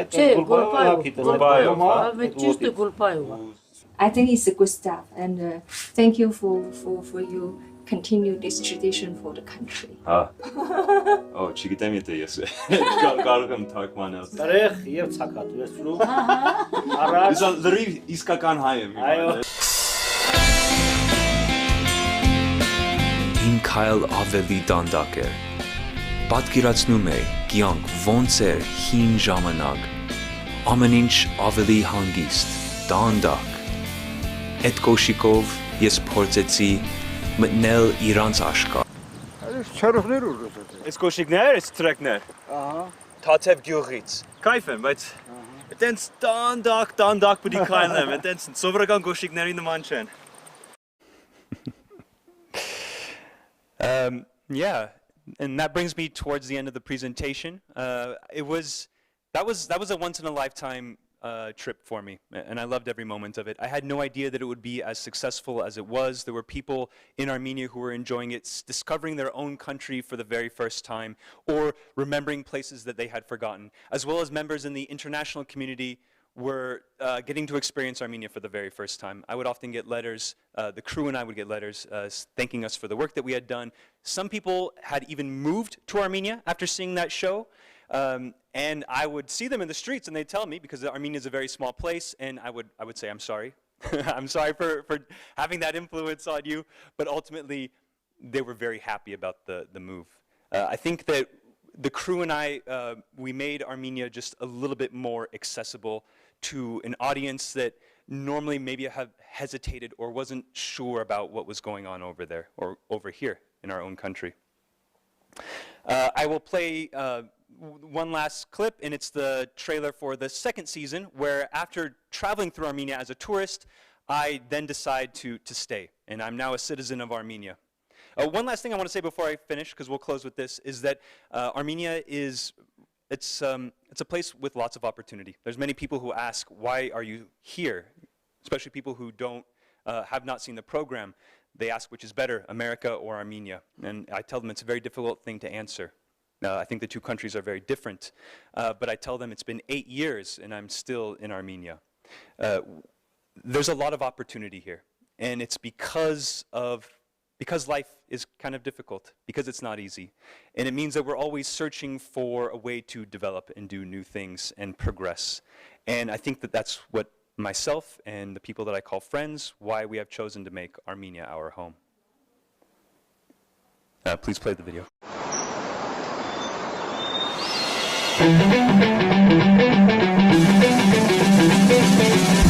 Իմ անունն է Ռաֆի Պետրոսյանը։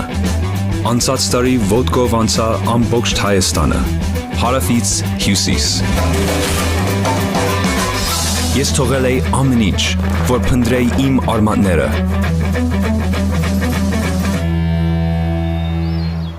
Գտա ինչ փնտրում էի։ Մնում եմ Հայաստանում։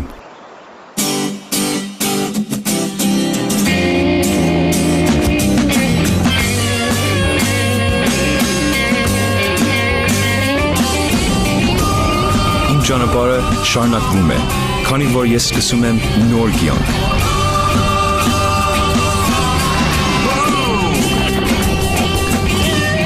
Ես կսովորեմ, թե ինչպես ապրել Հայաստանում, կբացահայտեմ պատմությունը, մշակույթը, ավանդույթները և կյանքի ձևը։ Քայլ առ քայլ, ես կմոտնամ իմ երազանքին։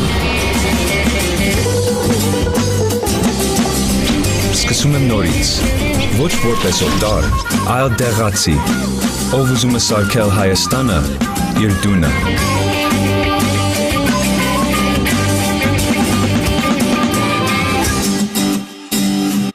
By the way, second season was much easier. I was in a car. First season, it was all on foot, which was actually more pleasurable for me because I'm an avid hiker. I love it. And I knew always what the next day was going to bring. It was one step closer in the north. The second season, I was in a car, and while production was easier because we could put everything in the car, it made it more difficult because I can go in any direction. Go figure, you know? I guess that's life. Thank you very much. And I think I'll put on top of everybody. As we were saying, for watching us home now, to share this warm feelings. First thing that I'd like to say to you. First thing that I would like to say to you is that to me, you Armenians sounds perfect. I mean, I couldn't spot any difference between you and the other nationals speaking Armenian, so I don't know why you worry so much about your Armenian. Secondly, I still have 1 day to stay here before I'm leaving after the conference, so probably I'd take most out of the tomorrow to visit some of these places. And then I would like to ask you a question. You're one of the few people here in the room who I think visited the most remote corners of this country. From your perspective and from the perspective of people that you met, what do you think should be done by the government, by the local authorities, by the international development partner like European Union, USAID and so on, to make people coming and traveling throughout Armenia, to make foreigners come here and discover this country, to make Armenians travel, leave Yerevan from time to time and to go to some mountains, I don't know, some other villages? What do you think is missing? Why people are not doing it?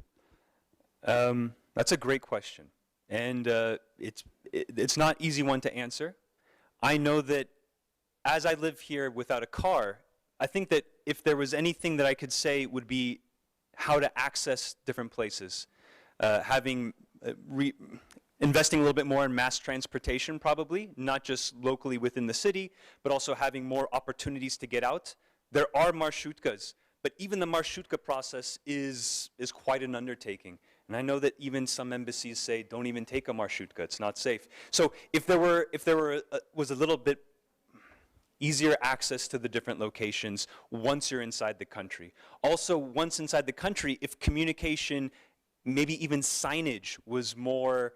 uniform, if you go from one place to the next, even within the same town or village, the name of the village will be spelled differently. There'll be different signage for what's a hiking trail, what's a road, what's a bike trail. So in terms of someone who's unfamiliar with the area and they're trying to experience it for the very first time, there's no uniformity that they can count on in order to know that this is a path for me and this one is not. It's kind of a guessing game. For me, those would be two of the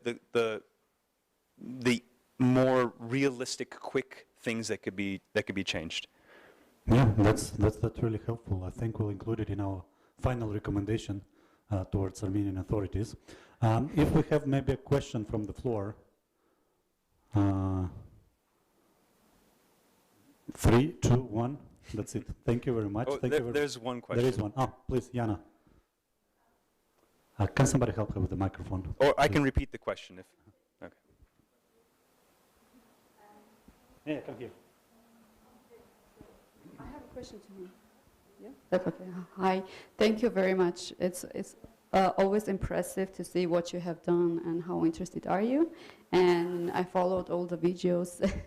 My question is that maybe I don't know, but my question is, do you provide any consultancy to the organizations and people who want to develop infrastructure in different regions, for example? Like, are you accessible for, let's say, for us, to ask a primitive question about if we go about the region, or if we want to do signages and have any consultation, whether it's easy readable for a foreigner? Will you provide a primitive consultation as a third eye who visits as a foreigner Armenia? Thank you. Yeah, very good question. Thank you very much for that. Let me give you a little bit of background. I'm a gardener. I'm not a tourism expert. I'm not a videographer or a video producer. I do work professionally writing text now. I am a professional voiceover artist and an actor and presenter. But all those things kind of happened in Armenia because it is Armenia. And I think anyone who has been in Armenia long enough knows that there's the Yerevan hustle, where you kind of just do whatever it is that you can possibly do to get by. And that's what makes it enjoyable. In terms of being able to give consultation, I can give my opinion based on what my own interests are and what I've seen. I would never say as a professional. I'm not studied or anything in that realm, but I can give you what my perception is, what my experience is. But also I have ties with people who are doing those things professionally. Trails for Change, Trans-Caucasian Trail, Cartisan. These are organizations which are working on developing ecotourism in Armenia, and they're doing it through very real ways. For them, it's building hiking trails and signage throughout the different regions in Armenia. So whatever it is that I cannot answer, I can always find you someone that can answer better than me. If Rafi will allow me, I'll just share my experience. When inviting him to speak to our conference about one and a half week ago, it was quite a short notice for him as well. I just simply text him on Facebook, that's it. He was very responsive, very flexible. He replied, I get the phone number, we start chatting, we had a call, and here's he speaking. So I think, living the modest away, he is always available. Yeah, I am. He's quite flexible. I'm here, I'm living in Armenia, I'm always available, I'm in Yerevan. So I have no plans to go anytime soon. Exactly. Any more questions from the room? Doesn't seem to be the case. Well, thank you once again. I think it was exactly what we were looking for, to hear the real ground experience. So thank you very much for providing it. I hope you can stay with us till the end here in the room. Yeah. If you'd like me to, I can. Otherwise, I do have another appointment that I have to get to. Okay. I'm filming another project. It's nothing related to Jonapar at all, but I have to go and work on a script. I see. Thank you very much for joining us. Thank you. It was really interesting. Thank you, everyone. Thank you very much. It's been an honor. Well, I've been counting and we're already for about 5 hours live with no interruption, maybe slightly technical interruptions. And the technical team kindly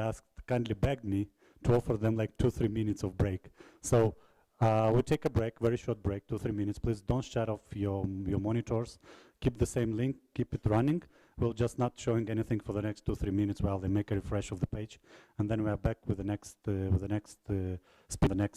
panel. Thank you very much.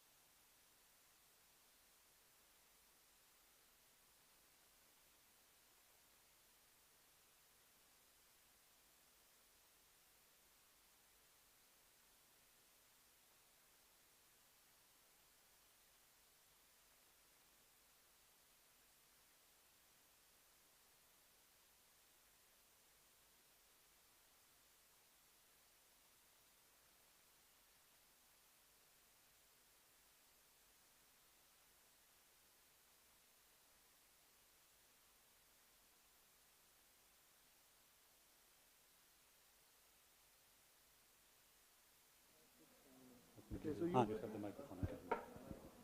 Because actually, during the presentation, I suppose.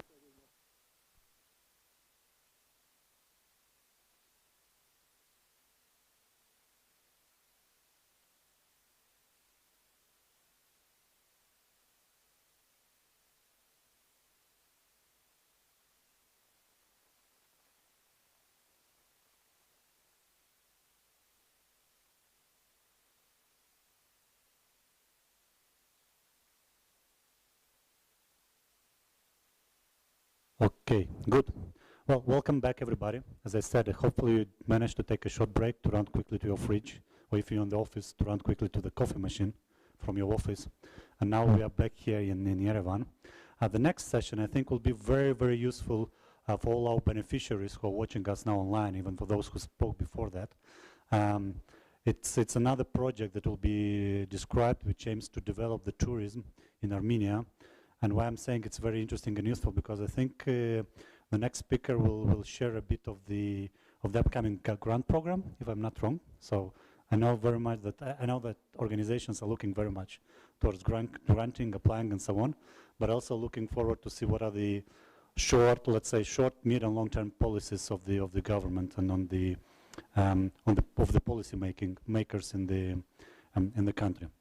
Without too much introduction anymore, my pleasure is to present Mr. Hugo, who is from JZ. Why Mr. Hugo is here, what are they doing in Armenia, for how long they're doing, what are their next plans. I think Mr. Hugo will say by himself. William, please. Because I'm not sure if this one is working, if it's okay. Yeah? Okay, super. Barev Cez. And as I was mentioning, I think I would stand up, if it's okay, for the camera also. Yeah, this is working. So I heard you already had a very long tourism day today. 9:30 you started, and my colleagues were already here, of course, too, and participating. For now, I would like to give you a short, refreshing input about tourism development here in Hayastan. And you talked today about local development, and for us this local economic development is very important, and we see that tourism is a very important part and a very important sector, let's say somehow, which can support the local economic development here in Hayastan. So my name is Willi Hugo. I'm the team leader of the EU for Business, Innovative Tourism and Technology Development Project here in Armenia, and we are funded by the EU delegation and the German Ministry of Cooperation, so the BMZ. It's a joint action, and this is also one point I would like to stress today. It's all in the frame of the Team Europe initiative. So you are also here having a financed project by the EU delegation. We are also EU financed, and that's why this is the first point I would like to stress then later on. In general, when we come to this idea of tourism development and technology development, when we were somehow conceptualizing this project, we were thinking, okay, there's tourism, there's technology, but especially nowadays in the difficult situation that we already lived in, but also for the future and for the future solutions, I see that this tourism and technology is very close together and can help each other to develop further, and especially when we are looking in the regions of Hayastan or also in the local economic development in general. So I propose that we go forward with a short presentation because I want to give you some facts and figures about our project. As already mentioned, it's in the frame of the EU for Business framework, so this means it's about the European Union as our partner. And one of our main targets is local economic development in the northern regions. So the northern regions of Armenia are one of our focus groups, and during the day you already heard a lot about a successful project that was ongoing. For us, as we are working here for another 3 years with a budget of nearly 15 million euro, for us it's very important to learn from you also and to build up on the experience that you had. I will come to this point later on during my presentation too, because one of the highlights that you have, I suppose, is in the Ashots region when you were supporting this ski center. I was there already with my family and my friends, and so what happened there? Nevertheless, I think it's very important also, of course, to coordinate and to cluster somehow the tourism approaches that we have, for example, in the Shirak region or which we have here in Armenia. So I suppose the PowerPoint is visible now also for the colleagues online. I already mentioned that we are co-funded by the European Union and that we are part of the EU for Business initiative. I would now try to come to the next slide, and I learned I have to point in this direction, and it works. Fantastic. So it's a project which started difficult in the Corona times, in the war situation that we had. Now we are optimistic, nevertheless, to go forward with the development here in Armenia for tourism and technology development, and of course having both together. And this is what we are doing in the next years, and with a budget of nearly 15 million euro. Coming to the next slide, and here we are already in the northern regions. One of our immediate and very spontaneous and very targeted initiative was this innovative tourism action grant in times of COVID. So the idea was to support small, medium enterprises in this difficult situation and using this opportunity for innovation and for, let's say, new opportunities, build up on the challenges for new opportunities. And we had 30 grantees supported by GIZ, and one of them was, and this is what you can see here below in the picture, actually just in the Shirak region, also going for adventure tourism, also going for winter tourism. So there are really big potentials, and this is something which we will also develop in the future. Then we have been in Gyumri, of course, and I already understood that some of you have been there while we were handing over the certificate together with our dear friend Andrea Victorin, ambassador of the EU delegation here in Armenia. Giving this example, I want to give some numbers too. And now it looks for me a little bit strange because the 5 and the 42 are a little bit packed together. But what is the message? The message is that we wanted to support companies, and 35 companies were supported. 42 people could stay in their jobs or even get a new position and a new job. And 36 were already now beneficiaries for this income increase. So this was our first grant scheme, and this was a very immediate reaction which we wanted to go for the tourism sector in Armenia and for the SMEs. More is to come, and this will be presented now on our next slide, and this is the Tourism Innovation Academy. And the Tourism Innovation Academy is one of the parts, how we want to support the tourism sector here. And I already invite all of you watching us, being here in this room, to apply. We have a new grant scheme upcoming now, and we are very happy that we will have 1.6 million euro for 50 selected companies to go in a further development with a very professional incubation program, an acceleration program, and this will be in partnership with the Tourism Innovation Academy here in Hayastan. We have a lot of more things to present. I would like to go in contact with each of you directly. Write us an email, follow us on Facebook and on Twitter, of course, too. And one more point. So we are working on several levels, of course. We already heard today that we have to go for the SMEs, of course, and for local economic development. Nevertheless, of course, also the associations are very important. And I understood that today was already an input. Moi, Druk, Mechak was presenting something here, also very important. And then, of course, we also come on this very high level, on this political level, on a macro level, working together with the Ministry of Economy, working together with partners like the Tourism Committee. And this is, of course, very important for us too. And this is the slide I want to show next, because this is a point where we are also supporting for the capacities, and Tourism Committee is a very crucial partner, of course, on this political level when it comes to tourism development, and that's why we are supporting them. And we have a tool, as GI said, which gives us the opportunity, the possibility to have a long-term mission, a long-term expert mission here. And I'm happy, Ilona, that you came with me today, because Ilona Vogel is working now here embedded in the Tourism Committee, supporting on a long run this development, for tourism development, you are here with us in this room, but if not, of course, please contact us directly also, because I think this is very crucial to work very closely with the partner on the partner demands. So far, my input, as I already mentioned, we have much more information on Facebook and Twitter. Please follow us. I would be open for your questions now. Perhaps even online it's possible to ask some questions. I wish you a good time, and I say really this opportunity, especially for local economic development through tourism connected to technology development. I think this is the way forward. That is what we are supporting for the next 3 years here. Shnorak Alutsun. Thank you very much.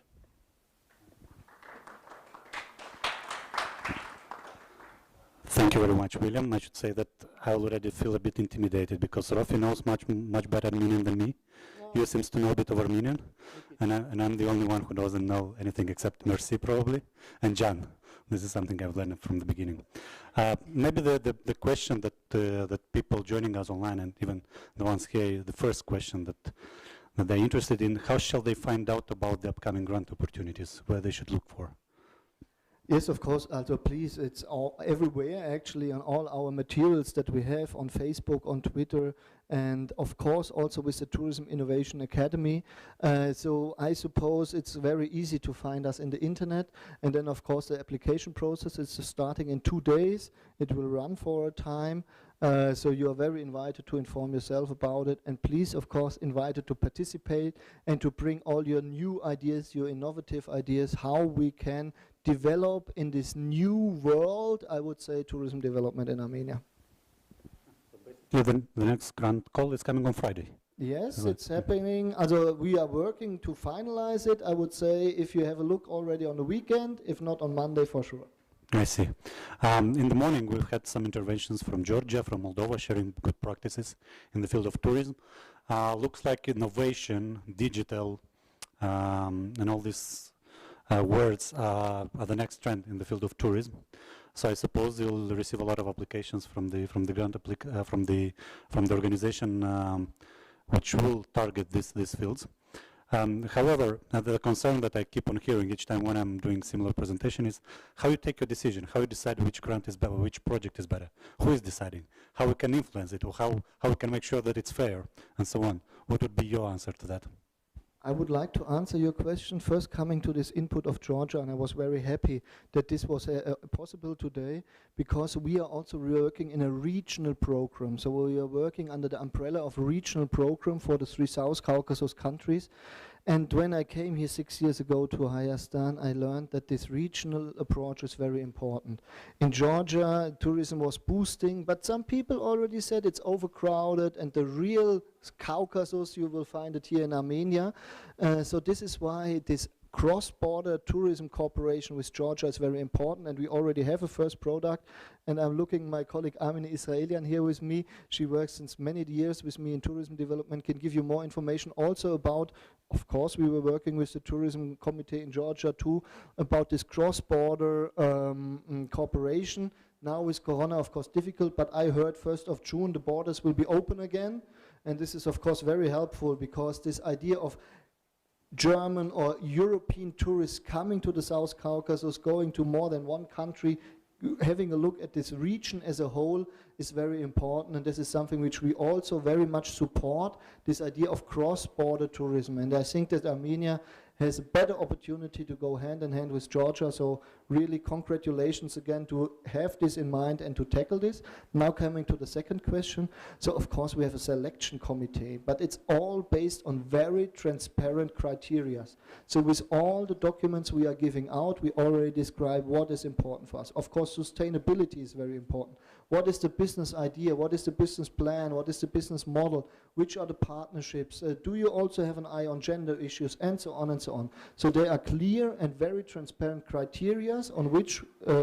based on which the whole selection process is happening. Together with the Tourism Innovation Academy, we are supporting these applications to go in the right direction. And then at the end, of course, it's about innovative ideas. It's about sustainability on the long run. And this is what is happening. I would say we have the resources, so everybody is invited to participate, and if it's not on Monday that he will participate, perhaps in 6 months or in 1 year. We are here on a long term. Yeah, thank you very much for this clarification. And probably the last question from my side, and then we might open for the floor. Again, in the morning we had a presentation of the so-called tourism competitive project in Moldova, which was like 5 years project, quite generous project with about 20 millions for these 5 years, and it's boosted tourism industry. What the chief of party, Doina, said is that there was a mentality they had to face from the beginning of the beneficiaries. Mainly the organization and their beneficiaries, like all kind of Horeca industry and so on, they were having like mentality, okay, don't teach us what we should do, we know what we should do, just give us money. And we know better what we should do with this money. Well, obviously it's not always the right approach, because what they do, they did coaching, they did a lot of educational activities for the incoming tourism and so on. What are your plans in this regard? Are you just giving grants and that's it, or you have larger plans? We have logic plans. I hope this is not a wonderful, you know, that the German Development Corporation has good plans and is, of course, planning this all ahead. I would like to start again with this regional aspect because it's Eastern Partnership. And this is something which is for the German government and also for the European delegation very important. This idea of exchanging also in the frame of the Eastern Partnership. And when you talk about Moldova, or of course also other countries which are part of this Eastern Partnership, I think it's also very important to go in a consortium or to go in an exchange with these countries. So also again, I think this is the right path as you are going forward. And then coming to this idea of we are here for technical cooperation. We are here for human capacity development. We are here for capacity development in general. And it's very nice that we have a lot of money with us. So it's about, of course, investment. And as I talk about technology part, for example, these startups, this supporting, this seed funding, this is, of course, very important. So we are aware that the funding is very important. Nevertheless, money alone will not do it. It's about motivation, it's about engagement, and a lot of more aspects. So a lot of things come together, but of course, money, poch, we say in Hayastan, is a very important part. I was saying, by the end of today's conference, I'll know Armenian. Good. If you have any questions from the floor, I think we can allow to take 1-2 questions. Looks like everything is clear. So I thank you very much. And really, if it's not for today, you started here at 9:30. Oxygen is getting less and less, I suppose. We are here. We are open for you. We are always available for you. We would be very happy to have also a follow-up, also with your project, of course, how it is going on in the next months and years. Thank you very much, William, and thank you very much for joining us. And good luck to you and entire GIZ team. Looks like you have a lot of challenges ahead. Thank you. Well, I believe that people both here in the room but also people online are already tired of my voice. So I'll just ask Liana. Liana, what's next? Will you introduce us for the next point of the agenda? Մեզ մնացել է թերևս մեր վերջին պանելային քննարկումը, որը կանցկացնի համայնքների Հայաստանի համայնքների միությունից Արաքսը, վերջին պանելային քննարկումը վերաբերում է համայնքային ծրագրերին, որ մենք իրականացրել ենք տեղական մակարդակում, ինչպես նշվեց ամենասկզբից, ծրագիրն աշխատել է 52 խոշորացված համայնքներում, որոնցից 37-ը մեզ են ներկայացրել եւ հաջողությամբ իրականացրել ծրագրեր։ Ընտրել ենք 5, նրանցից 5-ը ամենահաջողակները թերևս, որոնց հետ Արաքսը կքննարկի եւ կհասկանանք ինչ խնդիրներ են ունեցել ծրագիրն իրականացնելիս եւ ինչ հաջողությունների են հասել։ Շնորհակալ եմ խոսքը փոխանցելու համար Լիանա ջան, ես կխնդրեմ որպեսզի մեր ներկայացուցիչները զբաղեցնեն պանելային քննարկման համար նախատեսված իրենց տեղը, ինչ ես փոքր ներածությամբ կներկայացնեմ ինչ է արվել։ Ի սկզբանե, երբ մեկնարկել ենք ծրագիրը, մեր նպատակներից մեկն է եղել մեր գործընկերների հետ միասին համայնքային պոտենցիալի բացահայտումը туриզմի միջոցով։ Սրա նպատակը հիմնականում տեղում համայնքների զարգացումը ապահովելներ, մասնավորապես կայուն եկամուտների ապահովումը, ենթակառուցվածքների զարգացումը, ծառայությունների մատուցման որակի բարելավումը եւ առհասարակ համայնքային կյանքի զարգացումը, ակտիվացումը։ Ես կարծում եմ, որ դուք արդեն համոզվեցիք պանելային նախորդ քննարկումներից, որ այն ծրագրերը երեք մասշտաբային, ինչպես նաեւ միջհամայնքային, որոնք իրականացվել են, ամենակարևոր խթանն են հանդիսացել մի շարք համայնքների ճանաչելիությունը ապահովելու համար եւ այս առումով կարծում եմ, որ ենթադրամասնորային ծրագրերը հասել են իրենց նպատակին եւ հենց Աշոտքի օրինակով տեսանք, որ դահուկային սպորտի համար նախատեսված մեծ տարածքը, որը ամայի էր որպես այդպիսին, հիմա ճանաչելի է դարձնում Աշոտք համայնքը եւ ես այս հատվածում սիրով անդրադառնում եմ համայնքային ծրագրերին, համայնքապատկան ծրագրերին, որոնք նույնպես միտված են եղել համայնքների պոտենցիալը բացահայտելուն եւ նշեմ, որ 8 մարզերում Հայաստանի Հանրապետության իրականացվել են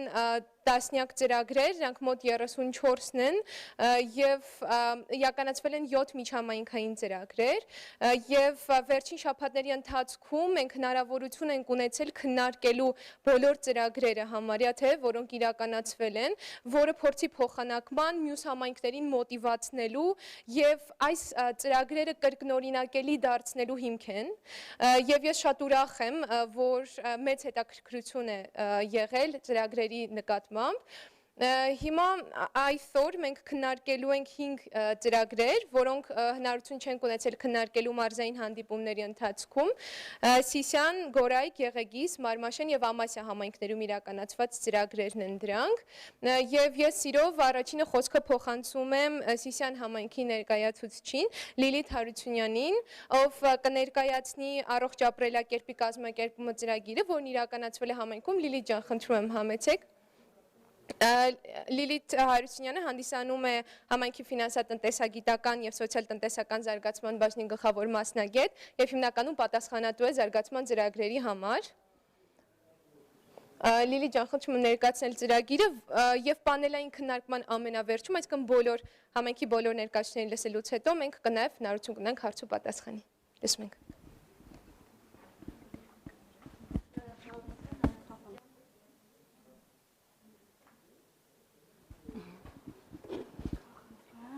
Սրանով ձեր սլայդերը փոխեք, ներքև Ողջունում եմ բոլորիդ, շնորհակալություն եմ հայտնում այս հնարավորությունը ընձեռելու համար եւ ես ցանկանում եմ ներկայացնել Սիսիանում իրականացված մեր ծրագիրը։ Նախքան ծրագրին անցնելը ես ուզում եմ ներկայացնել մի փոքր հատված Սիսիանի մասին։ Սիսիանը խոշորացված համայնք է եւ իր կազմում ընդգրկում է 30 բնակավայր եւ Սիսիանը իր զարգացման ուղղություններից մեկը համարում է զբոսաշրջությունը։ Այդ նպատակով համայնքում իրականացվում են բազմաթիվ ծրագրեր զբոսաշրջությունը զարգացնելու նպատակով ունի նպաստավոր պայմաններ, հարուստ է տեսարժան վայրերով, գեղեցիկ բնաշխարհ ունի։ Ասեմ, որ Սիսիանում է գտնվում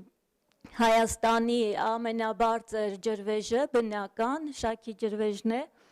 եւ մենք ունենք լավ որոտնավանքը, որտեղ տարեկան այցելում է 500-ից 600 զբոսաշրջիկ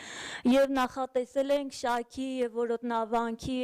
շրջակայքում բարեկարգել տարածքը տուրիզմը զարգացնելու նպատակով Սիսիանում գործող տուրիստական կենտրոնի տվյալներով 2019 թվականին Սիսիան է այցելել ավելի քան 5000 զբոսաշրջիկ գիշերակացով եւ նրանք եկել են հիմնականում 30 երկրից, ԱՄՆ-ից, Եվրոպայից, Միջին Արևելքից, Ռուսաստանից եւ Հայաստանի այլ երկրներից։ Զբոսաշրջության զարգացման համար Սիսիանում վերջին տարիներին մեծ ծրագրեր են իրականացվել, հիմնականում բարելավել են ենթակառուցվածքները, սպասարկման ոլորտը, Այդ նպատակով համայնքում կազմակերպվել են փառատոններ, հատապտղի եւ մեղվի փառատոններ։ Փառատոնների ընթացքում մենք ունեցել ենք մոտ 2000-ին մոտ մասնակիցներ։ Բարեկարգվել է քաղաքի կենտրոնական այգին, որը մենք անվանում ենք Կարեն Դեմիրճյանի զբոսայգին, եւ այստեղ տեղադրվել են նոր խաղասարքեր, որը եւս պայմաններ ենք ստեղծել զբոսաշրջիկներին իրենց ժամանցը անցկացնելու, հանգիստ անցկացնելու համար եւ այսօր նաև մեծ հնարավորություն ստեղծվեց մեզ համար այս ծրագիրը քաղաքացիների ձայն ու գործունեությունը Հայաստանի խոշորացված համայնքներում նաև ծրագիրը օգնեց մեզ մի փոքրիկ ծրագիր իրականացնել туриզմի զարգացման նպաստող, ինչպես նաև համայնքում առողջ ապրելակերպը կազմակերպելու նպատակով։ Ինչպես եղավ այս ծրագիրը, մենք ծրագրի հայտարարությունը տեղադրեցինք մեր պաշտոնական էջկայքում եւ սոցիալական ցանցերում հայտարարություն տեղադրելով մի խումբ երիտասարդներ ցանկություն հայտնեցին մասնակցելու եւ նրանք հայտ ներկայացրեցին ցանկանալով համայնքում ապահովել, զարգացնել туриզմը, ինչպես նաև առողջ ապրելակերպը, նկատի ունենալով, որ Սիսիանում բացակայում են նման պայմանները, եւ այդ հայտը գնահատվելով հանձնաժողովի կողմից այն ներկայացրեցին ավականու համաձայնությանը, համայնքը նաև տվեց իր համաձայնությունը հայտը համաֆինանսավորելու համար եւ ավականու որոշումից հետո մենք այդ հայտը ներկայացրեցինք ֆինանսավորող կազմակերպությանը։ Արդյունքում ծրագրի արդյունքում ձեռք է բերվել 8 մարզասարքեր, որը մեծ հնարավորություն է համայնքում զբոսաշրջությունը զարգացնելու, ինչպես նաև առողջ ապրելակերպ կազմակերպելու համար։ Ծրագրի կարևորությունը նաև գնահատվում է նրանով, որ համայնքում համայնքային խնդիրներով մտահոգ երիտասարդները իրենց մասնակցությունը հայտնեցին եւ ես կարծում եմ, որ սա վառ օրինակ կլինի մեր համայնքում, ավելի ակտիվանան երիտասարդները եւ քաղաքացիները ավելի ներգրաված լինեն մասնակցային բյուջետավարմանը։ Եվ ուզում եմ շնորհակալություն հայտնել ծրագրի ֆինանսավորման համար Եվրոպական միությանը եւ համայնքների ֆինանսիստների միավորում հասարակական կազմակերպության համայնքների միությանը համագործակցության համար։ Շնորհակալություն։ Շնորհակալ եմ ծրագիրը ներկայացնելու համար, Լիլի ջան, իրապես Սյունիքը մեր հենասյունն է եւ Սյունիքում ծրագրերի իրականացումը, Սյունիքում կյանքի, համայնքային կյանքի ակտիվացումը շատ կարեւոր են եւ ես ուրախ եմ, որ քաղաքացիների ձայնը եւ գործողությունները խոշորացված համայնքներում ծրագիրը նպաստել է դրան, իր լումանը ունեցել դրանում, շնորհակալ եմ։ Ես խոսքը փոխանցում եմ Եղեգիս համայնքի ներկայացուցչին Լուսինեին Գրիգորյան, համայնքի կենտրոնը համայնքի հայելին է ծրագիրը ներկայացնելու համար։ Լուսինեն հանդիսանում է համայնքի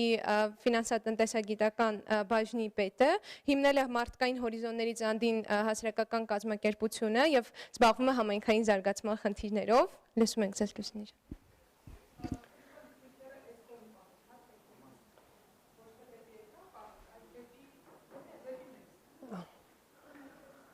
Ուրեմն Եղեգիս համայնքը գտնվում է Վայոց ձորի մարզի մի գողտրիկ անկյունում, այն ունի շատ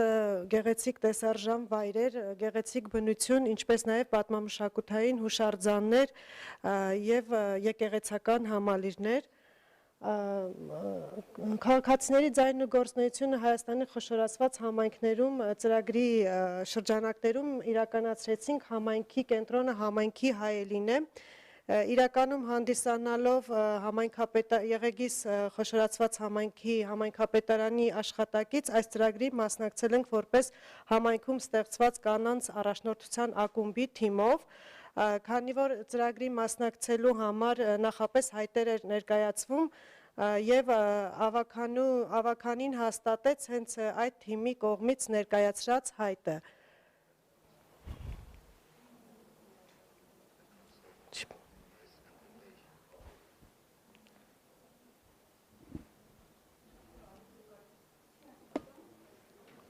մի փոքր ակնարկ ուրեմն տեղական ինքնակառավարման մասին օրենքի 13-րդ հոդվածի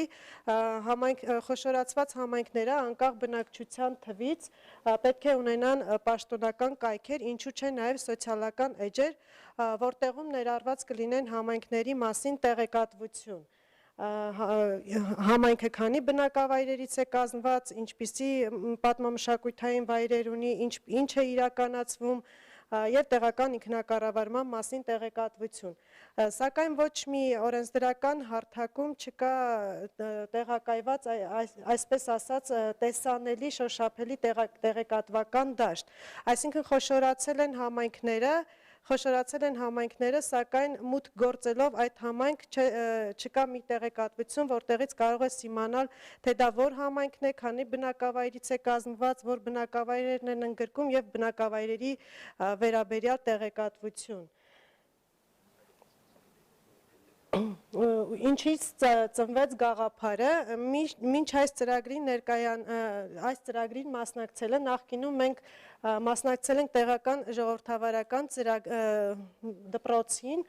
այդ դպրոցի ծրագրի արդյունքում նախապես հայտարարված փոքր ենթադրամաշնորհային մրցույթին ծրագրի անունը եթե ես լինեի համայնքի ղեկավար, ծրագիրը իրականացվելու էր 16-ից մինչև 16-18 տարեկան երիտասարդների շրջանակում, որտեղ յուրաքանչյուր երիտասարդ իրեն զգալով որպես համայնքի ղեկավար պետք է առաջ քաշեր իր կողմից ներկայացրած խնդիրը համայնքային եւ տար դրա հնարավոր լուծումը եւ այդ ծրագիրը ինքը ներկայացնում է լուսանկարների տեսքով եւ հնարավոր խնդրի տարբերակը եւ դրա լուծելի տարբերակը։ Մենք այս նկարում տեսնում ենք համայնքի ղեկավարին եւ ապագա գործող համայնքի ղեկավարին եւ ապագա համայնքի ղեկավարին, որը հաղթել է այդ ծրագրում, ներկայացրել է համայնքի կենտրոնը, համայնքի հայելին է այս գաղափարը, այսինքն եղեգիս խոշորացված համայնքի կենտրոնը համարվում է շատին բնակավայրը, որը ծրագրի գաղափարը այդ շատին բնակավայրի մուտքը բարեկարգելն էր, որը եւ տուրիստների համար եւ այլ համայնքների բնակիչների համար այցեքարտ էր հանդիսանալու։ Քանի որ ծրագիրը պետք է լիներ տուրիզմին խթանող, համայնքի զարգացմանը նպաստող, բնակչության կողմից հավանության արժանացած եւ վերջապես գաղափարը առաջարկած երիտասարդ բնակիչների կողմից կազմեց համայնքի կենտրոնը, համայնքի հայելին է ծրագիրը։ Ուրեմն ծրագրի էությունը եղեգիս խոշորացված համայնքը իր ներսում ընդգրկում է 12 բնակավայր։ Այս համայնքի կենտրոնը համարվում է շատին բնակավայրը, որը բնակավայրերից ամենախոշորն է եւ բնակչությամբ ամենաշատ զբաղեցվածը։ Սա համարվում է շատին համայնքի հենց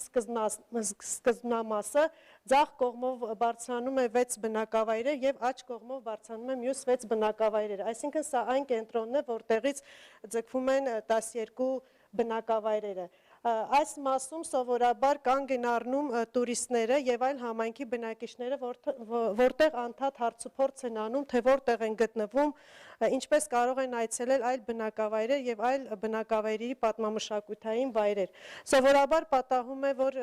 բնակիչները կարողանում են պատասխանել տուրիստների եւ այլ համայնքի բնակիչներին առաջարկված հարցերին, իսկ պատահում է նաեւ, որ չեն պատասխանում տեղեկատվություն չունենալու պատճառով։ Ծրագրի էությունը կայանում էր նրանում, որ բարեկարգել այս եռանկյունի տարածքը նախապես առանձնացված, ստանալ բրգաձև ինչ-որ մի տեսք, որտեղ եւ ծաղիկներով կգրվի եղեգիս համայնքը, դրանից հետո կառանձնացվի 12 առանձին ցուցատախտակներով, որում յուրաքանչյուր ցուցատախտակում կլինի ամեն բնակավայրի վրա ամեն բնակավայրի վերաբերյալ փոքրիկ ակնարկ պատմական եւ այդ բնակավայրերում գտնվող պատմամշակութային վայրերի մասին։ Կարճ ժամանակահատվածում սկսեցինք բարեկարգման եւ շինարարական աշխատանքները, նույնիսկ քարերը, բարեկարգման շինարարական քարերը վերցված են համայնքում Վայոց-Ձորի մարզում գտնվող մեկ այլ համայնքի թանկարժեք եւ գեղեցիկ քարերից Արենիի քար կարմիր գեղատեսիլ քարերից, որը նույնպես տուրիստների համար շատ հետաքրքրաշարժ է։ Այսպիսի տեսք ներկայումս այսպիսի տեսք է ավարտին հասնելու համար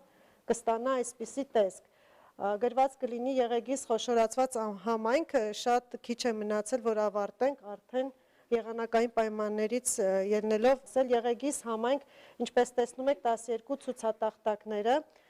որտեղ նախատեսված են լինելու յուրաքանչյուր բնակավայրի վերաբերյալ տեղեկատվություն, նաև QR կոդերով յուրաքանչյուրի վերաբերյալ պատմական ակնարկը, այնտեղում արկա բոլոր պատմամշակույթը։ Հիմա դուք կարող եք այստեղ ձեր տեղը զբաղեցնել կամ այնտեղ, որտեղ հարմար կգտնեք։ Ես հիմա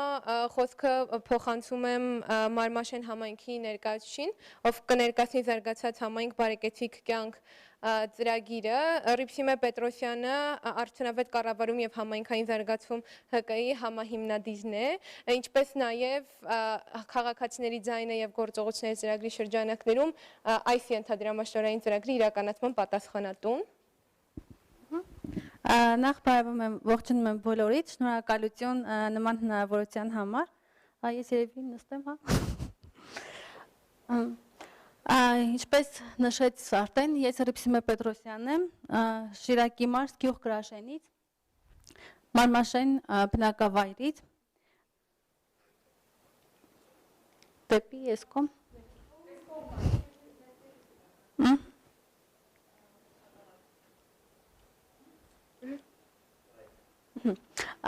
Մարմաշեն համայնքը գտնվում է Շիրակի մարզում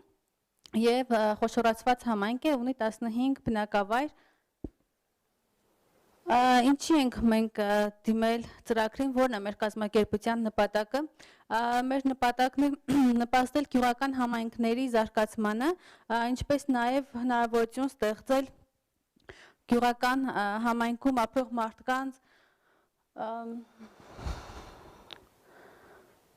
մարդկանց վերաբերյալ տեղեկատվության տարածմանը, տուրիզմի հետաքրքրություն ներկայացնող նաև պատմամշակութային կոթողները, ինչպես նաև հնարավորություն ստեղծել գյուղական համայնքում ապրող մարդկանց իրանց եկամուտները, ֆինանսական եկամուտների հոսքի ավելացմանը, ինչպես նաև ճանաչելիություն ձեռք բերելը։ Ինչ գործողություններ ենք իրականացել ծրագրի ընթացքում, նախ եւ առաջ կապ ենք հաստատել 15 բնակավայրերի վարչական ղեկավարների հետ, հետո քարտեզագրում ենք իրականացրել, որպեսզի հասկանանք տուրիզմին վերաբերող ինչ հետաքրքրություն, ինչ պատմամշակութային կոթողներ կան հետաքրքիր, ինչպիսի մարդիկ կան, որ այնտեղ ապրում են։ Այնուհետև իրականացրել ենք նկարահանում, մոնտաժ, բուկլետի պատրաստում, ինչպես նաև Facebook-յան էջի ստեղծում տվյալ համայնքի անվանվամբ և նաև կապ ենք հաստատել տարբեր տուրիստական գործակալների հետ, հյուրանոցների հետ, որպեսզի ինֆորմացիան նաև տեղադրեն այնտեղ և կարողանանք ավելի շատ ճանաչելիություն և տեղեկատվության հոսքը բարձրացնենք։ Նկարահանումները տարբեր պատմամշակութային կոթողներ ենք նկարել։ Նաև քարտեզագրման ընթացքում մենք բացահայտեցինք լիքը մարդկանց, ովքեր ինքնուս կերպով ստեղծում են տուրիզմին վերաբերող հետաքրքիր աշխատանքներ, ինքը ամբողջովին 70 տարեկան է, Սաշան, և ինքնուրույն սովորել ապրում է Քետիում, և ինքնուրույն ստեղծել է նաև իր համար արվեստանոց և նմանատիպ աշխատանքներ իրականացնում, նաև գյուղատնտեսական գործիքներ է սարքում շատ փոքր չափերի։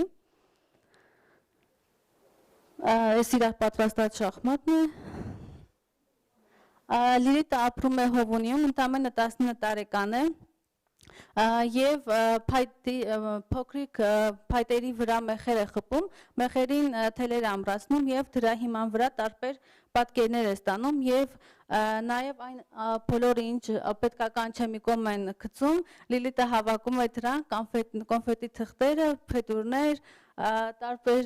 տերևներ, սուրճի և նմանատիպ հետաքրքիր պատկերներ է ստանում։ Գոհարը ապրում է Հացիկ համայնքում, կավագործությամբ է զբաղվում եւ կավից տարբեր հետաքրքիր պատկերներ է ստեղծում, այստեղ էլի գյուղական կյանքին վերաբերող տատիկը ոնց է պանիր պատրաստում,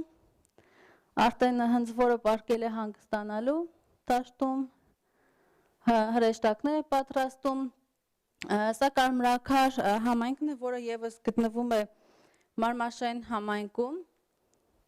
այստեղ իրանք ունեն շատ հին եկեղեցի, սակայն այն գտնվում է շատ ոչ բարվոք վիճակում եւ այդ քարտեզագրման ժամանակ ինչն էր, որ շատ ակնհայտ է, որ տարբեր համայնքներում իրականում գոյություն ունեն լավ ռեսուրսներ, ինչպես մարդկային, այնպես էլ նյութական եւ ինչպես նաեւ այդ բառը մոռացա ոնց են ասում, ֆիզիկական լիք ռեսուրսներ կան, սակայն հնարավորություն չունենք ճիշտ ձևով ներկայացնելու եւ ամենտեղ խնդիրներ կան туриզմի հետ կապված։ Սա ծակքարն է, որը գտնվում է Հացիկ համայնքում, սա Կապսի անտառն է, որտեղ էլի հետաքրքրություն ներկայացնում, այս մարդը նորից 70 տարեկան է, ատամնաբույժ է, ով քարի հանքը վերածել է ընկույզենի այգի, մոտ 200 ընկույզենիներ են այստեղ տնկված,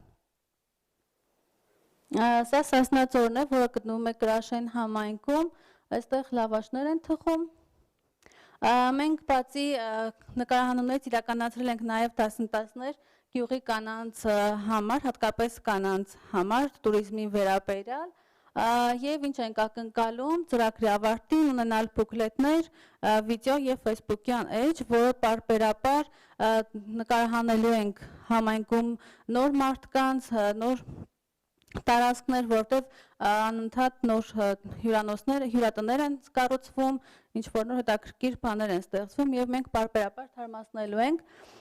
եւ համագործակցելու ենք տուրիստական ընկերությունների հետ, հյուրանոցների, հյուրատների եւ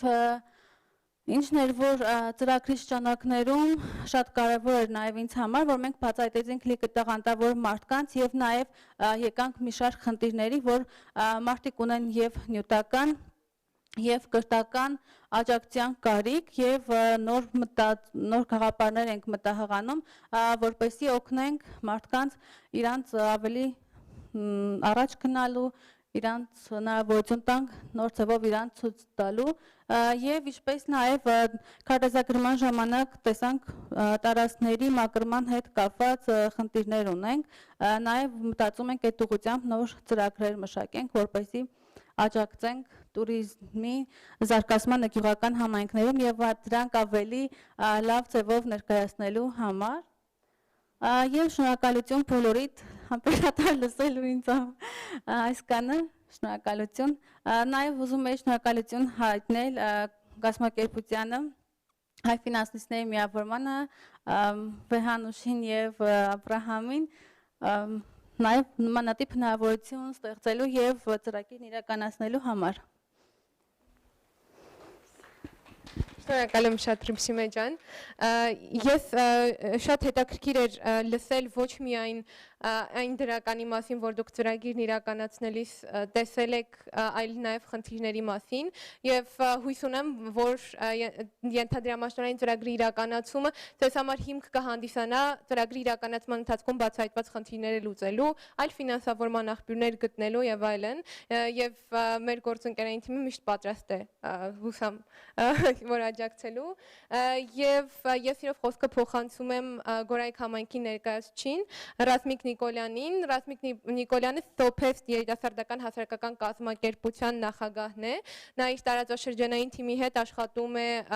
մարզի համայնքների, մասնավորապես Սիսիան եւ Գորայք համայնքների հետ, ինչպես նաեւ Սիսիանի տուրիստական կենտրոնի հետ եւ զբաղվում է տեղական ժողովրդավարության զարգացմամբ։ Ռազմիկ ջան, խոսքը ձեզ եմ փոխանցում ծրագիրը ներկայացնելու համար։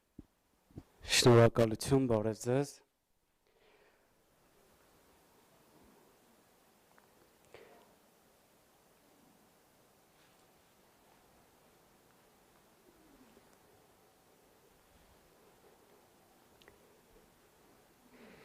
Սկզբում ծրագրին Ծրագրի պատրաստվել էինք նախաձեռնող խմբով, այնուհետև դարձանք արդեն ֆորմալ կառույց, Սոփեստ երիտասարդական հասարակական կազմակերպությունը հիմնեցինք եւ Գորայք համայնքում որոշեցինք զարգացնել զբոսաշրջությունը, որը մեծ ներուժ ունի, բայց ի սկզբանե դեռ ոչինչ չի արվել, կարելի ասել, Գորայք համայնքում զբոսաշրջության զարգացման համար, չնայած որ տեսարժան վայրերով եւ մեծ ներուժ ունի,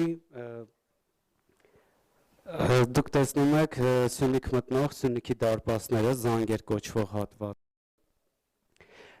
Ինչպես գիտենք, Զանգերում անընդհատ մասնավորապես ձմռան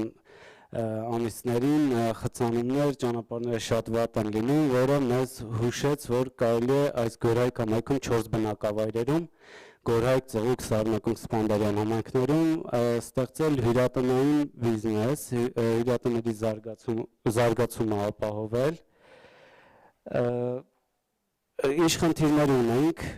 խնդիրները բնական աստիճաններ, նաև եղանակային պայմանները, որը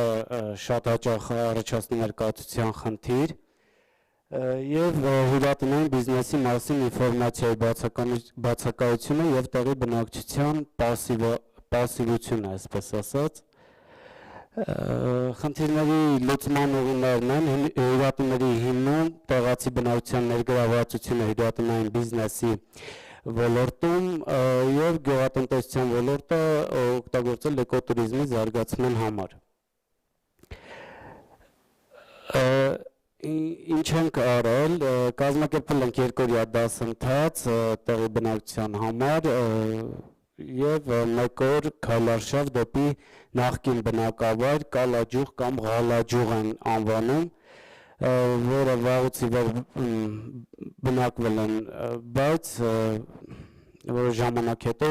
բարձրացել են դեպի ճանապարհի հատված եւ տարածաշրջանը նաև առանձնանում է իր Սպանդարյանի ջրամբարով, որտեղ նախկինում եղել են երկու համայնքներ, Գորայք եւ Ծղուկ համայնքները, սակայն ջրամբարը կառուցելու պայմանով նորից գյուղը վերան հանել տեղափոխել են։ Դասընթացի եւ քայլարշավի մի շարք նկարներ ունենք, տեսնում եք Ղալաջուղի եկեղեցին, որը անմխիթար վիճակում է գտնվում։ Սա դասընթացի նկարներից եւ քայլարշավային ուղիների մշակում ենք իրականացրել։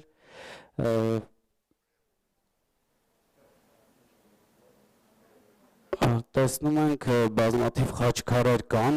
նույնիսկ արաբական գերեզմաններ կան։ Դե բնականաբար այս ամեն ինչ առանց գովազդ հնարավոր չի եւ գովազդը նույնպես պետք է իր պատշաճ ձևով կազմակերպվել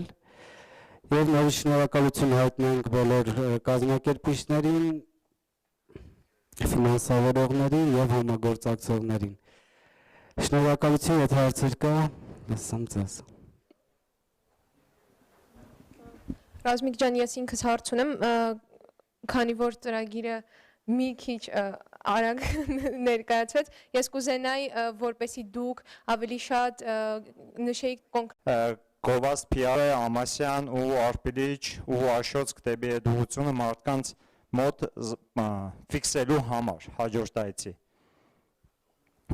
Ամենահետաքրքիր բաներից մեկը ծրագիրը ինքը որպես այդպեսին սկզբի համար բավական սիմվոլիկ ներուժ կպահանջեր, այսինքն աշխատանքային գործիչներ համապատասխան որոշակի կազմակերպչական հարցերի կազմակերպում ու ինքը անընդհատ process է, այսինքն ինչքան կա խցան, ինչքան հավաքող կա, ինչքան շահագրգիռ մարդ կա ավելն այս process-ի մեջ, հնարավորություն կա իրանց թիվը անընդհատ շատացնել ռեսուրս, այսինքն փող չեն ծախսել մարդիկ դուրով ստանալ արժեք։ Մենք չենք իմանում մեր դերը որն ալնելու, որ կազմակերպությունը ինչի համար է պատասխանատու լինելու, ով այդ պատասխանատու անձը լինելու, որ կազմակերպությունը այդ գործն անելու է, բայց մենք այնքան ճկուն գտնվեցինք, որ անկախ այդ բոլոր հարցերից կարողացանք այդ բոլոր հարցերի պատասխաններն ունենալ։ Մենք առանց վարանելու մեկս մյուսի օգնությանը դիմել ենք, մեկս մյուսից օգնություն ենք ստացել, մենք կարողացել ենք միշտ on-line կապի մեջ լինել մեր գործընկերների հետ ու այդ կոմունիկացիան հասնել են մակարդակի, որ այսօր կարող ենք հեռուն նայել։ Այդ դաժան պայմաններից ելնելով այսօր ես էլի ոգևորված եմ, այսօր ես ինձ զգում եմ այն առաջի օրվան, երբ գնացել ենք Եվրոպական միացյալ գրասենյակ եւ փորձում ենք ստորագրել այդ պայմանագիրը, ես խեն ոգևորված, որովհետեւ այսօր գոնե մեր մասնակիցների ներկայացրածից, մեր մասնակցությունից, հարցերից հասկացա, որ մեծ արդյունք ենք ստեղծել։ Այդ մարդիկ այդ բոլորը ամեն մի մաս, միջև չես ամփոփում այդ ամբողջ նկարը չես տենում, թե ինչ երկար ճանապարհ ես անցել, ինչ դաժան ճանապարհ ես անցել, բայց ինչ մեծ արժեք է ստեղծել, ու ես այդտեղ պիտի շնորհակալություն հայտնեմ մեր բոլոր հասարակական կազմակերպություններին, ովքեր մեր ծրագրի ընթացքում եղել են։ Առավել եւս մեծ շնորհակալություն պիտի հայտնեմ այն համայնքներին, ովքեր ընդգրկված են եղել ու մինչև վերջ եկել են։ Իրանց համար էլ է դժվար եղել, երևի թե մեր համայնքի ներկայացուցիչները կպատմեն, թե ինչ դժվար էր հասկանալ, թե օրինակ դրամաշնորհը ոնց պիտի կազմակերպել, կամ ոնց պետք է երիտասարդների ներգրավել, կամ ոնց պետք է ի վերջո այդ ծրագրի հաշվետվությունը ներկայացնել, բայց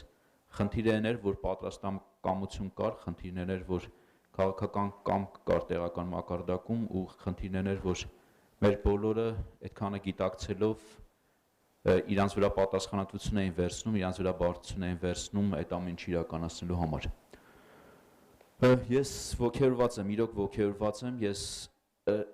ծրագրի սկզբից մինչև վերջ եղել եմ, ամեն ինչին տեսել եմ, այդ բոլորը երևի թե գիտեի ինչ որ միտեղ ամեն մի փոքր իրանց կար միտեղ, բայց այսքան դասավորել, այսքան միանգամից որպես մեծ պատկեր ցույց տալը ինձ ոգևորել է, ու ես հույս ունեմ, որ մեր համագործակցությունը մեր բոլոր մակարդակներով կշարունակենք։ Շնորհակալություն։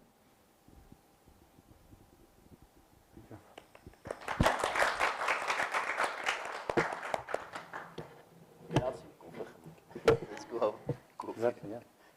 Thank you.